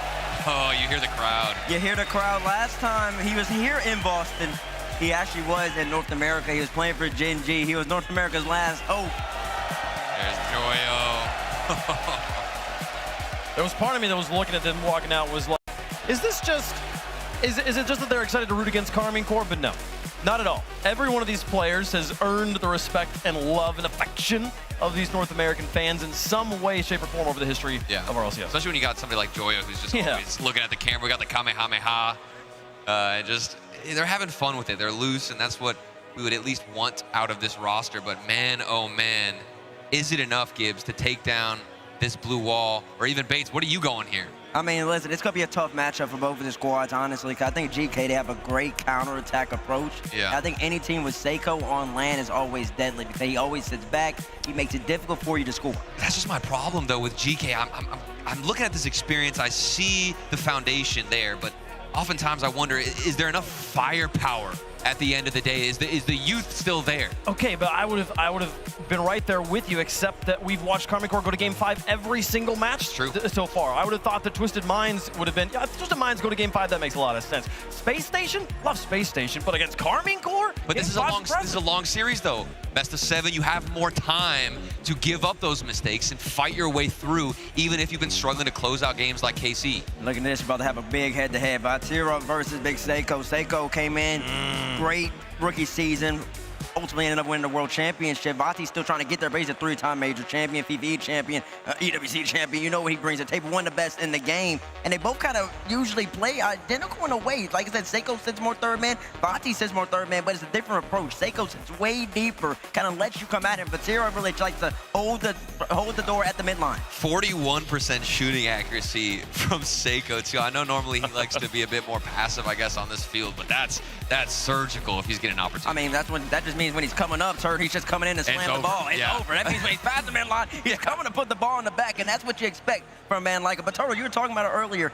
With GK, it brings you questions because they play so much defense, and even against Fury, Fury had 200 more seconds in the offensive third than GK, but they still came out on top. And they played Falcons, GK did, and they just didn't have enough firepower. So that's the big question. When they play KC, it might get scary. And they have such a low shooting average with 6.92 shots per game as a team on average. And that is just, in my opinion, not enough to cut it. And against KC, I know they struggled a bit, but man, this is playoffs. This is on the stage in front of the crowd. It's a whole different ball game. Bates, I mean, you said you feel like they've got the same style, kind of the same role here between Vatira and Seiko. Is that because of the team they've surrounded themselves with, or do they shape the teams around that play style? I think they kind of shaped the teams around that play style. They both came up around the same time. Yeah. Both generally play the same way. It's just Vatira's a more aggressive approach to it. It's going to be fun. I just can't wait to see this matchup because I feel like GK is like, they owed KC a dinner. I'm pretty sure they still haven't paid for that dinner yet. But GK is now like, we're going to take that dinner and we're just going to continue along on this bracket. But KC, it's so hard when they have one life left. It does not matter. KC, no one wants to play them then. The ultimate pressure here. In the lower bracket, you cannot lose. If you lose, your run is over, folks. So who is going to have it here? Let us know who you think's going to win in the fan vote, and we will make our picks up here on the desk. Turtle. You got to start with me. You have to start with me. Yes, sir. Oh, man. I love GK. Obviously, they have so much fans behind them, a lot of history, and I just don't think it's enough, though. They might have the personalities, but I think the blue wall, KC, they've got the mechs, they've got everything else. I'm going KC. It just feels like when they have one life left, you always have to pick KC. Yeah. They're never out of it, so I'm going to pick K-Corp as well. Bates? Listen, I'll tell you this, man. Don't do it. Bates. GK's a really good squad. I really do think they have a chance, but I think the blue wall is going to stand too tall right here. I'm going to go Karmine Corp. I like them. I want some more of them. If NRG is going to get a date with Karmine tomorrow, and the crowd are either going to like it or they're going to love it, but it might not go in their way. This is a problem, though, because I picked Karmine Corp to win this whole thing, so they literally have to win this match if I'm going to be right about it. So I have to pick Karmine Corp on this one, but now we're cursed them coin. And the coin. Get our back here. Karmine Corp on one side. GK on the other. Into the air. And it comes up Karmine Corp for a complete sweep on the desk. The blue wall. So we've made a blue wall in front of us. Yeah. Is chat doing the same? Have they created? Certainly. You'd like to think so. An Azurian artifice here. Not quite. Not quite. The fans in chat believe there's some heart here for it's the GK. Kamehameha from Joyo. You know, the anime fans, they go hard. They go deep there. So they're really excited about it. I'm excited for it as well. It does feel like, with the way Karmine Corp's been playing, this feels like maybe a more accurate representation of how close this matchup is than our predictions, but it does feel that 5% is swinging all of us because of how consistent Karmine Corp's been. Absolutely. It's going to be very exciting, though. It's going to be awesome with GK. If the EU5 takes out one, it'll be great. We'll see if they can do it, folks. There are 5 European squadrons in the building, but here, in this contest, one will fall. The MVPs of GK have their hands full, and yet the blue monster has been pressed to the brink. Match after match. Will this time be different? Will Joyo find the ancient ice once again? Only one blue can continue. It's GK first.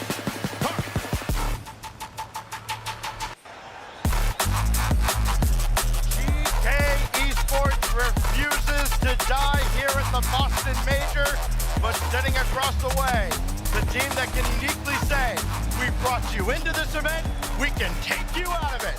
Game 1, brought to you by Progressive, is about to get underway.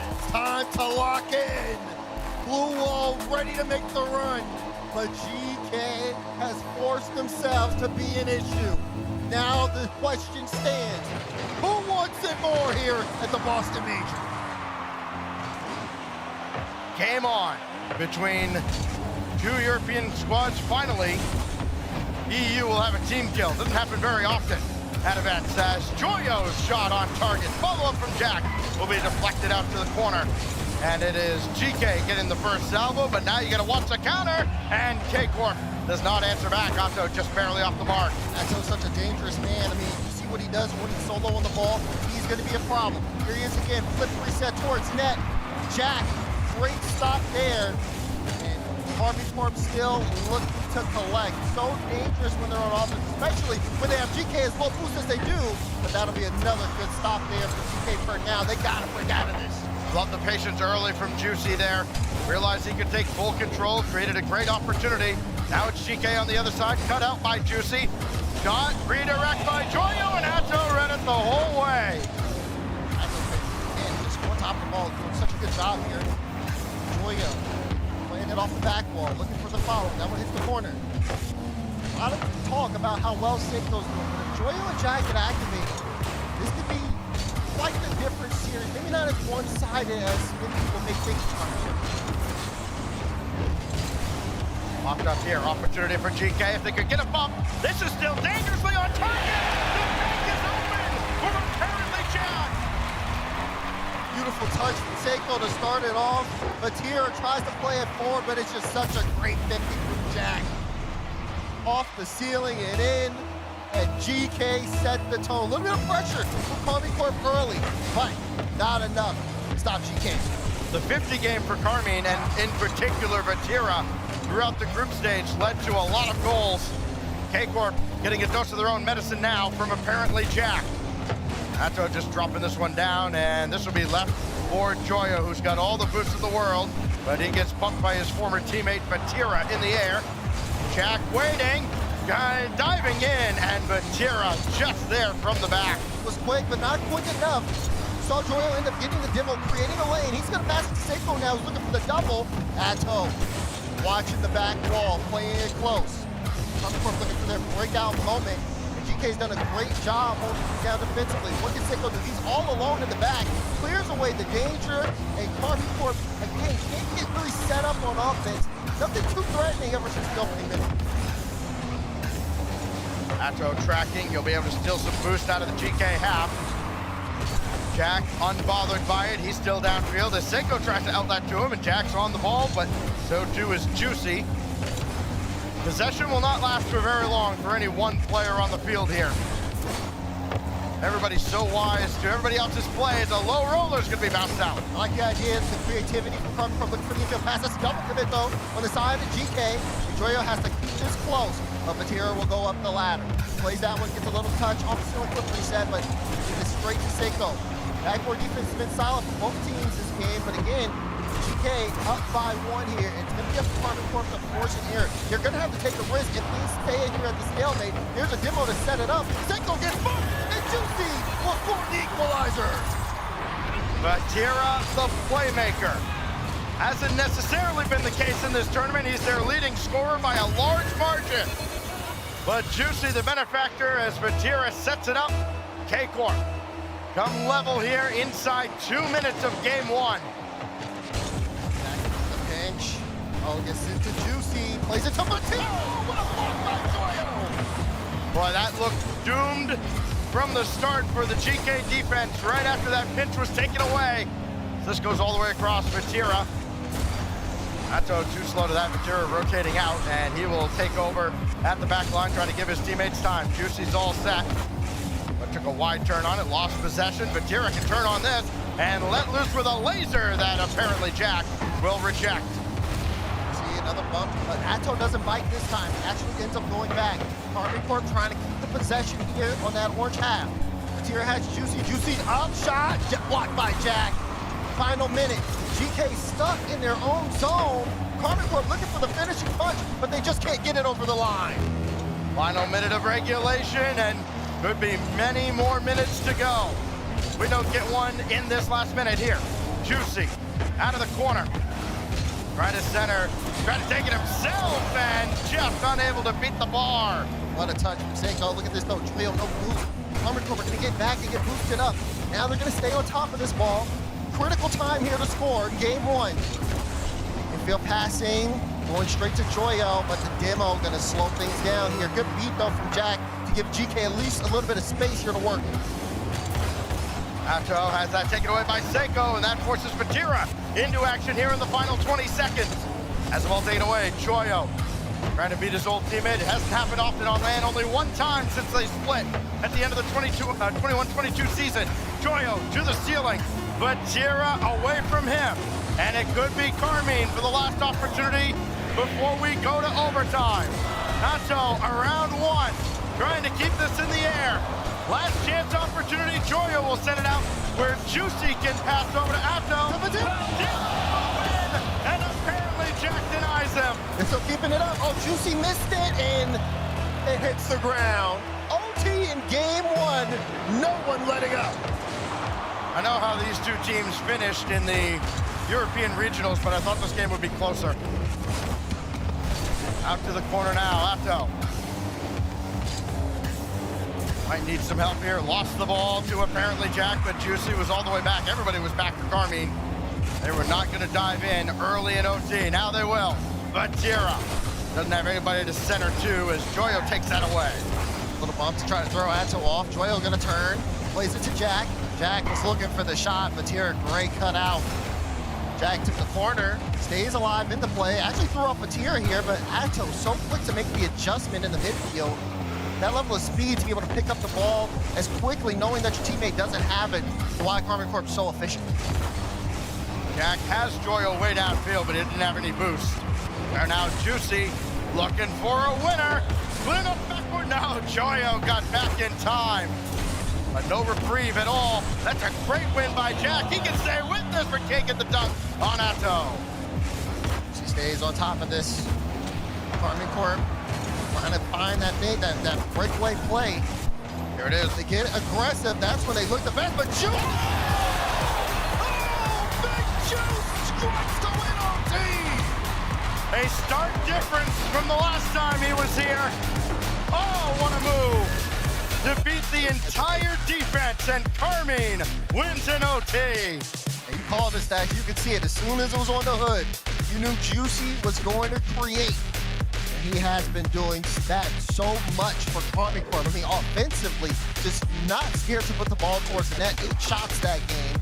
And of course, the only 2 goals scored on the side of Karmine Corp. Juicy, an offensive menace, especially on a land setting like this one.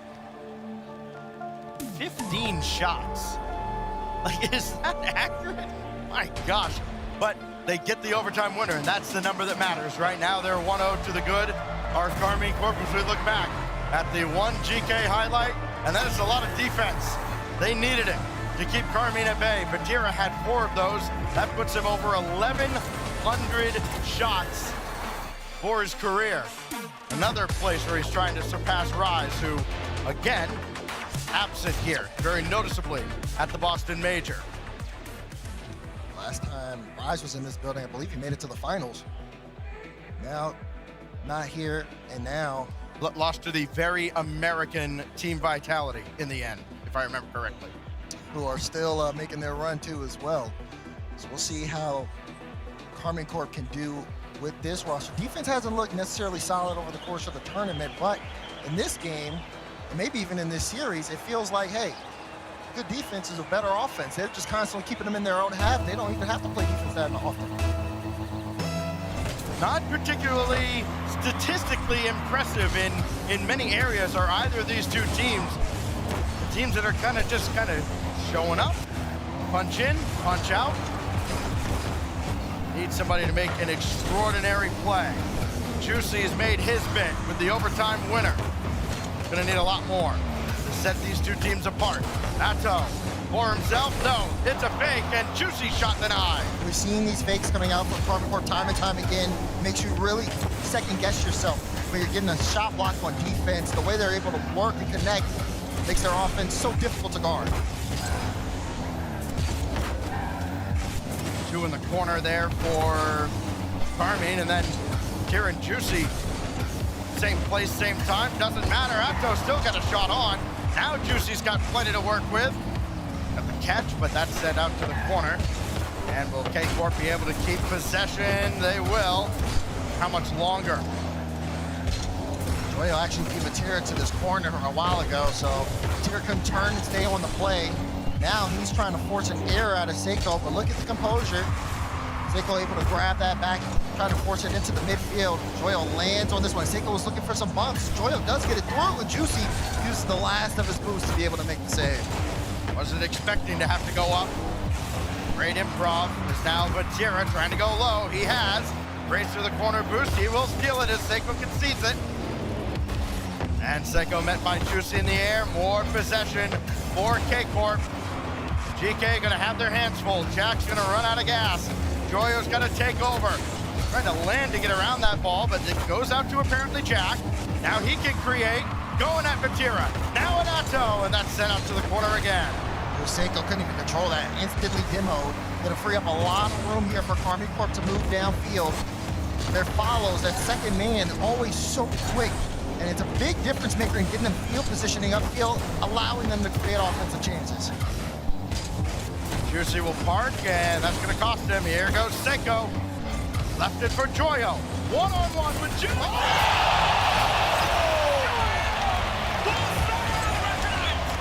Oh, Joyo did him dirty! Look at this! I don't even know what that was! That is unbelievable! To do that on the land stage! Oh, look out, this is on target, and Seiko has to jump up for it. By the way, for the stats nerds out there, Kindred Spirits, that ball saved away. 199th goal on land for Joyo. The only shame is that wasn't his 200th. What does he have for an encore? Right now, he's watching his teammate Seiko go to work defensively. Got around one. Nazi and Juicy don't have a lot of boost. That kicks out Central, and Vatira to the rescue. Joyo be able to get a ball fed from Jack. And Joyo continue to create. Tried to go off the ceiling on that one, but unfortunately for him, Atto on top of the ball. Looking for the double flip reset. Maybe no, puts that towards Seiko. And Seiko will be able to send it to the side. Great clearances though. Geekay able to pass to each other to try to get it out, but still pressure as Karmine Corp knocking at the door. Atto with a quick turn after grabbing the midfield boost and still able to get to the backboard and leave that for Juicy. He's around one, but apparently Jack is right there on the spot. This is still going forward, and Atto in a real tough spot now with nothing at all in the tank. Apparently Jack stole it away. Now Seiko, not much of an obstacle there as it's all the way back down to the Geekay end. And a huge bump opens the net up, but he could not reach the post. That one sink away. Atto free jump. Oh, but couldn't connect. But applied a lot of pressure there. Final minute. Karmine Corp want to keep this one in the orange half. Geekay trying to break out. They don't want to give up this one. So much momentum from that Joyo goal, but can it turn into a game win? Juicy gonna run lead, blocker now. Masti to Atto, and the save by Seiko. And that's just dangerous. And even give Karmine Corp that ball in the first place. So close to your box. Could have been disastrous for Geekay, but they hold on. Who's gonna take it this time? Atto with Vatira in support, and that gets by everybody. Only to Juicy at midfield, 30 seconds now. Geekay swinging to a one-goal lead that's gonna bounce high, and no follow-up.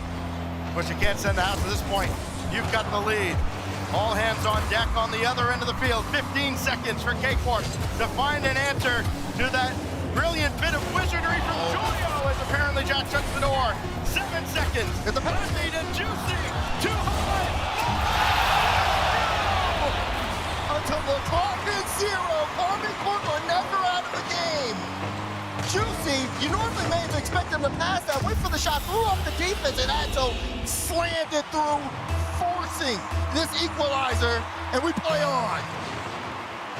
Overtime in game one. And unless Atto's got something to say about it, we'll do it again, as apparently Jack rejects Atto's effort. And now will Joyo have a look? Jack forward. Didn't have any boosted jump. This should fall to the ground, and it does. Got bumped at the last second, couldn't recover to maybe pop that one up for Seiko. But either way, we go to overtime. Big beat there from Atto. Joyo has enough boost to pop it up for Seiko. Geekay looking to break out, but Karmine Corp so fast to get to that one. Joyo low boost, knocks it away, but not able to hold on to possession here. Geekay starting OT off in their back in dangerous position. 4 of the players on the pitch right now in the top 10 in all-time LAN overtime winners. So watch it be somebody like Seiko who scores here. Atto to just boom it downfield. There is Seiko, but Vatira's got him in his sight. Atto turn on this. No, Juicy tried to take over. Joyo, he's got a lion's share of them, but Atto will have it away. Jack a little awkward. He jumped for that early. Now he's low boost. Oh, Seiko comes in contact! And Vatira is going to score! Karmine Corp steal the game away from Geekay. They force the OT, and then they take it. Pati does it to tie Jack and Beast Mode at 19 overtime winners on land. Ice in his veins for his entire career, and K-Corp takes a 2-0 series lead. Ato had 11 shots by himself. My goodness, talk about offensive pressure. Geekay spent most of the game on the back foot. Seiko had 8 saves, Jack had 5. But, I mean, yeah, sure, you have great defense, but you can't do this against Karmine Corp. You can't just play from your own back end, try to get that counter. It's not gonna work, and they know it. Timeout's been called by Geekay. That brilliant goal by Joyo held up for the better part of, 3 minutes? And then in the final seconds, K-Corp gets this to overtime. And you really feel like, similar to how NRG did to Gentlemates earlier in their series, at least in one of those games, really stole that game away, did Karmine from GK Esports. A little bit, but I think this one for me, GK, it feels like it just slipped out of their hands, right? Joyo was amazing on his first goal, but that offense is not consistent. And Karmine Corp, that pressure that they're giving you is consistent. I mean, we saw the shot and save numbers. We know that they're doing that the entire game. It's not a sustainable game plan, and GK know that. Also, at the same time, their offense is not operating the way it has been this entire tournament. We saw those head-to-head stats. Seiko was averaging a goal a game. I don't think I've seen him on the board. No, he does not have a goal. The 2 goals for GK belong to Jack and Joyo, which has not been the trend at all in this tournament so far. Seiko comes in with 13 on the week. 10 away from 200 in his own right. But a far, far cry from that. The way that Karmine Corp has shut him down. Now for GK, I mean, definitely need to see a different team coming out of this timeout. They can't afford to stay back in their own half. They're getting bullied by Karmine Corp. And at this point, KC is so comfortable. How can you make the blue wall uncomfortable? Where are the holes? That's where they need to find things. They need to be able to transition, clear the ball out towards each other, create, get aggressive, get some demos, something to create some space, because nothing is working right now.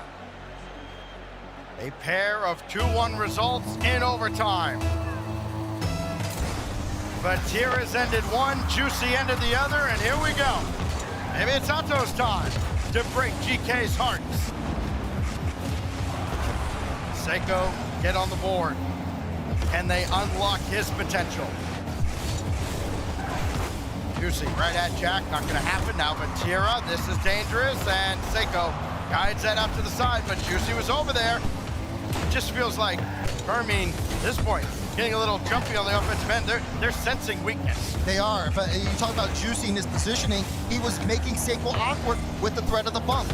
You're right, they know that they can push this, so they want to, any way they can to get that defense awkward. Juicy's up, can he get this one? Flip reset to Joyo, goes straight down. Juicy's confidence has been a key point for Karmine here. Vatira's high, and Juicy's got a scramble back, and he won't get there. Seiko on the board down. He averages a goal a game. We've seen him in series before be that first striker for GK, finally getting on the board here. But again, that was more Karmine Corp out of position. Let's see if GK can build here. So GK once again have a lead. Relatively early in game 3. Will there be a quick answer? Ato to the crossbar. Set off by Seiko. They'll send that one netward that Vatira's gonna have to at least have a look at. Instead that goes for Ato. Forcing that demo. Not as aggressive as we saw in the first minute. Karmine Corp have slowed down. Vatira is taking boosts, and Juicy has got a demo on Seiko. Now, another demo, I think, for Juicy. And still, just Karmine Corp holding onto the ball. This one almost sent to Ato. He wanted to apply just more pressure behind that ball, but good cuts from GK. They're starting to fight for the midfield. I think Joyo had about 100 boosts less than he thought he had going up for that ball. Now Jack as that go by him. Seiko will run out of gas going up to the backboard. Apparently Jack just throwing one across, and Batira must have been in his comms because he is ready for it and sends one right at Joyo. Geekay kind of taking their time more, not booming the ball away. These first touches very close, and again, they can start getting some of these beats. This is the difference from the earlier parts of the series where they were just smacking it straight to Karmine Corp. Ball right to Juicy, who's used the last of his boost. Not a whole lot on either side of the field. Geekay, the better of the two in that department. Oh, but it's Karmine running forward, and Batira, the demo there, should hinder their counterattack even more. Oh, loose Joyo. Joyo too high, and no follow-up as it's snuffed out. Oh, chipped off on both accounts. Oh, that was an open look too. Atto missing there. No, it was, a lot of speed, but you gotta put that one on. Down by one here. Not doing his shooting percentage any favors after the 11 shots in game 2. That shooting percentage is in the drain at this point, at least in this series. Still plenty of time though for Karmine Corp to get one to equalize, but Geekay, like I said, been playing things close. It's been harder for Karmine Corp to move upfield without being challenged. Batira puts it to Juicy, tried to get a bump on Jack, but Jack up early to deny. Can he be up again? Atto, he was in the right spot, just a little too fast to get there and just couldn't get the touch he wanted. Oh, he opted for the boost there. Lost possession of the ball, and it turns into a shot from Batira, and the follow-up from Atto is dished out to the side. Oh, now Vati again from the backboard, right by Jack. Beautiful fake again from Karmine Corp. They had so much pressure, great passing, and Juicy leaves it for Vati right over Jack. It was a tough save. Nobody's done it more on land than Batira. And he continues to be a menace to Geekay. Now Atto to the corner. Batira trying to knock Joyo out of the way. He's done enough, but Juicy didn't get a touch on that wall. Missed opportunity for the blue wall. Batira get another flip here. Plays it high over Joyo. Joyo struggling to get some of these midfield cuts. It's not the first time we've seen him miss one. Into the final minute. Now Geekay have to move upfield. They have to force the issue. They were doing good, but now they're starting to slow down a bit. Let's see what happens here. Joyo, nothing in the tank. That's been a common theme for Geekay. Once they get into the offensive end, that goes clean off the backboard, and Seiko throws one well wide. Unable to continue the play. Joyo's have to stay with this though. Seiko. Oh, there was a great pass if Jack was way further forward. Jack not there, and pressure gone. Joyo wanted to cut in. Ball left though for Seiko. Pushes it forward. Jack was looking for a bump on Atto. Made him uncomfortable. Not too much to a point where he couldn't get a touch. Final 15. Here's Batira. Had to pop it over one. Juicy's up now. Can he beat Seiko? Good challenge from Seiko. Can Jack get this one center? Juicy looks for the touch, but again, he's got to fall out. And this one looks like it could be headed to OT unless Jack makes magic happen here. No, it's the ground. We'll have another 2-1 result in this elimination matchup. Will it come off the kickoff? No, just wide. And Atto will gratefully claim this. Going right at Jack. Second. Oh, the shot coming in from Vati instead. Now Juicy trying to delay. Let his teammates get in position. Atto is there. Is it his turn? No. Batira wants to keep it in. Oh, he gets this one up. Has Atto waiting in midfield. Atto turns off. Just wants to get the cut to slow down Geekay. Jack to Joyo. No boost. And Batira, tough read, still makes it. It gives it right back to Seiko. Can Geekay hold on to this ball for once on offense? Geekay, a couple times in these last couple of games, have struck first. They've generated some hope. It's been extinguished by Karmine. Juicy has picked his spot, but Seiko there to make sure there's no rebound. Vati, long pass across.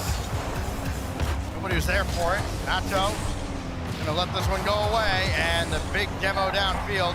That should slow down Karmine Corp just enough. Good read from Jack. Jack creating.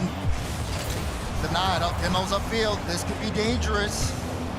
Good read from Joyo to cut out the danger. Now they're going back and forth, attack after counter attack until someone breaks. Vatira again.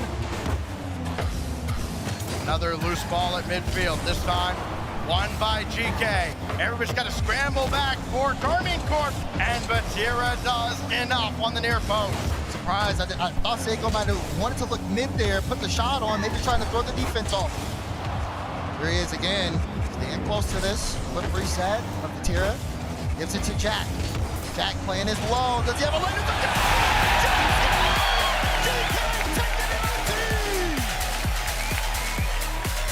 Well. One of the most clutch players in RLCS history has done it again. And Geekay have a lot of life now.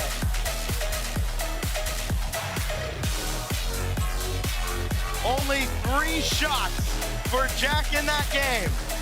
But the third was the charm as Geekay get one back from the blue wall. Start to get concerned because you can see the pressure starting to build. And you're thinking, okay, we've played this game before, but Geekay, great breakout play. They saw the counter and they made it hit hard. Social media manager is going to be a little busy during this series. They just tweeted out that Vatira co-owned the record for most overtime goals in the RLCS on land. Apparently Jack now has the record with his 20th overtime winner in his career. Gonna keep trading off the record like a hot potato. Good love here from the crowd at Aganis Arena. Gonna need that and more if they want to take control of this series. Finally start to see more from Seiko offensively, and that's exactly what the team needed. And with Jack stepping up, this is a good sign here for Geekay. Still, though, more work to do. They're still down a game or so in the series. This is a big one, though. They can shift the tide here. We have a guaranteed game 6. Let's see what they can bring out. Renewed hope for the EU number 5 seed. Geekay trying to battle back against the blue wall. Utopia, the site. Here we go. Kick off to Vatira. As trying to beat Seiko, and Seiko just a great read. Always been so solid defensively. Need a little bit more here. A bit of pressure there from Atto, and a shot from Jack, and Atto right on top of it to knock it away. All low-scoring games so far in this series. All 3 2-1, all 3 in overtime. 2 belong to the blue wall. Now Atto trying to create, and Seiko gave him no quarter. Vatira, 50, sent away. Jack again, and a good stop from him. The awareness starting to really show. Oh, but maybe a lane here, Vatira. Oh, not enough boost.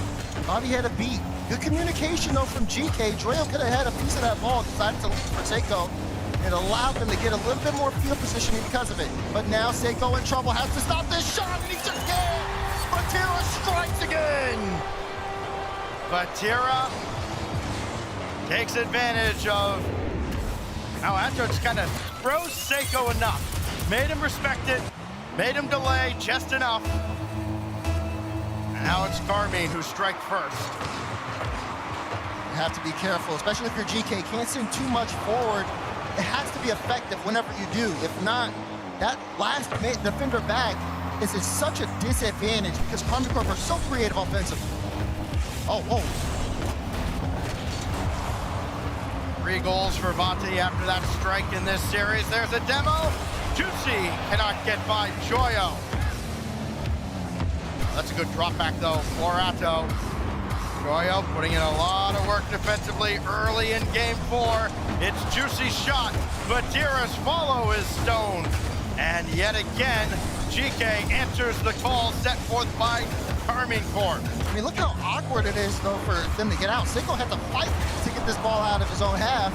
And even then, Vatira runs right through him. There is no midfield challenge. He's a bully. It's just so tough for them to play against this team that way. Seiko, decent first touch, but it's the second defender that proves fatal to so many of their attempts. Atto, clean shot, easily dismissed by Jack. Batira let that one get too far away, and Juicy's got to scramble back, and he will, falling off the crossbar. So offense again. You see Batira anytime with some space, and you just wonder what is he going to pull out of his bag of tricks next. Dangerous ball there. Again, any 50 could be lethal. More so on the orange half of the field because you know Karmine, they're just so much faster it seems. Batira playing that one indirect out to the opposite corner, but it's Jack who's there first. Batira's gonna clear his way to a streaking Juicy, but that's gonna be deflected and go well high. That ends the attack. Only Batira to beat, and Joyo cannot on this occasion. He didn't have enough boost. He leaves though with Karmine Corp's corner, but the lack of a midfield challenge again has GK bringing it from their own half just to get met with Karmine Corp in the midfield. Seiko, chance here to go up the ladder, plays it off the ceiling. Batira to the right side. Jack just had to dodge Juicy. Joyo on top of this one now wants to play it past Atto, who had just such a great read on that, still forcing GK to feel the pressure. Jack looking for Joyo. He goes low, realizing that there's a high challenge coming. The brilliance of Joyo never ceases to amaze, but so too is Atto. Right at the back wall, and he'll slow everything down and repel yet another GK attack. Apparently Jack gonna let that one go down to Joyo again. Now Seiko beaten out by Atto. This could be trouble now for GK, and Joyo to the rescue yet again. Oh man, GK, they still look in trouble, Stacks. It's been really tough for them to have consistent offensive pressure in this game. Just tough for them to even get out of their own half. Final minute remaining here. Karmine Corp could play the clock if they want to. It's up to GK to make a play. Gotta be careful too, not to extend too much, not to completely sell out and leave the back open. He's not yet. Over to the side, and Atto's got around two. Only Seiko to beat. Oh, he goes off the board. See the follow. And Atto, again, so effective. Able to get it past Jack, beats it past Seiko, double right in front of the goal line, says Batira finished the job, and of course he's gonna nail it. The systematic pressure Karmine Corp can put on teams is nothing short of fantastic. Seiko running interference. Jack shot too high, too wide, and the follow nowhere near the mark either. Seiko was a decoy, and Batira read that play as well. He's a machine. Jack taking his shot again. It was well high and no rebound, thanks to Atto. Skimmed it over to Batira, and now he's just gonna bring it to the wall. Not even in a hurry to shoot. Played the possession game. It was apparently Jack's strike in overtime that gave GK a new hope. But the Blue Empire has struck back, and K-Corp gets triple match point. I understood that reference. Thank you. Backs against the wall, you wonder. The question you're asking GK is, are they finished? They can't get anything going here. Every time they try to break out, get pushed right back in. They're spending, I gotta see the numbers of how much time has been spent on their own half. This is too much. Too impressive what Karmine Corp are doing. Impressive stuff out of Karmine. Finally, we break this string of 2-1 games, Daz. Finally, we break the streak of overtimes. The timeout for GK after game 2, it netted them a win. Unfortunately for them, you only get one. And now, they only have the usual minute to figure out how they are going to stave off triple match point and keep their Boston Major hopes alive. They're gonna have to dig deep here and really find a way to get around. I mean, again, I feel like the midfield has just been such a big proponent of this series. Controlling that, getting Karmine Corp in a tough spot to where, you know, they're low on boost, have to make some desperate stops. That's what you want to see. But we haven't seen anything like it yet. Backs against the wall, no timeouts, no room for error. What do GK have in this moment? They have 5 minutes to figure it out. Here's the easy answer. Atto to the heavens. Jack an early save. Watch the second and third chance opportunities. Playing indirect off the walls and the ceilings as well. Really been beneficial for Karmine. The physical play, that's always there for the blue wall. Not so much for Geekay. They've had to kind of match that aggression as Juicy does well to recover. This is close enough to the target that Joyo had to get it off the crossbar. And it is almost the entire first 30 seconds in the Geekay half. Vatira denied by Seiko. Great read from Seiko, but again, it's Karmine Corp being physical. That first man, once he's off ball, looking for the bumps, making it awkward here for Geekay and allowing Karmine Corp to get free shots. Shooting not there, but that will not continue for the rest of this game. They want to end it here. Oh, double commit, and I think he got it. He does. Joyo caught him locking. Joyo catches him napping after Atto and Juicy run into each other, and Geekay strike first at the tail end of the first minute. 200 land goals for Joyo. Can this one hold up for as long as the last one did? See what they have here to build on. Karmine Corp looking to strike back soon. They're into the corner. Has Juicy in the wing. The Atto will come up. It's a demo on the play. Is harassing Jack and net. Meanwhile, Juicy trying to get it center. Good read on Seiko. That eliminates so much pressure Karmine Corp were trying to build. Great play by Seiko to get there and slow down what could have been Karmine counterattack. That boost belongs to Geekay, who will get this corner. That's underneath Atto. It goes all the way across again. Akira's waiting, trying to bully his way through Joyo. Geekay have done a much better job of managing the midfield boost, not getting starved out. Even though they were under duress for much of that first minute, they got the one that counts. So far, surely they have to expand on that, though, Daz. Karmine Corp so far has just spent this series, I think over half, I think they've got the numbers 56% of the time they've been playing on offense. That feels low watching these games. Especially when you look at the shooting too as well. But here's Vatira going up, sent straight back down. Joyo not able to get a touch. Wanted to get the bump on Atto, but couldn't. Good speed though from Jack to keep this in. Well, you see a challenge here. Yeah, Jack does try to cut out the play. But again, just getting past that midfield line. Atto just pushes right past everyone. Can't get a set-up shot from Jack, but Karmine Corp knocking. Still looking for a way back in this game. Juicy, great stop though on the save. You waited so long, I wondered if anybody was going to jump. Juicy did, just at the last moment. Now Atto. Good challenge, won by Joyo. Jack now looking to connect with Joyo. Boy, we said Jack and Joyo's name a lot. Looking around the field as Atto will score here. Just a low roller off the feet from Vatira. The one name we haven't said a lot, Daz, is Seiko, and he's not even on the field for this one. Gets demoed again, but that's Vatira though. First man, okay, I'm out of the play. Who can I bump? Who can I make uncomfortable? We're gonna do that. Send the ball downfield, back and forth pass between Vatira and Atto.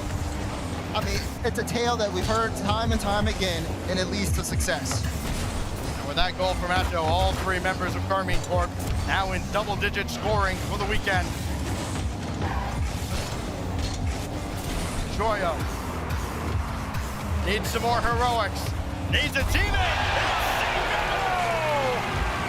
You called his name and he picked up the phone. Joyo, great lead there for Seiko. Gets there as quickly as possible. Banger of a shot. And now Geekay, a little bit of life here. A minute 36 to go. Can they keep it up? Remember that man has a world championship to his credit. And it always felt like when things were kind of stagnating for Team BDS at the time, you just had to go, hey, Seiko, go do something. And he would. Tira dancing through. Got Atto jumping, but apparently Jack, better of the two. Juicy now. Brings us down to ground, and apparently Jack's having none of it. Tira still staying on top. Let's look for a good 50. Be Seiko. No, not a lot of boosts. Juicy will collect. Final minute. Karmine Corp trying to take this back from their own end. Joyo will look to intercept. Can't get a stop. Seiko, though, great challenge. Just forcing KC back. Now GK really starting to turn up the tempo. Lateral ankle downward, and that's very dangerous. Jack actually gets another touch on this, but Seiko is all the way back. And here comes Karmine Corp again. Another demo underneath. There's another at the back. Juicy for Atos, couldn't get the pass away. And a missed opportunity for Karmine again. But Vatira's not gonna let him rest for long. That's gonna go back out around the corner. Shot on, easily saved, and no follow-up from Atos. Still pressure though, Juicy wants to get that mid. Karmine Corp not holding up. They're gonna stay on top of this one. Vatira though playing it high. Now he's gonna be able to follow it. And now Juicy wants to keep the pressure. He's got Ato mid, but Joyo looking for the cut. Can they keep this one alive, or can GK finish this game? Final few seconds, sail downfield. Vatira already up. It's cut away. Ato wins it from the hook. Plays it low. 50, trying to get it to Juicy, but blocked out by Seiko. Ato keeping it alive for Vatira. Digging this one straight down, looking for the double. And Joyo has to track it, has to stay on top of it. He does, and still has it. No way. The ground. Ato can get it to Vatira. Vatira leads up to it. But again, it's blocked away. Bold fakes all around. Vatira will try again, trying to pitch that with Ato. Juicy, last hope for K-Corp. Keeps this in the air, and they go all the way back. Apparently Jack tried to kill it. Nope, gotta be better. Juicy, gotta get underneath. He does not. Seiko will bring it down. No! Goodness, so Karmine lets it stay up shortly now. On target to put the one. No! That'll do it. GK, hang on. And they almost scored one for the road, but they get what they needed.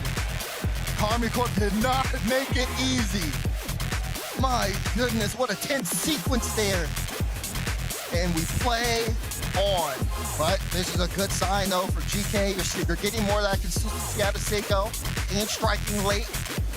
And they're able to just continue to keep up with the tempo. They were even getting just as aggressive as we've seen Karmine Corp get on them earlier in the series, fighting back.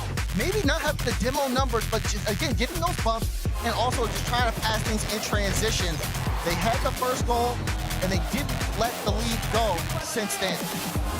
One key number as we look back at a wild Game 5. Vatira just one shot on goal. 18 goals to lead all scorers in this match on the week. 4 to lead all scorers in this match alone. He had the overtime winner. He's the catalyst offensively for Karmine. Only held to just that one shot. And GK does, again, just enough. And to give you an impression of like where that offense is, I think before that last game, 25% of offense in the offensive third was Karmine Corp in. That's 25% of the game in the offensive third. GK 16%. That was showing you the difference. Things are starting to change though. As we load into Neo Tokyo, GK could send us to Game 7. All about efficiency. GK have made the most out of enough opportunities. They refuse to die here in Boston. Kira tried to dance around one, and Seiko's gonna shut that down. Will there be a second or third chance opportunity for the blue wall? Monty's lurking again off the crossbar from the deflection. Great half lift from Joyo to get back in time. This great recovery. Saw the danger. There's gonna be a cut here. Ato was looking to apply pressure, but no boost. And same thing for Juicy, no boost here. So then Jack gets this one on top. Brings it all the way down to the midfield. It's a great carry, and Joyo quick to make sure Karmine Corp don't get the ball in that midfield line. GK now doing a great job making Karmine Corp work as they try to move upfield. Might have a crazy team stat for you in just a moment to show you just how much more offense Karmine has threatened with, as apparently Jack will swipe that ball away. Juicy tried to dump one in, and Seiko's going to deal with that. Of course, anytime you throw the ball near the net, liable to register as a shot. Shots in this series, Daz, are getting up to almost 70 for Karmine Corp, only 28 for GK. That does count as one of very few that they've had in the series. Nice testing ball. Joyo plays it across. Jack can't get there. Good double from Juicy to send it back. Now you're starting to see a real fight here for control. Good touch from Addo. And now Vatira can stay on top of this one, puts it into the corner, does get the demo. Didn't even get the boost there.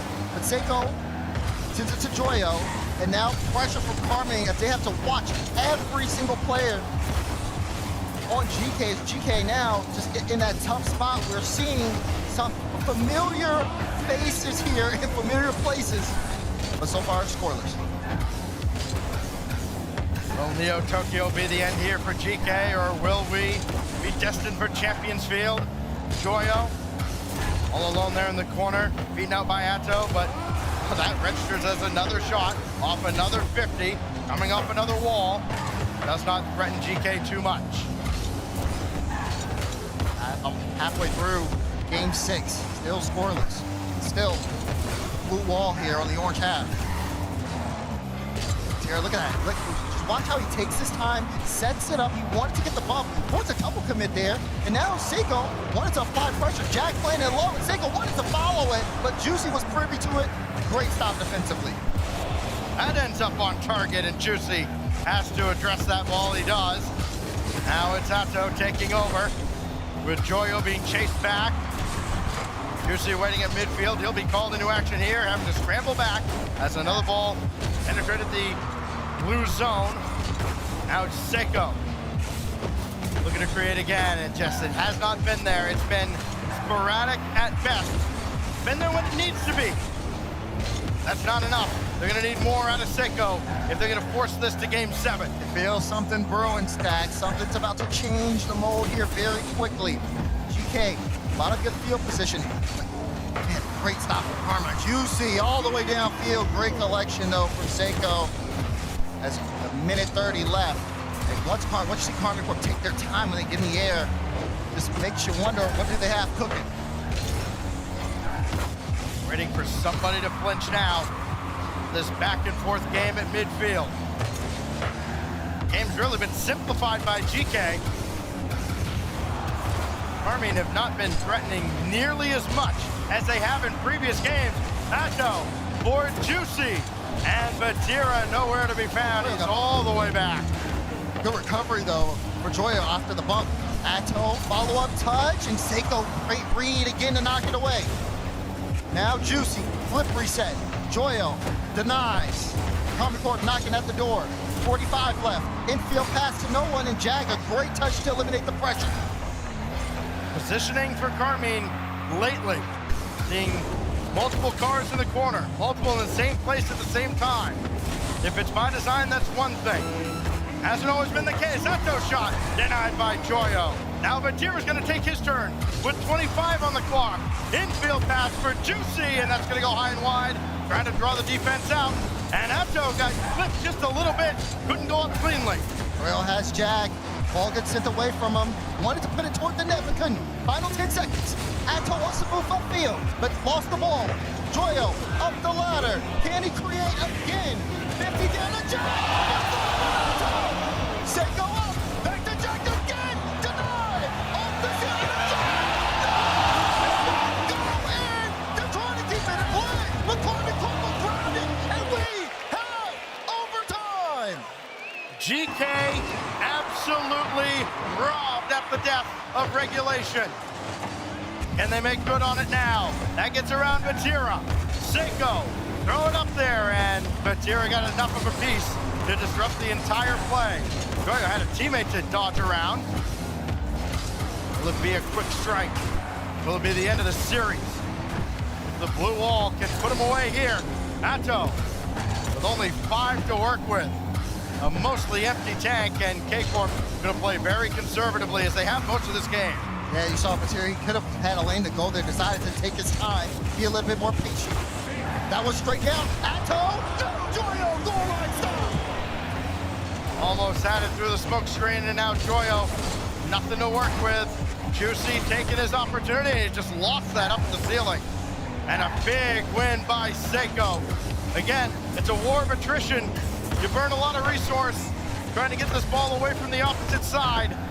Can anybody create? Can anybody win a challenge with anything in the tank left to work with? I mean, it's Karmine Corp's punch and GK's counter punch. Joyo.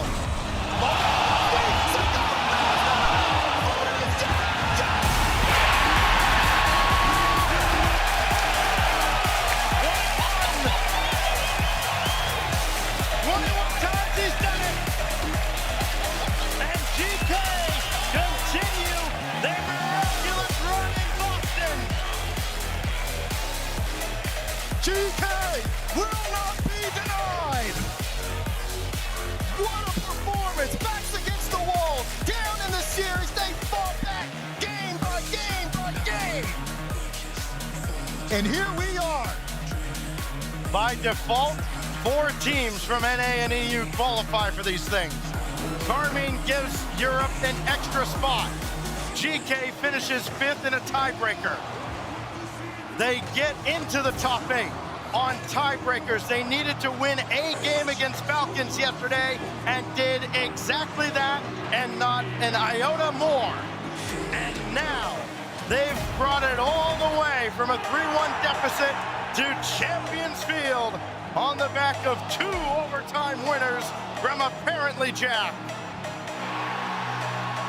And you can see the crowd getting behind GK here as well. Karmine Corp could feel the mood change in the room, and they had to ice it.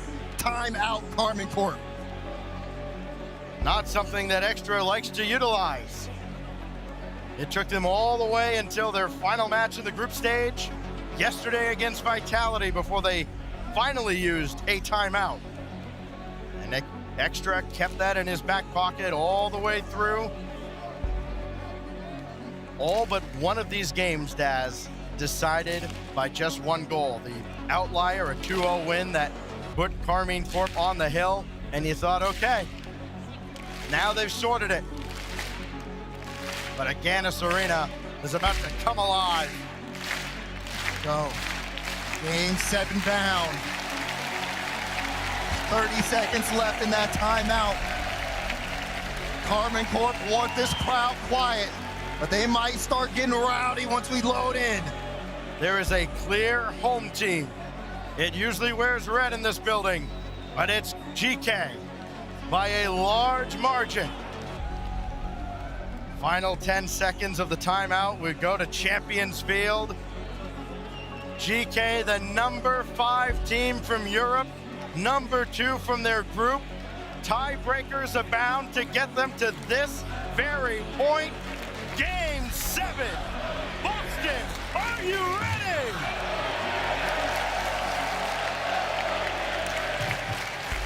No more timeouts.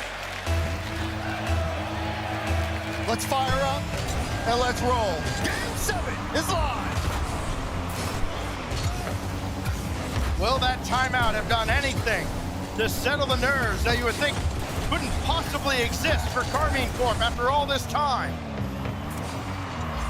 That first strike can be so meaningful here. The weight of the clock, you will start to feel it.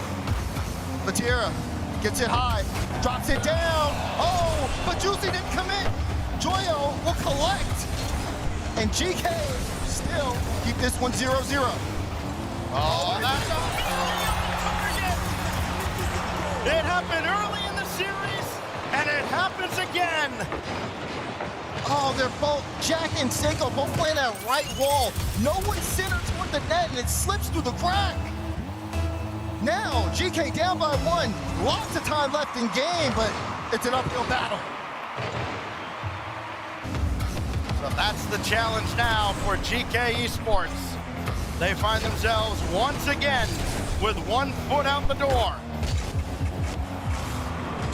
Have they used the last of their lives? Apparently, Jack, helpless to watch this one go by. That's just given away, though. Joyo, that's the wrong person to give that much time and speaks to as Atto scrambles back. GK starting to build offensively. Karmine Corp still controlling that possession. Batira trying to send it straight down. Atto was looking for interference. Batira wanted to knock it through, but Jack was there for the stop. Tick, tick, goes the clock. Joyo over Juicy. Needs some help. It's apparently Jack. Easy stop by Atto. Where's the follow-up for GK? You know the...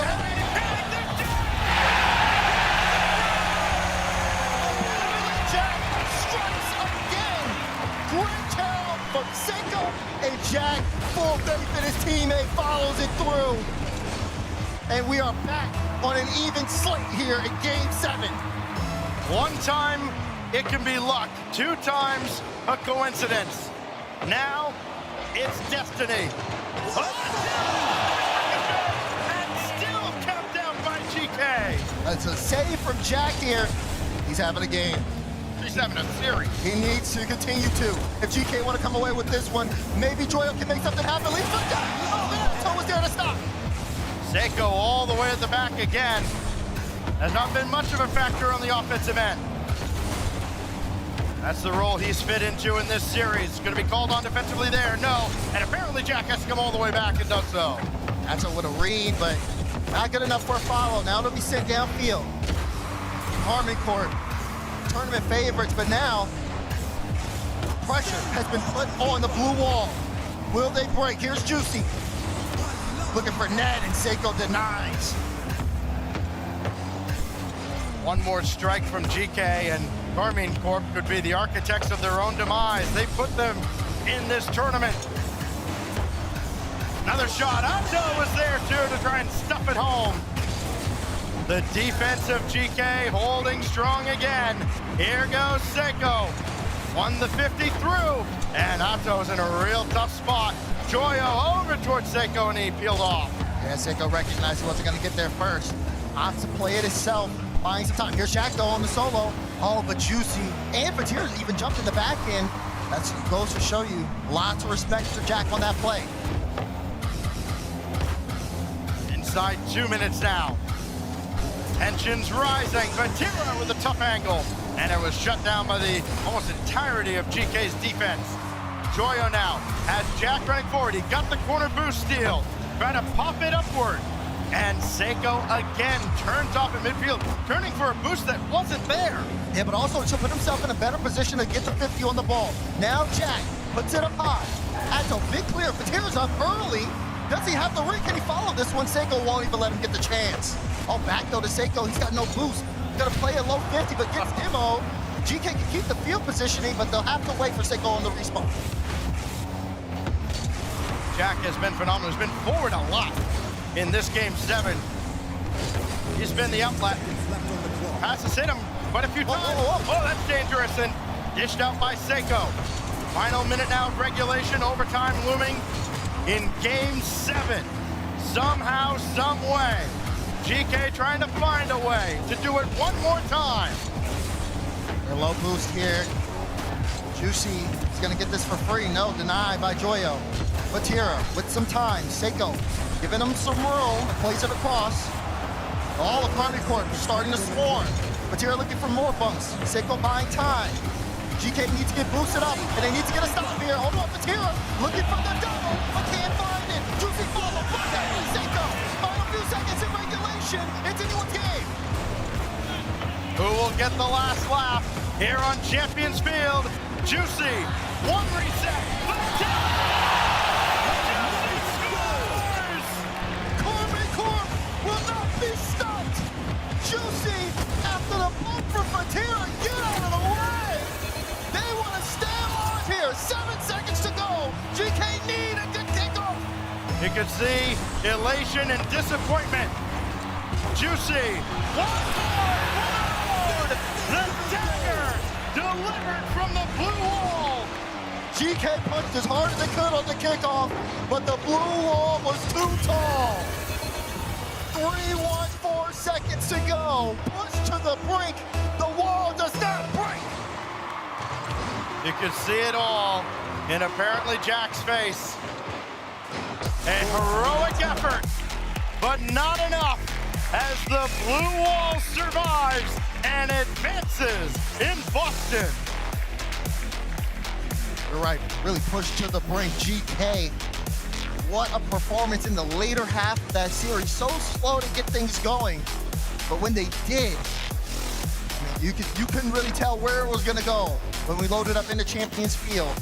And all it took was Fatira getting aggressive, getting that crucial bump play. And the blue wall were in control, but it came down to the final moment, Stacks. A lot of mutual respect on that stage. Karmine Corp, no, they got all they could ask for, and then some. More than they wanted, for sure. Out of the number 5 team out of Europe, a team that won a tiebreaker to qualify. The team that got into the playoffs on breakers.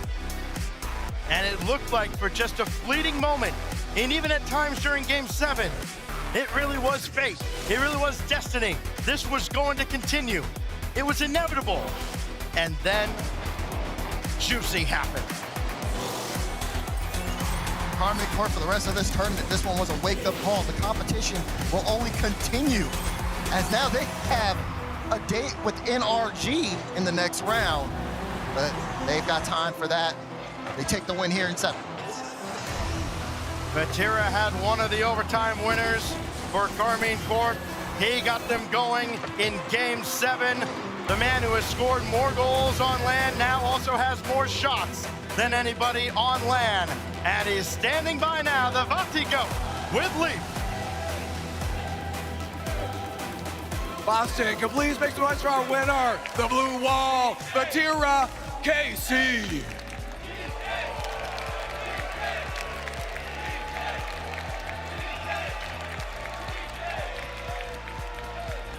I don't know, you won.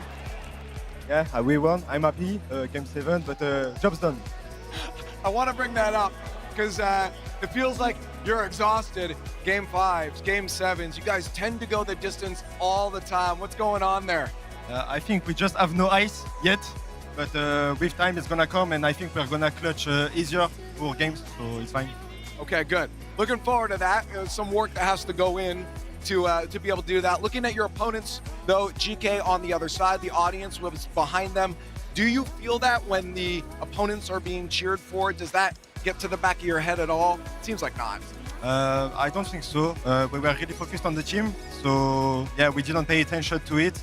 We just tried to play our game as best as we can, and we made it. You absolutely did. And now I'm looking at the bracket, because NRG comes up next, and you know they're going to be against you on that one as well. And then after that, Vitality, we talked about how you had Zen's number for so long. He finally beat you the other day. Are you looking forward to redemption against them? Yeah, I think we want to win, obviously, to start a new streak. But it's a long road ahead, and you don't have the Blue Wall here with you guys. Do you feel that missing piece when they're not here cheering you on? Yeah, of course. When they are here, we just hear them. The Blue Wall is crazy, so yeah, we miss them a lot. Paris is going to be a different story, though, that's for sure. Yeah, it's going to be crazy.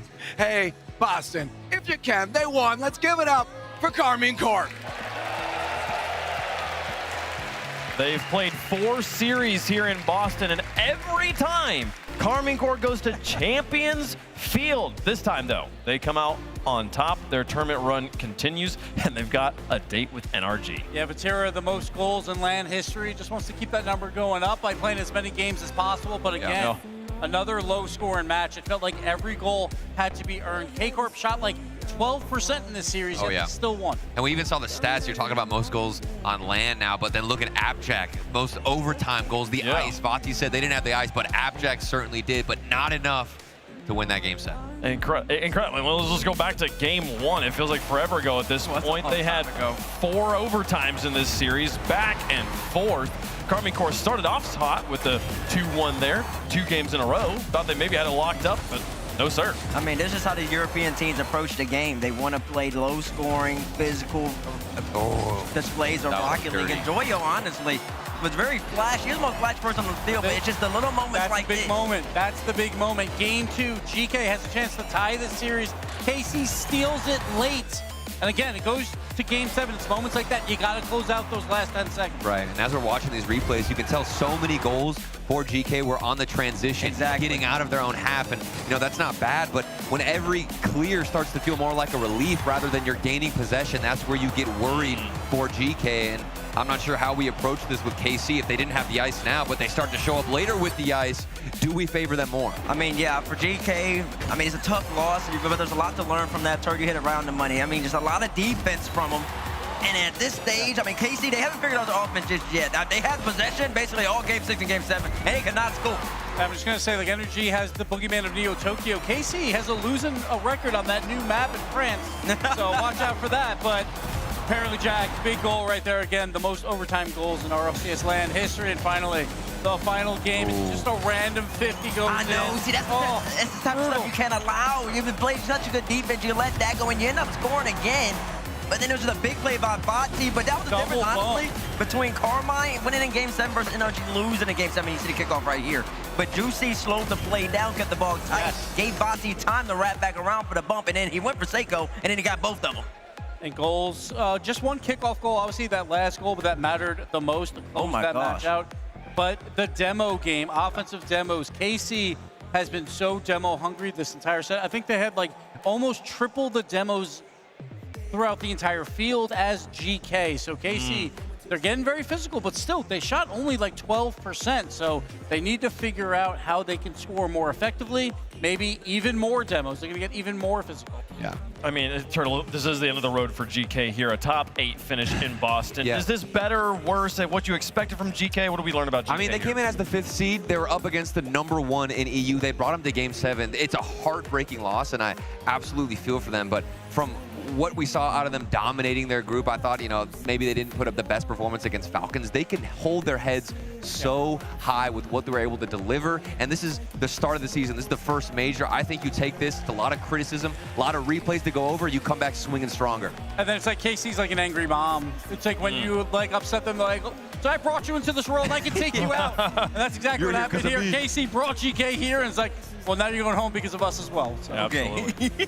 Absolutely. This is the truth, though, here. I mean, and honestly, Karmine Corp advancing forward, they get to play NRG tomorrow. Ooh. Haven't played NRG since Birmingham, which they did win.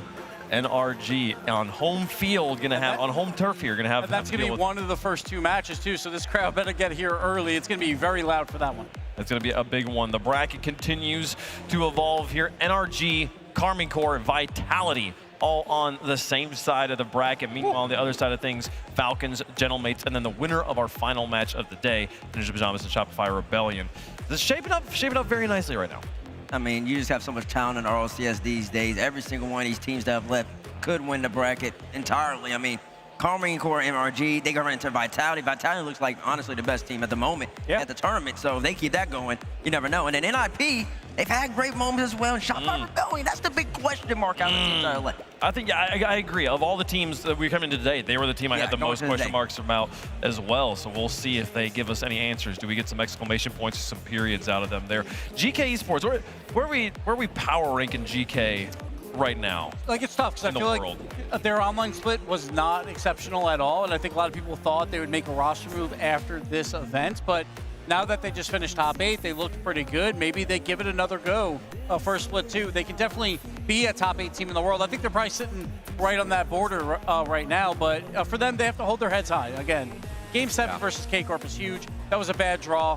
It's just unfortunate. So just come back stronger. Yeah, it feels like if we'd gone to Game 8, it would have gone the other way, and we'd have to go to Game 9 here. Just keep going back and so forth. Close. Yeah, and weirdly enough now, though, we've got KC up against NRG. NRG, they went up 3-1. They also struggled to close it out against Gentlemates. So that matchup of KC, NRG, it's who truly can get to match point and fully close the game out, because neither of them have decided to show up in this tournament so far in the playoff. They need to get to, NRG needs to get to Game 3, or either win Game 3, and then call a timeout. And Seth needs to run outside and get a bucket of ice, because apparently everyone's missing the ice. There's tons of it outside. Go get some, bring it on in. We'll see if they can move on in the bracket here. But Karmine Corp versus NRG. There's been so much talk about, oh, NRG misses Karmine Corp in the bracket. We finally get to stop having those conversations here and see if the world champions can take on the blue wall. That's right, they sure can. I mean, the last time the world champs played Karmine Corp in America, they did beat them 4-3 in Dickies Arena. But Karmine Corp did almost reverse sweep them. So that was a little tight. And then Karmine Corp winning that dryly, and then NRG lost to them. And then we haven't seen it since, like you said. It's been a while. It's been a long time coming for both of these two great organizations to go up against each other. It's going to be a doozy of a matchup. But that's tomorrow, though. We got one more coming up. We do got one more coming up here. I'm very excited about it. And the winner of this will determine who gets to face off against Falcons in the morning there. It's going to be a close one. We're going to take a quick break. When we come back, the final match of the day. Ninjas in Pajamas taking on the Rebellion. We'll see you there.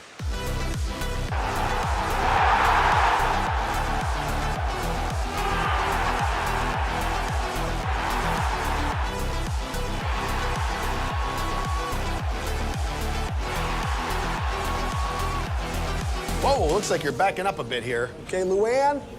Is there a Luann in the house? Remember, you don't work here. Young homeowners love to get involved with everything. Luann going once. Progressive can't protect you from becoming your parents, Luann? but we can protect your home and auto when you bundle with us. Sorry. Luann!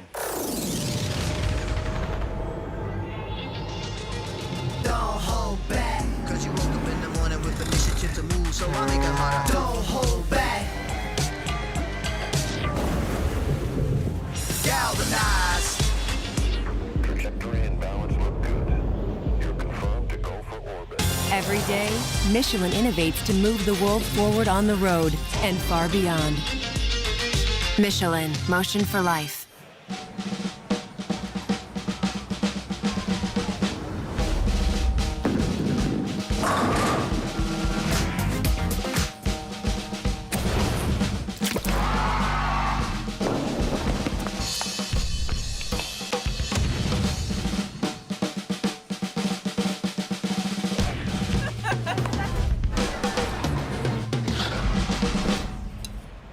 Book your trip at meetboston.com. Congratulations, guys. Congrats on your new contract here with Virtus Pro. Thank you. Thank you. It's exciting. I can tell. You're like totally jumping up on tables and going crazy about this. What was the news like? I mean, how long ago did this really happen? We actually only got signed like pretty recently. We like just got signed maybe like 10 minutes ago. Oh. 15 minutes ago. Literally like we're like official. Before we entered this room. How daunting is that, knowing that you come into every event kind of at a disadvantage and you're still kind of punching up against some of these, kind of the big boy orgs and teams? I'd say with being an unsigned team, a lot of people give us their support because they want to see an unsigned team like an underdog story, like they want to see them do well. So because of that, I feel like we've got more like fan support, and that alone like motivates us to like try harder, do more, put more effort into our games. We were always forcing ourselves to like have good results, prove your skill at every tournament, and then you can just keep increasing your worth and value as players, basically. How did you guys come together and you gelled instantly? These guys were, they were duoed and they were scrimming with a whole bunch of people and seeing who was the best fit. And assuming their decision, they picked me. I think it was the right fit for He's like, I guess it was the right fit. But these guys, I'm very happy they took me. Truly, like the idea of getting to a crowd and with the way you've been playing knock on wood and all that, what does that moment like feel like and look like for you, like emotionally? I don't know, I've been waiting for a long time because I've been playing since I was 16. I was signed to Shopify when I was 16. Been playing for 3 years. Barely missed every land, and then the one land that I made with a crowd, we went out almost last. So it's I've been waiting for a very long time. So actually being up there and playing is definitely gonna feel probably surreal for a little bit at the start, and then I'll just be I'll just be happy, of course. So I'm very connected with a lot of the community, a lot of the fans in the scene. In my eyes, at least, I want to focus on making crowd first because I'd say at Worlds, it's not like we got too ahead of ourselves or anything, but obviously we planned to make crowd and we didn't. But so at this land, obviously we have great opponents ahead of us and we're gonna do our best to win, do what we can. But we're definitely focused on making crowd first, and I don't want to get too far ahead of ourselves before we end up losing or something happens. Going back to, your past lives as Redacted, which now just seems so far in the rearview mirror, what advice would you give to teams that are looking to follow in your footsteps? Because you are now the example for everybody to follow. I think if you're really confident with your team and you think you can go far, honestly, and if you're not able, to get the org you want, and you want to take, one more regional or so to really try to push and get to that next level, try to get to that top org, I think I think it's worth taking the risk if you really believe in yourself. I do think, and that's what we did, and I'm in. If you're a player trying to get to the next level, if you're already a low-tier pro trying to become a LAN contending pro, I'd always recommend, I've always preached this, just queue a bajillion twos games. I think that's just the current meta into how to just improve at the game. How do you dethrone the likes of NRG and Shopify Rebellion, and then of course, the rest of the world? Well, I think in the last 2 regionals, we already have dethroned Shopify just because we beat them twice. Yeah. But NRG, I don't know, something about them in the finals is low-key just different. Yeah, they just get better every time. Every time. The further they go, the better they get, so. Playing against NRG, bro, you have to. And I love the NRG guys, but you honestly just pray they get knocked out before you have to play them. Lock it. Bro, no, we're gonna beat. Bro, you get to them in the finals, and we definitely think we can beat them, and we have a game plan, and we know what to do.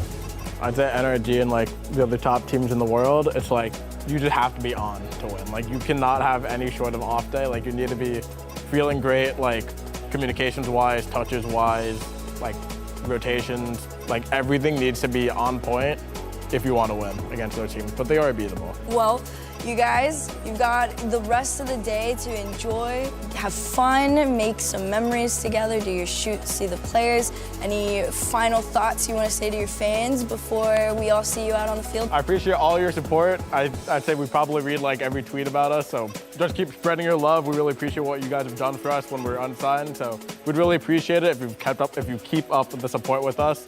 And thank you all. We'll do our best. Yep, thank you to everybody. Indeed. Thank you. It all starts with a circle.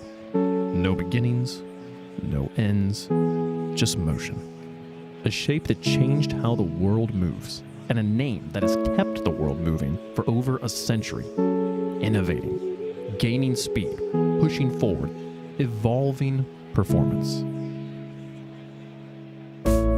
And now, that pursuit of performance enters a new arena, where physics are challenged, where split seconds define greatness.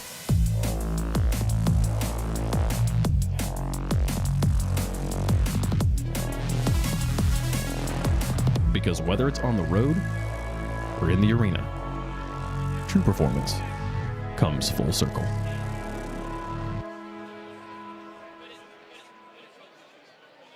It's been amazing to see how locked in everybody's been for Boston, and honestly, they've become super Bostonian, like more than I could have ever imagined. Okay, Zen, repeat after him. Park the car in Harvard Yard. Park the car in Harvard Yard.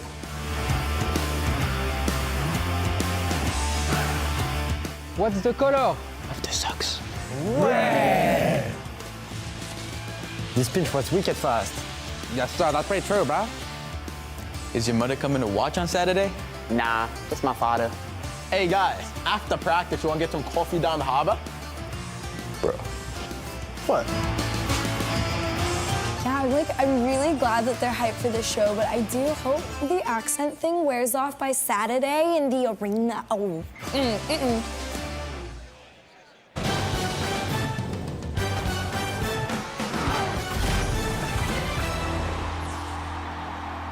7 teams remain in the hunt for the title of Boston Major Champion, and we have one more match on the day and one more team to send home. Shopify Rebellion taking on the Ninjas in Pajamas in just a few moments' time. Welcome back, folks, to Agganis Arena. It's been a fantastic day so far.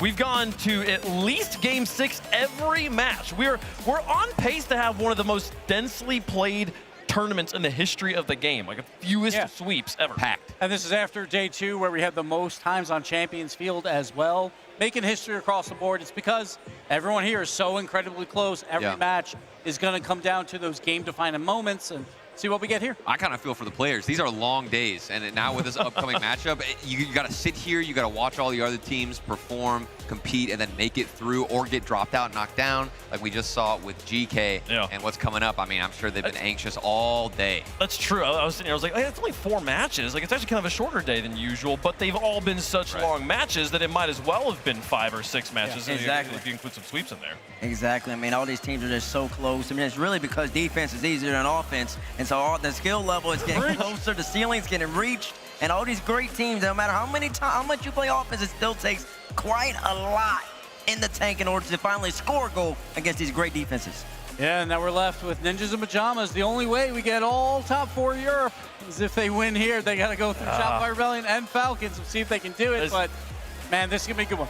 There's part of me that's like, man, come on. No, give us a little drama in there. But at the same time, part of me likes the symmetry of the last time we were in Boston, where the top 4 was all European as well. Let's see if we get there. Does NA have yet another hope on Championship Sunday? Boston, this is the last match of the day. Introducing first on the blue side, representing Europe, one of the most exciting offensive teams here in Boston. The runner-up of Group A, Ninjas in Pajamas!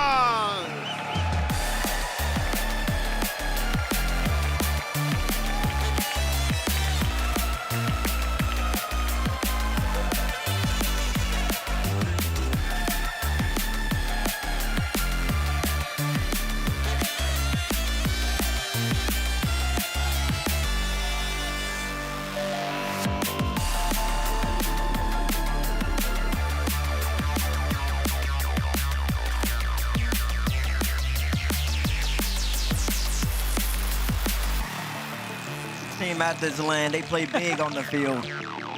Tournament lives were on the line yesterday, and they ended up reverse sweeping power, and that really they had to dig deep in order to get that job done. And it started with only 16 seconds left in game number 3. Came off the ceiling, thunderbolted it down right into the crossbar, and that catapulted them to victory all the way in game 5. And he's the leading goal scorer in the entire tournament right now, 1.33 goals per game, shooting 35%. CRR was our MVP from that group wave, Funk, and because of the speed on the field and his impact across both sides. We called him out at the beginning of the tournament as one of the players to watch, and he has done nothing but shine in the spotlight. The rest of his team has been supporting him in such strong ways here at Turtle. Urias making a big difference as well. Urias, I mean, that's the player that you never know what he's capable of. When he goes up for the ball, if he's got boost, if he's got space, he's been around for long enough at this point where you just can never count him out. On the other side, North America's remaining hope. And introducing their opponents, on the orange side, representing North America, led by two-time world champion Violet Panda, on the Rebels, Shopify Rebellion!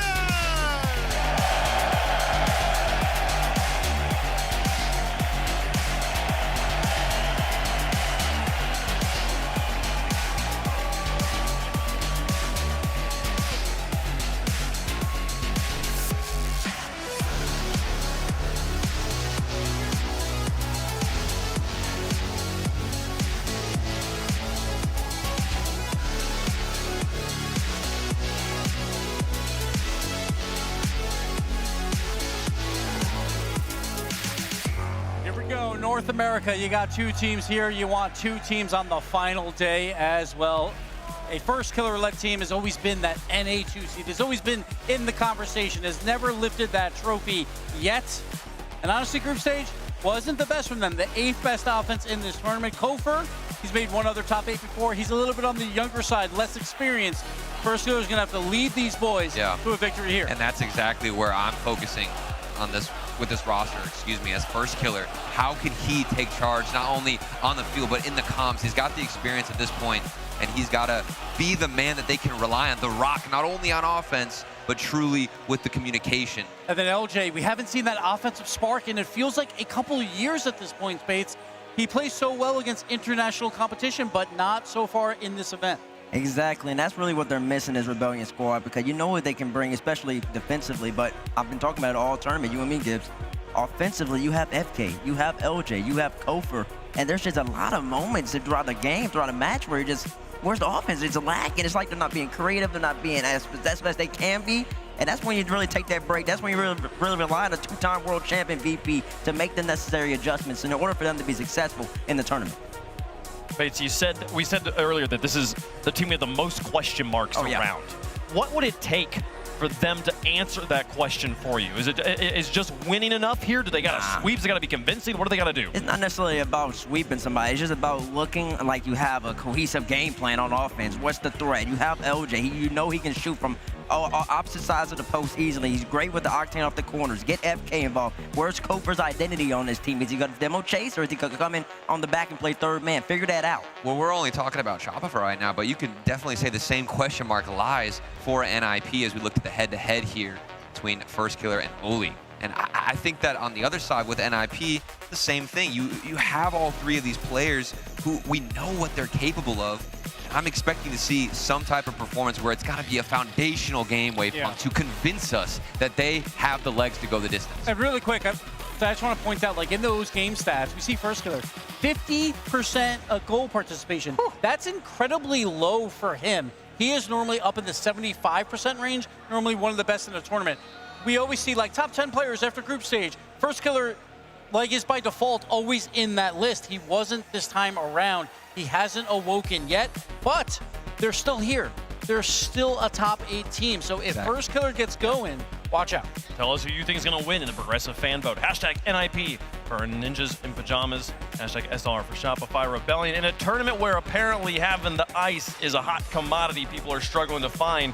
This team's coming off of a reverse sweep. That's nothing but ice. 3 games straight here. Turtle, who you got?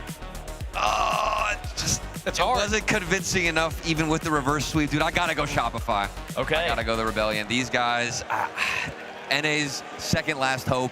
I think they stay alive. This truly was the hardest match to pick. I feel like both teams have so many question marks around them, but the answers is my favorite player in the world. First killer, baby. Let's go. Shopify Rebellion. They're going to win it. Bates? Now, I'm not going to lie to you. CJ then snuck this onto the desk. I definitely did not come onto the desk with this. I promise you, I popped up on my seat. Now, I didn't know who I was going to pick, but in saying that, I do think that this guy relied with the home crowd favors. Give me Rebellion in this. I do believe they're going to find a necessary adjustment. Shopify's going to beat NIP right here. We're not going to have an EU top 4. Wait, Funk, please.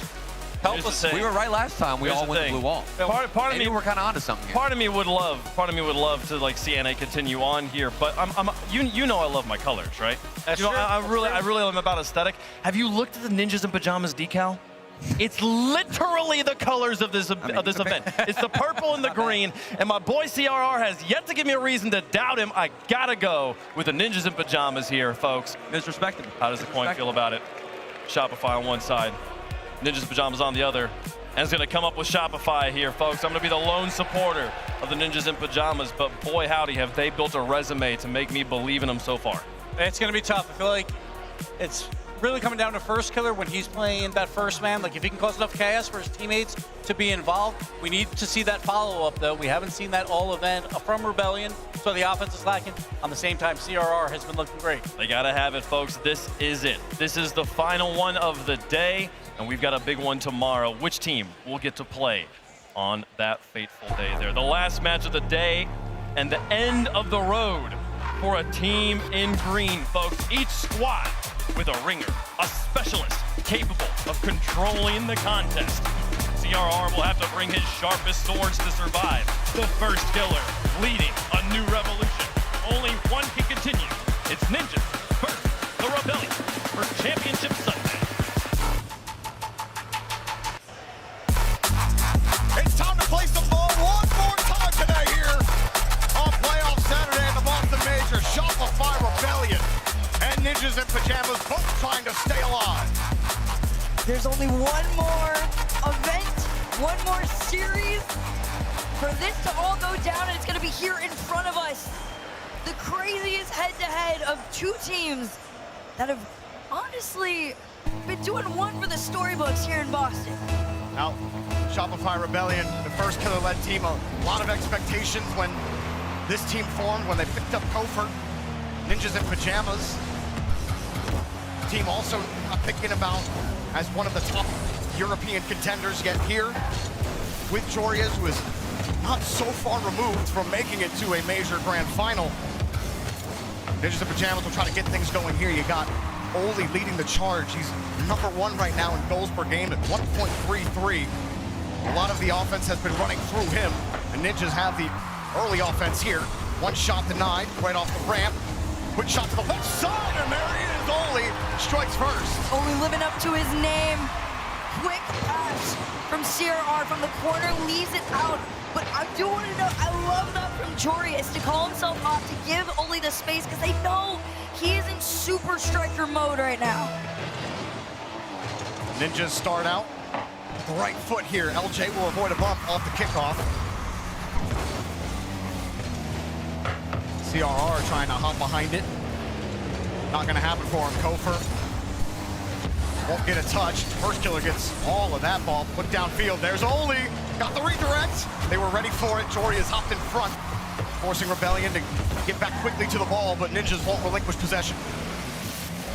So far, it's been a pretty intensive game for NIP. Finally, a breakout for Shopify Rebellion. First Killer wants the moment. He takes the shot. It's on the pathway, down and in.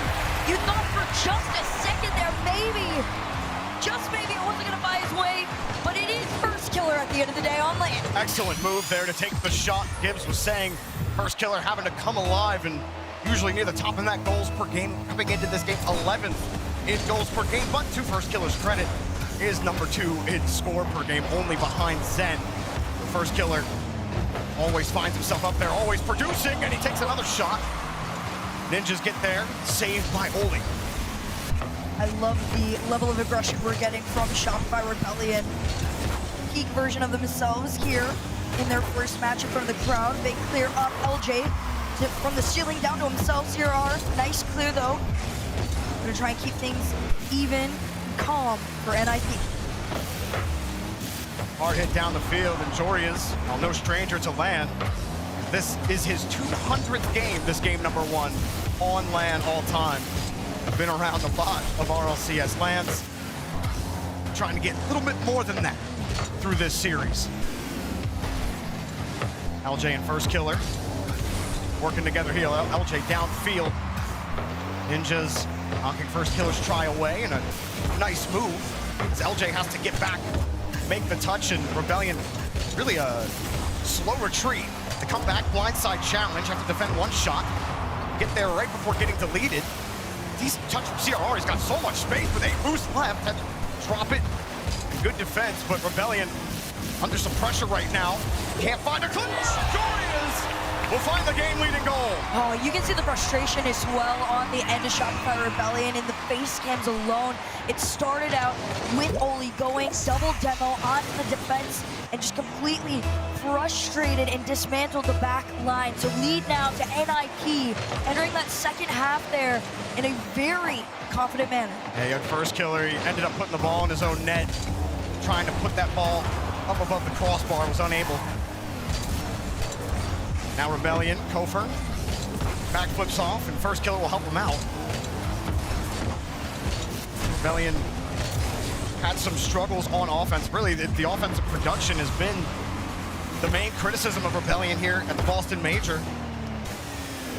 Even remember right back in the group stage when they were playing Maine Brazil, who were playing defense on lower 0 boosts, and Rebellion still weren't able to score. And those struggles continued in other matches for them as well. Right now, Ninja's doing well to hold this 1-goal lead and stopping the push there from Rebellion, getting back in the orange half.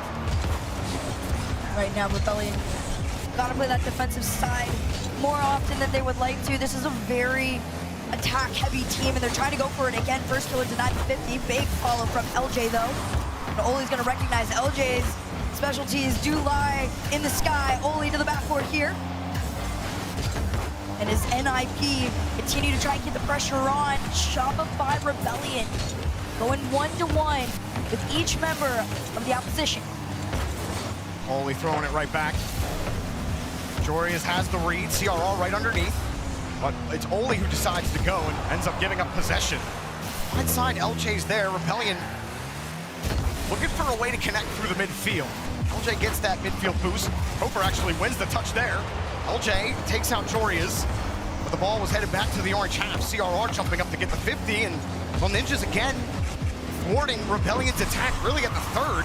Even there, Joria's feathering the boost to get the touch, and a perfect clear out here for Oli. I like this, and that follow with CRR right behind him. They're trying to play these attacks very, very quick. Joria's a little bit slow on it, so LJ does have the time and space to work with. Reset of shot to make it 2. LJ finding a way to get the game-tying goal here, up to the sky. Reset and fired it quickly to get by that first defender, which set him perfectly up to get on the left side of that ball for the dunk. Fist bumps all around here for Rebellion, still alive in game 1.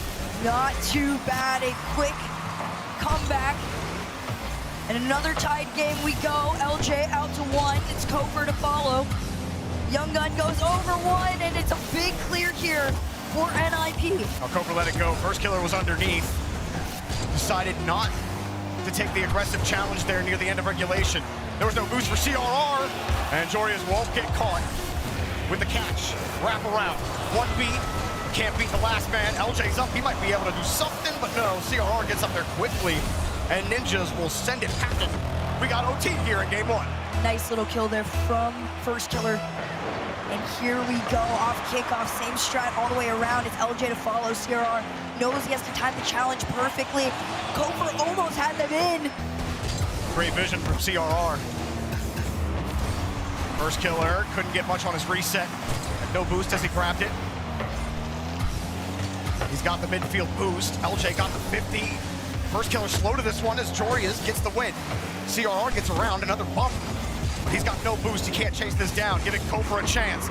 Reset near the ceiling. Hard hit off the board, but a perfect catch there by Oli. And right now, Shopify is trying to play almost this little lurk game. First Killer stayed in that half for quite some time now. Finally had an opportunity, but it was the low boost, slow challenge that keeps NIP in charge. Although Kofer almost was able to find LJ, but it's the boost differential that is setting NIP up towards this net. First Killer got chipped out, didn't have much boost. LJ keeps it tight. Had a little bit of space, but that was just ripped out of his hands. CRR, able to get anything done. Rebellion playing well enough here on defense. As LJ rips this across, First Killer jumped. Rebellion take game one. This is the Rebellion that everybody has been known to fear. First Killer and LJ coming together to go past the entirety of NIP. What you were expecting when First Killer and LJ first teamed up. I can't wait to see that one again on the replay because it ripped right off of First Killer. It looked effectively like a pitch. Just want to get another look at it for sure, but what a way to end game one here after it started so well. 4 Ninjas in Pajamas, Oli scoring that first goal. The offense, while they didn't take a ton of shots, even 6-piece Hercules. After Oli scored there, Rebellion found ways to get it done. Oh yeah, definitely Rebellion's shot opportunities felt just a handful more quality, although I will commend Jorius and Oli on there too. They looked great, but in the last few moments, and you can see it here, that's when LJ started to wake up. That's when First Killer and him came together, and they showed everybody why they have been in that top 2 conversation for North America. Rebellion get things started, and on Ninjas in Pajamas, we always talk about, EU historically dominant over North America, but Ninjas in Pajamas is actually one of the few European teams, only 2 European teams with a losing record against North America. 14 and 18 against NA on land. So they got some work to do here against First Killer and company, who had their own struggles in the group stage, but LJ is looking quite good here early on. Someone we haven't really talked about a lot though is Kofer. Wasn't much that was asked of him in that game. No, not quite, but he is the one that came in to really round out this Rebellion team. And he's had so many moments of brilliance so far. He's just been a little quiet as far as the first goes. First Killer's gonna say, don't worry, this is my time to shine. You can sit a little further back. Off kickoff they go. And look at this. Disruption in the net, and First Killer all the time in the world. Kofer, when he was on Space Station, he was leading North America in demos, really almost leading the world in demos, averaging almost like 5 demos a game. But ever since he's joined Rebellion, that has dropped by more than half. And he isn't getting nearly as many demos as he has before. You see him in third man, really more. He isn't that point man like he was on Space Station. But honestly, every time I've seen him as point man here for Rebellion, causing chaos in front, that seems to be where Rebellion finds success. May not work every time, but when Kofer is online and on the point, Rebellion's offense find ways to get goals. For NIP though, they have been stuck back for quite some time. This 50, although it is from Rebellion, still does not play out in their favor. And they continue to hold on to the 1-goal lead, which feels almost impossible for NIP to even contend with right now. They have yet to see the Rebellion net in their field of vision for quite some time. This is the closest. Jorius and Oli trying to cut in quick to give themselves a chance, but Kofer completely cuts them off. Has the reset as well, gets in front of the ball. First Killer was back on that one. LJ was the one trying to follow it up. First Killer just dumps it away. Looking to follow-up touch here, CRR. Slight back pass. LJ will happily take the boost, and, well, luckily for him, First Killer is back. First Killer played that one really, really far. There's been a few moments where Rebellion does send 2 up a little bit too close for comfort, and now NIP's trying to play the same game towards them. Rebellion, they go for the ground pitch forward, nothing to come of it. He goes straight into the side, and Jorius takes it away. Jorius uses Rebellion's cars against them here to rip this ball on target. This is completely calm and all collected. Look at that. First Killer did have the initial touch to try and get it out, but the fact that he was able to compose himself enough to get the 50 in and the angle tied game. Ninjas have not had too many issues getting a goal when they need one. They're able to tie it up quickly here. Kofer going for the bump. First killer far behind. LJ was in the air. Something got disjointed there for Rebellion. Maybe not pushing as they expect too hard. Fake. LJ having to turn onto it. He was right next to the ball. Not too threatening, that one. Also not, but the ball keeps ripping back towards their net. Here's Jory's pass across, but that was going to be tough for Oli to get to with no boost. Yeah, a little too far ahead and facing the wrong direction means everybody's got to race on back now. Kofer, one touch back out, but Oli facing the right way to keep this possession with NIP. Quick hit. Back to Jory's and denied. First killer is able to avoid a bump, get the save. And now Kofer. It's over one. Hard dribble, touch, you get over the first defender, but everyone else has to play catch up here for Rebellion on offense. Oh, Ninjas, they can't get a touch. This might give the chance, and it's denied. Jory is diving back. Kofer tried to get the demo, he couldn't connect. LJ, reload. No follow-up there. First killer trying to shake him out. Kofer has the touch. Trying to size this up. LJ getting harassed as well. He had to avoid a bump, meaning no challenge there, and another clear for Ninjas. Right now, Shopify Rebellion are kind of waiting to decide when is the right moment to ramp up the aggression, and NIP is waiting for it, playing patiently, following each other on this. First killer tries to hunt out Jorius, and he stays strong enough to regain possession of this ball. Pass off over to CRR. It's the low boost communication that is keeping NIP pushing forward. Not enough here. Jorius has Oli downfield, got a decent touch up, and a weak shot should be saved in a double commit. No immediate pressure there from NIP. They get another pass. Shot denied. Kofer gets there first. CRR's got no boosts. No one's got boost either. First killer, the corner spawns for him. He gets around one. LJ's downfield. First killer has to get out of there. Get ready to support Kofer. A lot of broken opportunities. Kofer might piece it back together here. First killer lurking and just can't get there overall. Oh, there was also a commit on it too, so LJ forced to kind of call himself off, lay a little further back than he might have liked. But it's not going to stop Shopify from taking another shot. Kofer getting involved on this one, but so is Oli. Ceiling tries to make it on in, and right now NIP have all the momentum. Oh, back pass right to CRR, and that was not the touch he was hoping for. Put it right into first killer. After such a beautiful back pass, NIP get put back on the blue half. LJ has a little bit of space. Double hop, little bump, little chip.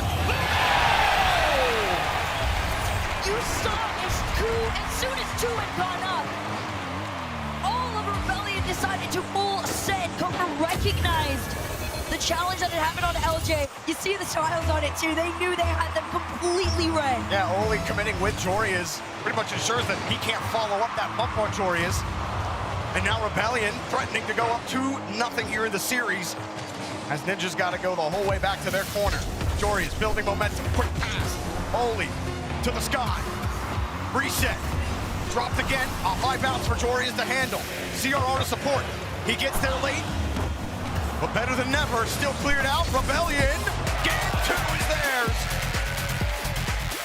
A clean-cut game to take another win here in the series. NIP, they put up a pretty decent fight, but first killer looking absolutely unstoppable on all ends of the field. One goal to his name, but those 3 saves really were what set the tone for pushing NIP back. I don't think it's the prettiest game either from Rebellion. Their offensive pushes isn't just straight up offensive domination. They're able to get back to some challenges, but we saw some disjointed attacks as well until they were able to figure it out at the very start of this game. Off that kickoff, Jorius gets this dunk in the corner, and then this double commit really kills NIP. CRR almost getting there. A 2-1 forces a timeout here as first killer takes a little nap. I think that's the first killer reset. I feel like every time we've seen him do the lean back, The 60-second power nap? Yeah, the 60-second power nap is really what just brings him back. And the crazy thing is, first killer was playing great. It's not even him who needs the nap. If anything, I'd be like, Kofer, I want you to like lay back a little bit, close your eyes. We need the demo cake. We got the massage. All right. This, I love that, the mid-game timeout massage. That's your NA rep, guys. Do we get the Violent Panda massage buff for first killer? Not that he needs much more of it. NIP figure out how to get things going. I don't think they have to do much. Talk about defensively. Really have mostly been able to handle what Rebellion have thrown them. It's just one mistake that really separated it, and not getting scored there on the kickoff. Right now, first killer. Wow. A force to be reckoned with, number 4 in all-time LAN leading score. It's a lot of goals. We've been playing for a long time. And you can hear the crowd, you know they want the game back, and it's almost time. Well, you know, first killer, he's gotten second twice. And before he was only known as fourth killer, he upgraded to second killer. And you know he wants nothing more than to win that trophy right there here at the Boston Major. LJ, I think he's having a solid series so far. Maybe a little waned a little bit in the group stage at times, but Rebellion are taking the opportunities NIP are giving them. Getting to the touches in time. This is so close. All NIP have to do is just make sure the comms are on lock on defense. Don't double commit there. We might have another overtime in game 2. Absolutely. But the only one way to get to OT, you got to play through regulation first. NIP versus Shopify Rebellion. Shopify 1 game away from a match point and 1 step closer to a date with the Falcons. It's been really tight games all around today. Rebellion getting an early 2-game lead. See if they can keep building here. LJ rip that one out. One thing about Rebellion's offense I'm still a little worried about is in those disjointed attacks where Kofer's on point on the reset. You see LJ kind of jump expecting one thing, and either Kofer mishandles the ball or he was just thinking something else. That's my one area of worry here for Rebellion. NIP playing a little more defense here. A hard clear downfield. First killer buys a little time for everyone to retreat. CRR pass over to Oli. Oh, it's a good shot on net. A little slow, but here comes Jorius trying to give them another fighting chance here in the first minute of play. Although possession down over to Shopify. Got squeezed on the play. Jorius rips it downfield. NIP got most of the possession in that opening minute.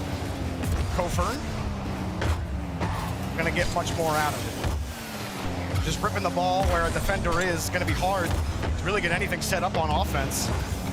Rebellion get pushed back. They got one boost stolen. And IP still pushing here, but no play in the corner right now. You got to catch in the midfield. CRR just gets away from him. So touch quality, that initial touch is good, but what's the idea on the follow-ups for NIP? You get all of this time in the orange half, but you're not getting anything done. Yeah, there hasn't really been a plan, although they're trying to here, and what ends up happening is one person wants to follow behind. Instead, the ball gets taken away by Shopify Rebellion, and you're leaving that third man in a 1v2 situation. Demo can turn it into a 1v1 at this point. Kofer's gonna try and do it on his lonesome. There you go. It's over to LJ to deny. One of the few times Kofer and LJ actually connect on one of those. Now it bounces off. This is looking decent. That's a disgusting angle, CRR. CRR actually had such an incredible day the other night here in Boston. And now he's finally showing up. You got the tight angle off the sidewall and a lead to NIP finally. Welcome to the series. They were able to score first in game number 1. Eventually, Rebellion found a way to win in OT. How can they build on that? Is this dropped down? Maybe a dish. Good luck on that one. Cleared out here by Rebellion for now. Midfield still NIP. Jorius not going to get there in time, but coming off that backboard. Just sneaks out. Oli sees the backboard, sees the ball, but can't quite see the net. Big boom here as well from Rebellion. They try to continue to follow it. It's a shot from Kofer just over the net. LJ is going to keep the pressure on them. As Oli collects this on his head, he flicks it, tries to get past one, but first killer, unstoppable. A large clear for Rebellion. LJ was right on top of Jorius there. First killer. Not exactly how he wanted to line that up. Here come NIP again, holding right into the bumper, but somehow first killer avoids that bump and takes it away. LJ, not the touch he's looking for. It's a little ugly out here. Well, there's a lot of snow outside, but we're inside here. They're really getting some touches here. NIP might want a second one. Called off on second man, but CRR couldn't put the ball on target. These last 90 are so important for NIP to be able to hold on to. You see these shots, but they're getting less and less quality, and in turn, Shopify Rebellion eventually is going to be able to break out unless CRR can stop them. CRR stops his own team shots for sure, as he's trying to rotate back. First killer, high here. He just backflips off this one. Kofer, first to the ball. Rebellion starting to get stacked up. Post timeout. NIP, doesn't matter, ugly as you like. If you're winning, you're winning. That shot right into the defender. Jory is credited with the save. Right on the goal line, but LJ's wanted to keep it going too, and you see Oli prepping in the background, but CRR almost managed to get him out. Pass over to one. Kofer tried to sneak around Jorius. First kill from Sky and down. They keep following it. The pressure is still on for Rebellion. They got 30 seconds left off the backboard. LJ down. It's very, very slow, but the pressure continues to build on the NIP defense. Kofer got another touch there. Didn't matter. Do one or two more pushes here for Rebellion. Then they got to keep the ball in the air. First killer. 50 down. You saw LJ get bumped. Not available for the 50. Kofer on the wall to challenge. LJ actually helps. But that's a lot of time wasted after a double commit. Now they do got to go the distance in the air. But NIP closing the gaps. Hard clear out to the side. Ball surely touches the ground. NIP take their first game. Wasn't entirely pretty, but they still walk away with the win. It's funny because it feels almost slow motion. I feel like the last few series we've seen these teams play, it has felt so much faster than what it is, but I do feel like that is boiling down to the fact that you gotta be so methodical against each other, especially in a high pressure situation like this, because it is one and done here in the lower bracket. I mean, neither team are really getting the consistent touches that they want. You got errant touches, or you got a rotation, you got a double commit where you have a breakout, and whether it's communication or just your fundamental mechanics are lacking at the moment, you're not getting those touches. Then you get a goal like that from CRR, which was excellent. And first killer had that chance right there, and the shot's just right into Jorius, but the whole top of the net. If you actually hit that with power, with pace, up high, that there's no way Jorius gets there. So Rebellion had a chance, but you know, NIP also had a lot like that. So whoever figures out how to get consistent quality touches here and get things back, get their fundamentals square, is gonna have the advantage in the rest of the series. Oh, 100%. You can look at it, you know, just from a statistics standpoint, NIP was not falling short on shots on net. It just was, like you said, it was quality over quantity, and unfortunately for them, it was the latter.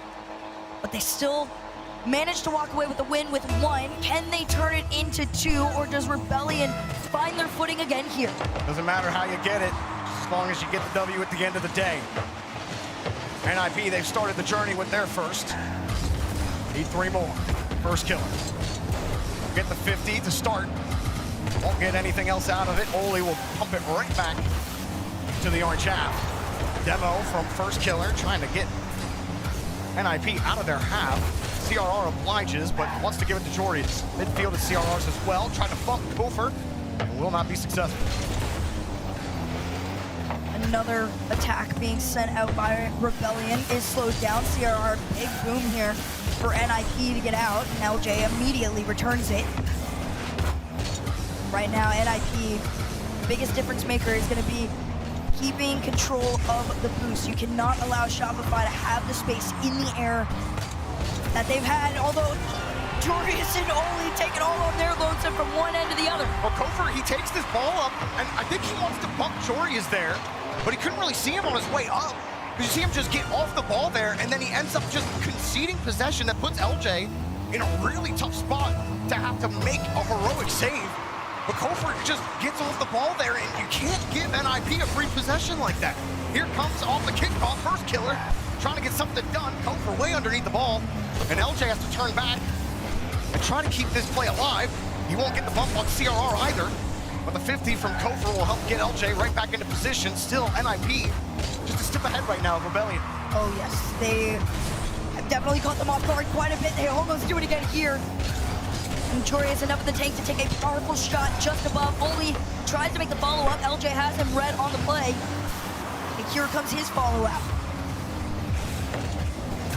NIP retaining possession. CRR, he just didn't get the touch he wanted. He didn't get bumped, but also didn't get the touch. And Oli just straight up wins the ball late to the 50-50. First killer, rapid quick, fooled one. First kill, taking it in himself. He's absolutely back here on land around one. Thought maybe Joreous would know the full juke. Sends him in the wrong direction. Broke both his axles on that play. One way or another, first killer finds a way to get it done. They get the kickoff here. Gopher actually wrapped around instead of trying to challenge at the point. Just trying to give his team a free angle out instead of having to fight 50 after 50. Quick speed from first killer. And you saw Gopher get bumped. He whipped around real quick, but he can't recover in time. Gopher got bumped, had to spin around, and Joreous will put it right in front of him. It's a Rebellion special. You see somebody on the back end and you just completely force them to get a little bit awkward, more than they would like, and then it becomes pretty much free at that point. Lead to NIP, and off the kickoff, first killer to follow. Here he goes. Whoa, heavy pass. It just seems like Rebellion, so many times they have a second man in position. This is happening in the group stage too, where they just won't go. Even if it looks like you can challenge it, I understand you want the clean touch, but I think some of those, you try to force it, but they really want the highest percentage opportunity. Haven't found it yet. Hard hit downfield, and woo, CRR gets there in time. Honestly, what a save on that one from CRR. And still manages to turn around, make the quick cut, and try and help out for this one, although Joreous is gonna be the one to make the save. Low boost all the way around though for NIP. That's not gonna stop first killer from trying to make the pass over to LJ. You see the pressure mounting. Shopify Rebellion, they need this. It's LJ trying to give it to him. Joreous did not. LJ got no power on that. It would have been a little closer, but Rebellion are done. CRR on the back wall, all three players of NIP contributing to the defense right now. Oli next up and gets a massive clear. As CRR wants to make it awkward for Gopher. Might have just helped him get the clear here. Sizing up the space and doesn't really get the 50 he wants. First killer, no boost, has to play the ball. Joreous kicks it up off of him. Quick pass, just high, but no one's around. Shot denied, just enough time for Gopher to get there. Gopher goes for the squishy save in style to keep them out. It's not going to stop CRR and Joreous from lurking. Nobody full sends on this. Instead, it's a big clear from LJ to help them break into that blue side. One down, it's potential. If anybody wants it, first killer's going to try. Got the dunk, but the rest of his team had to recover. LJ won't get a boost steal. It spawns after he leaves. He'll get midfield instead, but Oli's rolling with the ball. Here comes Joreous! Goal! The big white shark has made its way here in Boston. Look at this power! Just gave a dropper to LJ, and LJ did everything he could with the boost into the flip to try to get across it, but it just dropped it so low. Excellent placement from Joreous to make that one happen. And well, with the way Rebellion have struggled to get some consistent scoring, 45 seconds, 2 goals to go, and need it here. But CRR's getting in the way. NIP's defense has stuffed them. New elements continue to be added to frustrate Rebellion, and Joreous is the newest one out on the pitch. Fully involved on the front and the back. First killer to kill. Gopher tried to follow, and instead it was full commit. It could have been so dangerous, but unfortunately for them, ball goes wide. Shopify get to breathe. First killer, the end of this game. Can't get the opportunity. CRR weaving all of Rebellion into a quilt and helps get this ball back to Oli. Oli won't get another goal, but NIP post timeout, 2 straight game wins here to tie the series. Not a bad showing whatsoever, and you gotta hand it to Joreous. Him waking up and getting more involved. If you are a fan of this NIP roster, you know that means one thing Everybody is inching towards flow state. Everyone on defense as well. You talk about those first 2 games that Rebellion won. That game 2, double commits by NIP on defense. They didn't have the touch quality. Now NIP, the fundamentals are a little better. These last 2 games, they were able to be solid on defense. Communication's a lot better. You don't see the same mistakes. And Rebellion's offense is almost non-existent here. Jory is getting top honors, 2 goals off of 6 shots, and also a double savior from Jory. It forces a timeout here for Rebellion. I mean, it's a very warranted timeout because you're not playing terrible by any means. You're not playing bad, you're not playing great. It's just NIP, their playstyle against Shopify has dismantled everything that we know about the Rebellion squad. And of course, adding Jorius into the mix, that's the fun one because he's usually a little bit quieter. You don't get to say his name too often.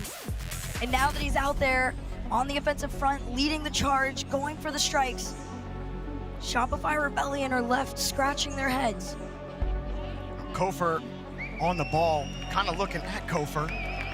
So there was a couple of times he had some of those missed touches and just weren't able to actually force NIP to get back and have to play some consistent defense. It would be a save, an immediate clear down the field. Weak shot. Well, the weak shot, I believe, was from LJ, but there were so many times where they could have kept building pressure, which is my point, and they just weren't able to do it because the touches aren't there. Rebellion have to find a way to raise the floor here. Take this extra 60 seconds to figure it out. Oh, Boston is more than ready to get back into this and find out, were they able to fix what's been going wrong so far? Coveted trophy for here at the Boston Major, looking beautiful as ever, and everybody wondering one thing: does First Killer get to raise it in front of all of us alongside 2 of the best in the world, or does EU dismantle NA again? Got a long journey before they can get there. NIP trying to stay alive right now, trying to take the lead in this series after going down 0-2. Rebellion get the kickoff. LJ all knocked away. Jory is getting bumped out of the way. First Killer won't be able to wrap around it here. Oli gets back downfield. Drop just can't keep it going there. They get forced back to the blue half. We're to see if NIP is able to start out with some pressure, but right now it's looking like it all belongs to Rebellion. CRR would use what was left in the tank to try and make it clear. It's short-lived, but a big demo on the return back from Jorius allowed a small breath of air. Although these shots are coming in quick from Rebellion, it's another one. This one involves around. LJ there to follow. We're really a big fan of hitting the ball along the back wall into our own net. CRR, it goes off the bar as he tries to get that touch, and it rolls off the inside and then back out, but still a little too hard to handle for his teammate. CRR just couldn't quite get there, and Rebellion find a way to get on the board, get a lead. Can they keep stacking? Big pop up in the air here. First Killer was already there, ready to read. And we're waiting. Can Shopify Rebellion find the space to find each other again? First Killer trying to clear a path out over some time. Past one. So far, all the roads have led to Jorius. He's stopped them time and time again on his own. It's a matter of waiting for CRR to do his big one, and it might be Oli Kofer to send out. Had to avoid the bump as well, but still they wrap around. NIP, pressure starting to wane here. A couple nice 50s, but everyone from Rebellion having to move back. LJ, nothing in the tank. Good catch here from First Killer. Wants to dunk on CRR. He won't win the midfield boost. Moving so fast. NIP's momentum dropper. Couldn't quite connect right there. CRR. A lot of boost here. He'll actually flip away. But NIP retained midfield possession. Just rolling it supersonic here on offense. Kofer slows it down just a little bit. Moves forward on the reset. So good at avoiding that bump. You can see Kofer coming from a mile away. LJ, a little more shaded as he comes across. First Killer sits underneath, and he started moving forward. First Killer had to backflip. You saw him drive forward. Thought that ball was going to drop down differently. And again, The offense is disjointed here for Rebellion. They've tried so many times to get out, but these don't feel so quality. Everything is disconnected. This is one of the better ones. Kofer to the backboard, but no shot to anyone other than himself.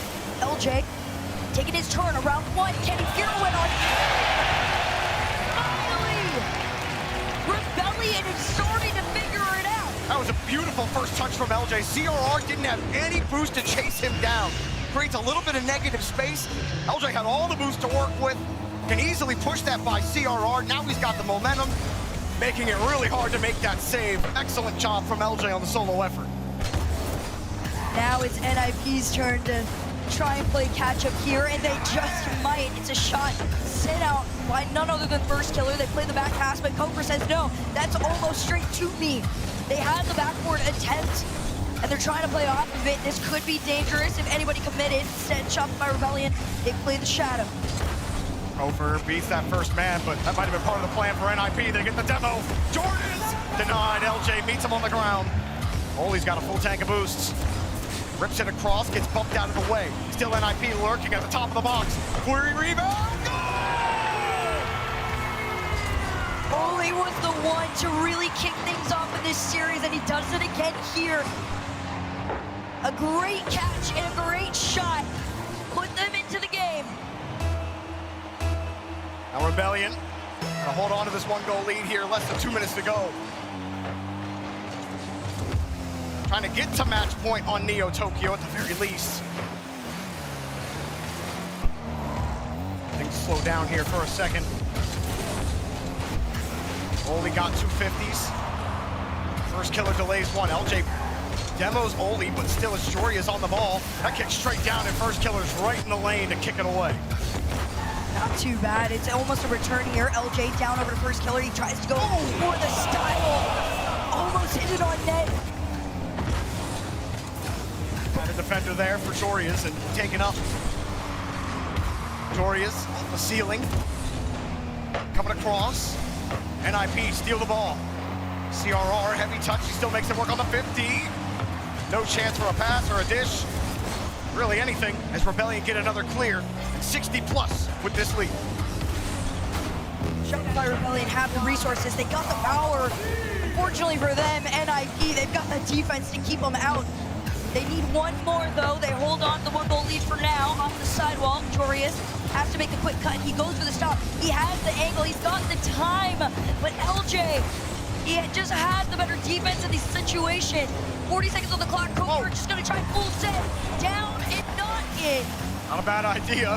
First Killer in the area. LJ misses the midfield boost, which means Oli gets it. 30 seconds. Jorius hands Oli. Little handoff off their own wall. The bump means no 50. Heavy touch from LJ. He can't follow it up. Jorius. The last try here for Ninjas in Pajamas. CRR, midfield line, catch. Couldn't even get a flick out. First Killer was on top of him. Jorius again. Got the boost. Meaning First Killer's got to leave. Oli, back. Nice catch from Jorius. No time left. Bounces with a second. LJ gets there in time. This should hit the ground. Rebellion. Put Ninjas in Pajamas on match point.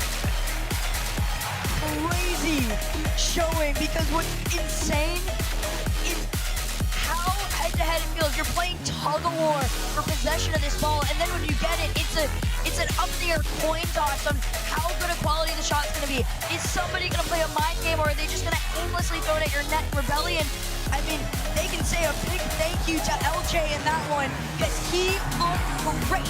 What he had brought to this particular game was the version of him that we had all been waiting for quite some time. Had a great solo effort on that play after Rebellion were able to starve him out with a little bit of boost.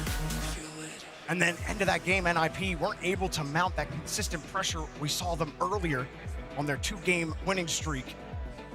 Every time they were on the push, you saw CRR, he didn't have a ton of boost, had to try to force a 50 back into space.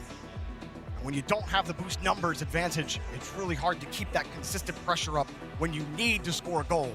NIP couldn't get it done there. So Rebellion, thanks to that CRR own goal off the bar, and thanks to LJ's efforts, puts them 1 game ahead here on Neo Tokyo, which, I will say it, has not been kind to First Killer but he won't be eliminated if he loses this one. It will go to Champions Field. Shout out to Bob from Bob's Ramen. It's one of my favorite maps, the scrapyard, I like to call it. Lots of teams get eliminated right here. Are Ninjas in Pajamas the next in the heat? Or are we going to Champions Field? Only one way to find out. Joreus reset forward. 50's down into the corner here. CRR trying to speed this up for NIP. Wants to go down. It's a great clear from LJ. But NIP's going to play the safer game. Fast follow-ups. Joreus down. No boost means no power on the play. It's right back over to CRR. Pass. And the shot. First killer's right there. Rebound. Denied. LJ having to contend with CRR in front of him. And Kofor will get it back downfield. Rebellion get the breathe. So much power from Shopify Rebellion on their attempts so far. First killer with speed up into the sky. He wants to double it down. No space given to do so. Play this from the corner. Kofor is getting a little bit quicker with these, but Oli plays the patient game and almost paid off. That first minute, though, stays scoreless. Joreus and CRR trying to work together. He wants the center, but nobody's there. High pop here for Kofor. CRR able to get to that 50 again. Demo downfield, a little bit of space. First killer just punts it. We'll have to send that one on target. LJ, catch off the ceiling, a little heavy. NIP get the 50. Trying to break back out, Kofor. Had another try here. LJ getting harassed again. Kofor just saw the net. Nobody back to defend. LJ was on the other side with an NIP defender. Looks like it was Joreus maybe getting bumped there. No, he just got flung out to the side. Hercules, 1-0. It's a full send solo play from Kofor. We haven't gotten to see that yet, pretty much at all throughout the series so far. So it's exciting to see him kind of get involved finally. Now first killer gonna take one for his own. This one potentially could center Oli going off the back all the way to the backboard. But NIP, no consistent pressure coming of this. CRR trying to find Oli there. LJ cut him off. Everyone from Rebellion getting reset with another big clear down to the blue half. First killer winning this bout. Another free ball for Joreus. Buy some time for NIP to get back. They actually challenged the ball there, so now Joreus had to leave the boost, try to challenge with nothing. First killer wins that and taken away. NIP handling it, getting the ball to safety for now. Needs something a little bit more. Who's still available there on the backside as well. LJ got the demo on Oli. First killer pops it across. Everyone back here from Rebellion, both at the midfield line. Joreus gets a clean touch out, and a demo! Joreus has it easy. Full domino effect on this one. It's a team effort.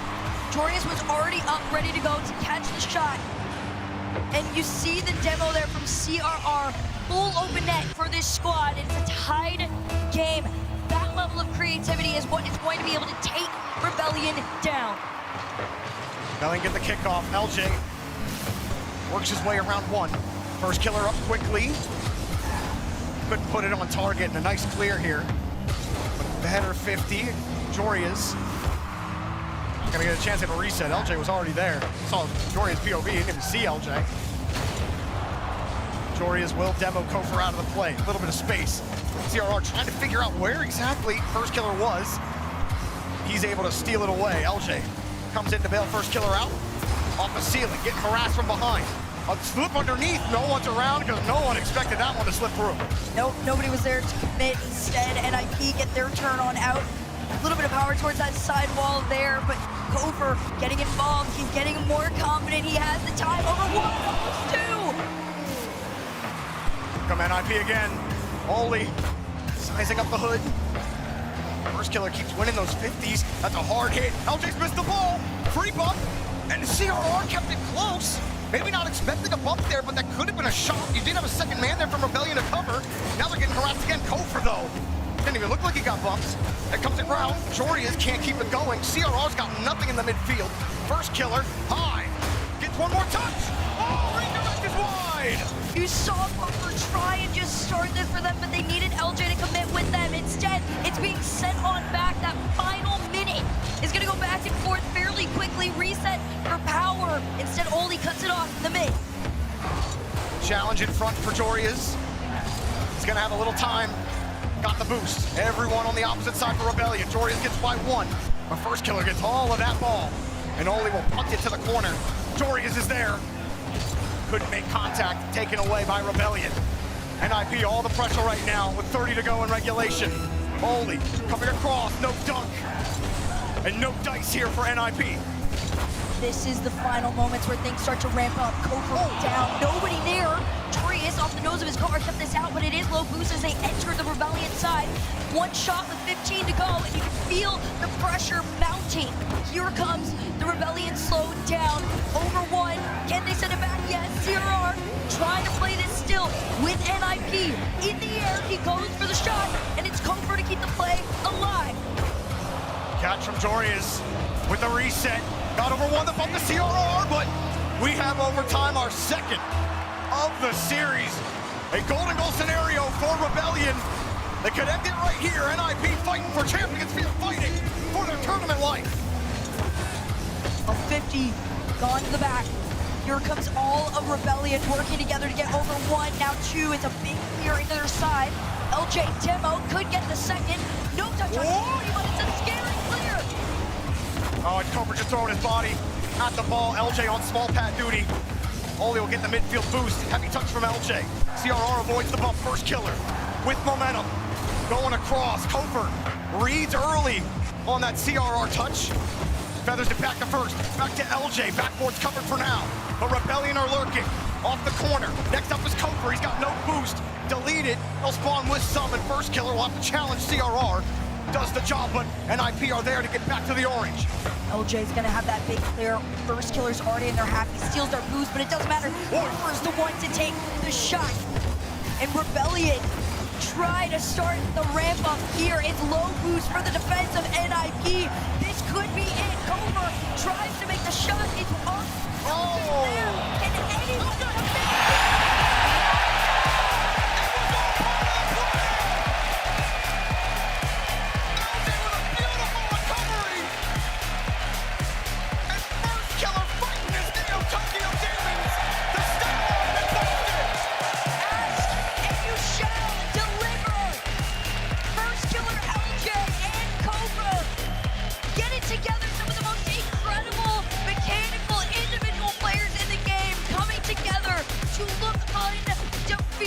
A lot of times it was not pretty, but at the end, it comes together beautifully. A little bit of improv. And LJ with the best improv of the day, maybe, on that last play. Kofor really heated up in that game 6, where he wasn't able to get those goals, but he had some attempts on redirects. He was getting close. Rebellion's pressure was immense in that game number 6. And it felt like it was only a matter of time. They were gonna find a way to hammer it home. And it comes off it with one of the most unique passes that I've seen from LJ. Kofor, LJ, and First Killer all linking up there. They survive in this tournament. They move on to Championship Sunday. There's something about that series ending with a 3-man pass and play attempt on in that is just really telling of what the rest of this weekend could look like for Rebellion. What a try here from Rebellion. GG's to NIP in the tournament. Their Boston hopes are over. And now, Rebellion move on in the tournament. Let's go down to Leafex to talk to Rebellion. Hey, Boston, Shopify Rebellion. Feels good, eh, LJ? It does. I mean, we played great, man. I gotta ask, you walked up here for the interview, big sigh of relief came out. Are you living in that relief now, or are you already starting to think about Championship Sunday? I mean, we're relieved, but I mean, we're looking for tomorrow, man. We're playing good. We want to win it all. Oh, of course. Now, I gotta ask about this because in North America, there's only 2 North American representatives. How does it feel being one of those few representatives with an audience backing you? I mean, it feels good. This crowd is insane, man. We're doing it for y'all. Like, we want to win in front of you guys.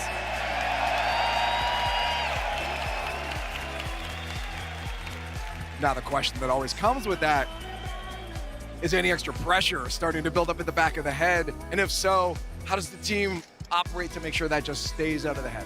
Nah, I feel less pressure. I mean, it's good to be on the other side of having home field advantage. Like, I'm glad we have it. That's great. And even with this audience, you guys are still making a good amount of noise here. I love it. Keep the energy up going into Championship Sundays. Save your voices. But for you now, what's the goal? I mean, matches only get harder and harder. How do you personally stay locked in without getting too nervous? Because I know you have to wait to the end of the day, and now you're going to think about tomorrow.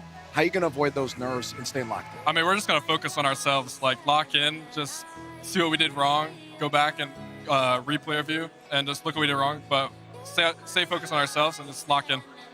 Hey, hopefully you can do that for tomorrow. I want you to keep that noise going one more time. Shopify Rebellion.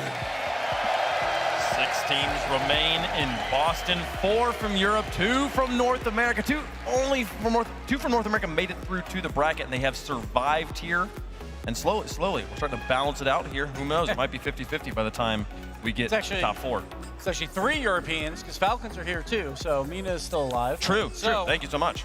Man, that was a good showing for Rebellion. I think we were kind of joking about First Killer being a weekday warrior like on Thursday, but he shows up big here, and all the boys do. And again, it was another defensive battle, which we've seen all day today. Goals are at a premium, and then we see goals by LJ. We haven't seen that offensive spark in a while, and we saw it here in this series. And that's exactly what I wanted to talk about was LJ. I mean, the way we started out in game 1, he took charge of this series, and it was him alone on the offensive side where he was able to carry the ball to the net right here. This play, I think, set him off and released the chains for the rest of the series. He started us and also ended us in these games.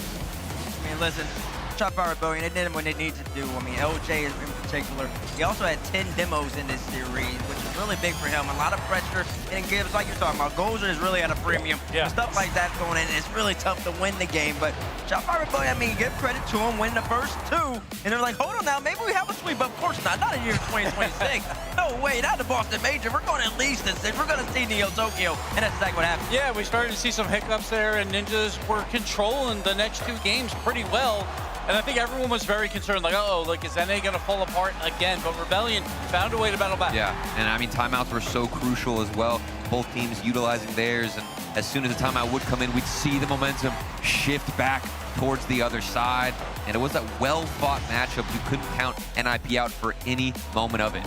Yeah, big game 5 right here for Rebellion as well. Just to be able to take the lead, put the pressure on NIP, make them have to make a couple plays. And ultimately in game number 6, once we get there, you'll see, Rebellion also actually wins off of a hiccup. They actually went off a hiccup, I believe. FK goes for the ball. It was a double commit. Yeah, when he wasn't supposed to. And then but LJ still recovered regardless and made a great play right into the middle. Well, and that's a beautiful thing about it. LJ, they both went for the same shot. Kofer almost got a couple of cheeky ones. I saw a lot of pre-jumps from him, but here it is, LJ. Both committed with Kofer, and he recovered on the back wall to dish it back over to First Killer. There you go. First Killer ends it off for them. Rebellion moves on to Championship Sunday. They now have a date with Falcons first thing tomorrow. Congratulations! You beat the Ninjas in Pajamas. You get to play the Falcons now. Hey, they have momentum at the very least, and we can see here, like obviously Ninjas had the lead more of the time, but the offensive demos has been coming out a lot for a lot of these teams. It was a very tight race, but Rebellion did get a few more. Exactly, and then also Rebellion, if you're a Rebellion fan, you're happy about them winning the kickoff battle against NIP. They scored the one lone kickoff of the whole entire series against Falcons coming up tomorrow. They're going to have to stay with that type of level because Falcons, they really do dominate on the kickoff. You take away just a couple of them goals, make them have to earn it. And now we look at the bracket, and the most important thing is we can still have an all-NA final, Bates, all right? We can see Rebellion and NRG run the gauntlet here and meet in the finals. The elusive unicorn of RLCS. It's never happened in 10 years of us playing this Why game. not Boston? You know? Why not in a winter storm? Why not here? Why not? Then also American, so I mean. It's kind of true, right? Right. We'll see if NRG ends up beating Karmine Corp how American he really is. I think it's fascinating. You look at our top 6 right now, and if you were to ask someone pre-season to seed the top 6 of the first major, this is pretty close, I think, to what they would have drawn up. Maybe not with who's in the semifinals and who's in the quarterfinals, but Karmine Corp, Vitality, NRG, Falcons, Gentleman Shopify. Yeah. Like that's that was it's surprising. We had a lot of interesting mix-ups with around the kickoff lane in that first open. We were still like, oh, we're gonna have some crazy different teams. But when it finally came down for the rubber to hit the road at the most important event of the season so far, it has been the teams we thought were gonna be on top that are on top. And more like level playing field. You know, the teams like KC or NRG where we're like, oh, they're gonna come in and dominate. No, they're the ones struggling a bit, tripping in the beginning, and the ceiling has lowered a bit where all teams are scrapping in the middle. Yeah, it's been interesting because we saw in Europe like a few people leave to go to the MENA region. We're like, oh, maybe it'll be 2 MENA big dogs, and that didn't happen, obviously. So now Europe's come down a bit, and NA obviously has always had energy. But if Firsker is popping off like this, who knows? Maybe he can elevate back up. We'll see. We'll see. He's still in the top 6 as of right now. Top 4 is usually where the difficulties show up for first killer team. So we'll see if they're able to make it through Falcons tomorrow and get an opportunity to change that story. But that top bracket, man, NRG versus Karmine, the winner of that plays Vitality. The winner of that goes on to the grand finals. You come out of that bracket, especially if you win it on that side of the bracket, and there's no questions about whether you had a Mickey run or not. Like that is a daunting side of the bracket for that team. So all 3 of those teams. Oh, it's gonna be fun. It's gonna be fun tomorrow, though. Every single match. We saw it today. Every single match so close. Day 2, almost every single match was close there as well. So tomorrow, I'm hoping that Game 7 overtime final. That's what I want. That's what I want. We want it. Last time we've had that. It's been a while. Game 7 overtime, I think might have been always season the finals are like 4-1. Like almost always. So hopefully we finally get one here. It has been a very long time. It'd be fantastic to get there. I mean, unfortunately, I feel like the way the trend goes is if the quarterfinals and semifinals and everything leading up to the grand finals is very close, you got to have a blowout in the finals. So we'll see. We'll see if we get there. But it's a trend. It's not a rule of law. I mean, maybe we get a day where it's just all best of 7s, and it goes the distance, all Game 7s. That's still possible. You guys talk a little negative up here, okay? Where's the positivity? I mean, you got positivity. I'm really thinking about it. I think the last time we saw a Game 7 in the grand final was back when we used to have a double elimination, back in the 21-22 season. I don't know if we've seen it since. I'm really thinking about this hard. Even bracket resets. I mean, last time we were in Boston, bracket resets. We went to Game 7. For sure in one of the bracket resets. But did we go to Game 6? That was a long time ago. Here's the progressive accolades and how things have evolved so far. Let's stop quizzing ourselves. Daniel's still sitting up on top of that striker run, but Monkey Moon still is now hanging up as Beast Mode has kind of fallen down a little bit in that playmaker. And that's going to happen when the competition levels up, then defense becomes a priority. And we've seen it all today. A lot of low-scoring games, so a lot of people crept down. Daniel was at 1.55, now down to 1.28. And Monkey Moon didn't play, so he moves up to that #1 spot. For me, I'm looking at the savior spot for Zen, sitting at #1, but also Stizzy. I cast that matchup, man. Stizzy has been like, I don't know what he's been doing in the gym, putting work in on the defense, because normally we're all thinking he's so aggressive, but man, that guy can show up on the goal line. Yeah, you bring up a big point about Stizzy. Another one is Kalir's and the savior spot. You usually never see him anywhere near that spot. He's usually always in a striker position, and usually it's his twin brother in the savior spot. That shows Falcons a lot of defense being played for them. That savior list there changed a lot. We had all 3 GK or all 3 Gentlemates players were in the middle of that, and they're no longer there. But you see the 2 Vitality players. Interesting to note, like the Falcons, we were talking about it yesterday when they got held to 6 goals in 5 games by Furia. They got held to 7 goals in 6 games by Vitality. Similar levels of domination of stopping this incredible offense, and you can see it's not them lacking on offense, it's the defenses of other teams stepping up. Yeah, exactly, and team defense is a big factor on that list, so Mates gave up a little bit more goals today, so they kind of dropped off the list for now, but obviously we're doing this all year round, so we'll see how it pans out after the World Championship. Yeah, those awards are going to be given out a long time from now. Here is the schedule for Championship Sunday, the Boston Major. We'll kick things off with the Falcons versus Shopify Rebellion. Karmine Corp will take on NRG immediately following that. Then the Gentlemates will play against Shopify Rebellion, or the winner of Shopify Rebellion versus Falcons. And Vitality will take on the winner of Karmine Corp NRG. The winner of those 2 go on to play for the title of Boston Major Champion. And how good is this? Like if you were saying, oh, it's going to be K-Corp versus NRG on the final day, everyone's like, oh, it's the grand final. Yeah. Right? This is for top 6. Top 6. To make top 4. Yeah, that's how good everyone is playing right now. So tomorrow's going to be great. It's going to be a fantastic day of Rocket League. I'm excited about it. I hope you guys are excited about it as well, folks. The doors open at 10 a.m. Our pre-show will kick off at 10:30 with the kickoff at 11 a.m. Falcons going to be on the pitch. You're not going to want to miss it, folks. Thank you so much for watching. We'll see you tomorrow for Championship Sunday.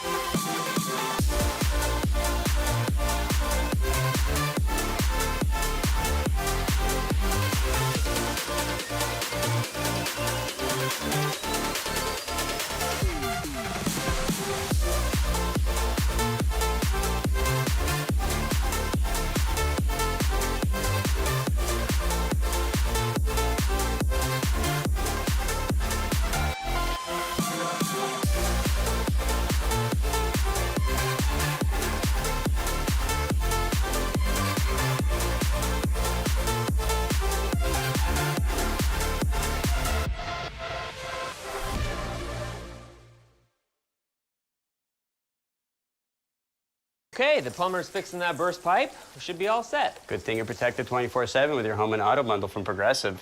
Oh, I'm sorry. I'm just trying to figure out the right caption to post about this. Maybe something like, I have protection, just need a lifeguard. What about that emoji with a shocked face? Or maybe flooded with emotion. That's too much. Try Tuesdays are cray. You know, technically, you don't have to post everything that happens online. I totally believe you. Life is meaningless without affirmation, am I right?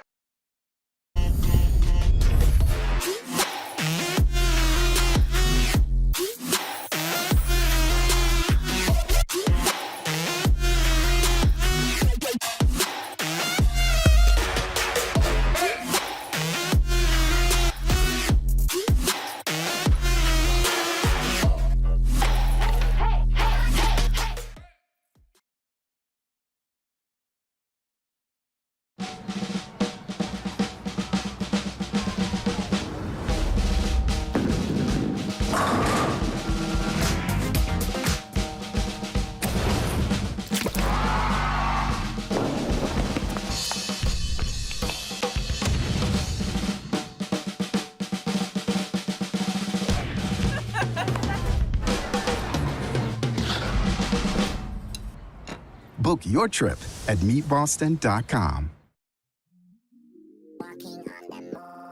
Walking on the moon.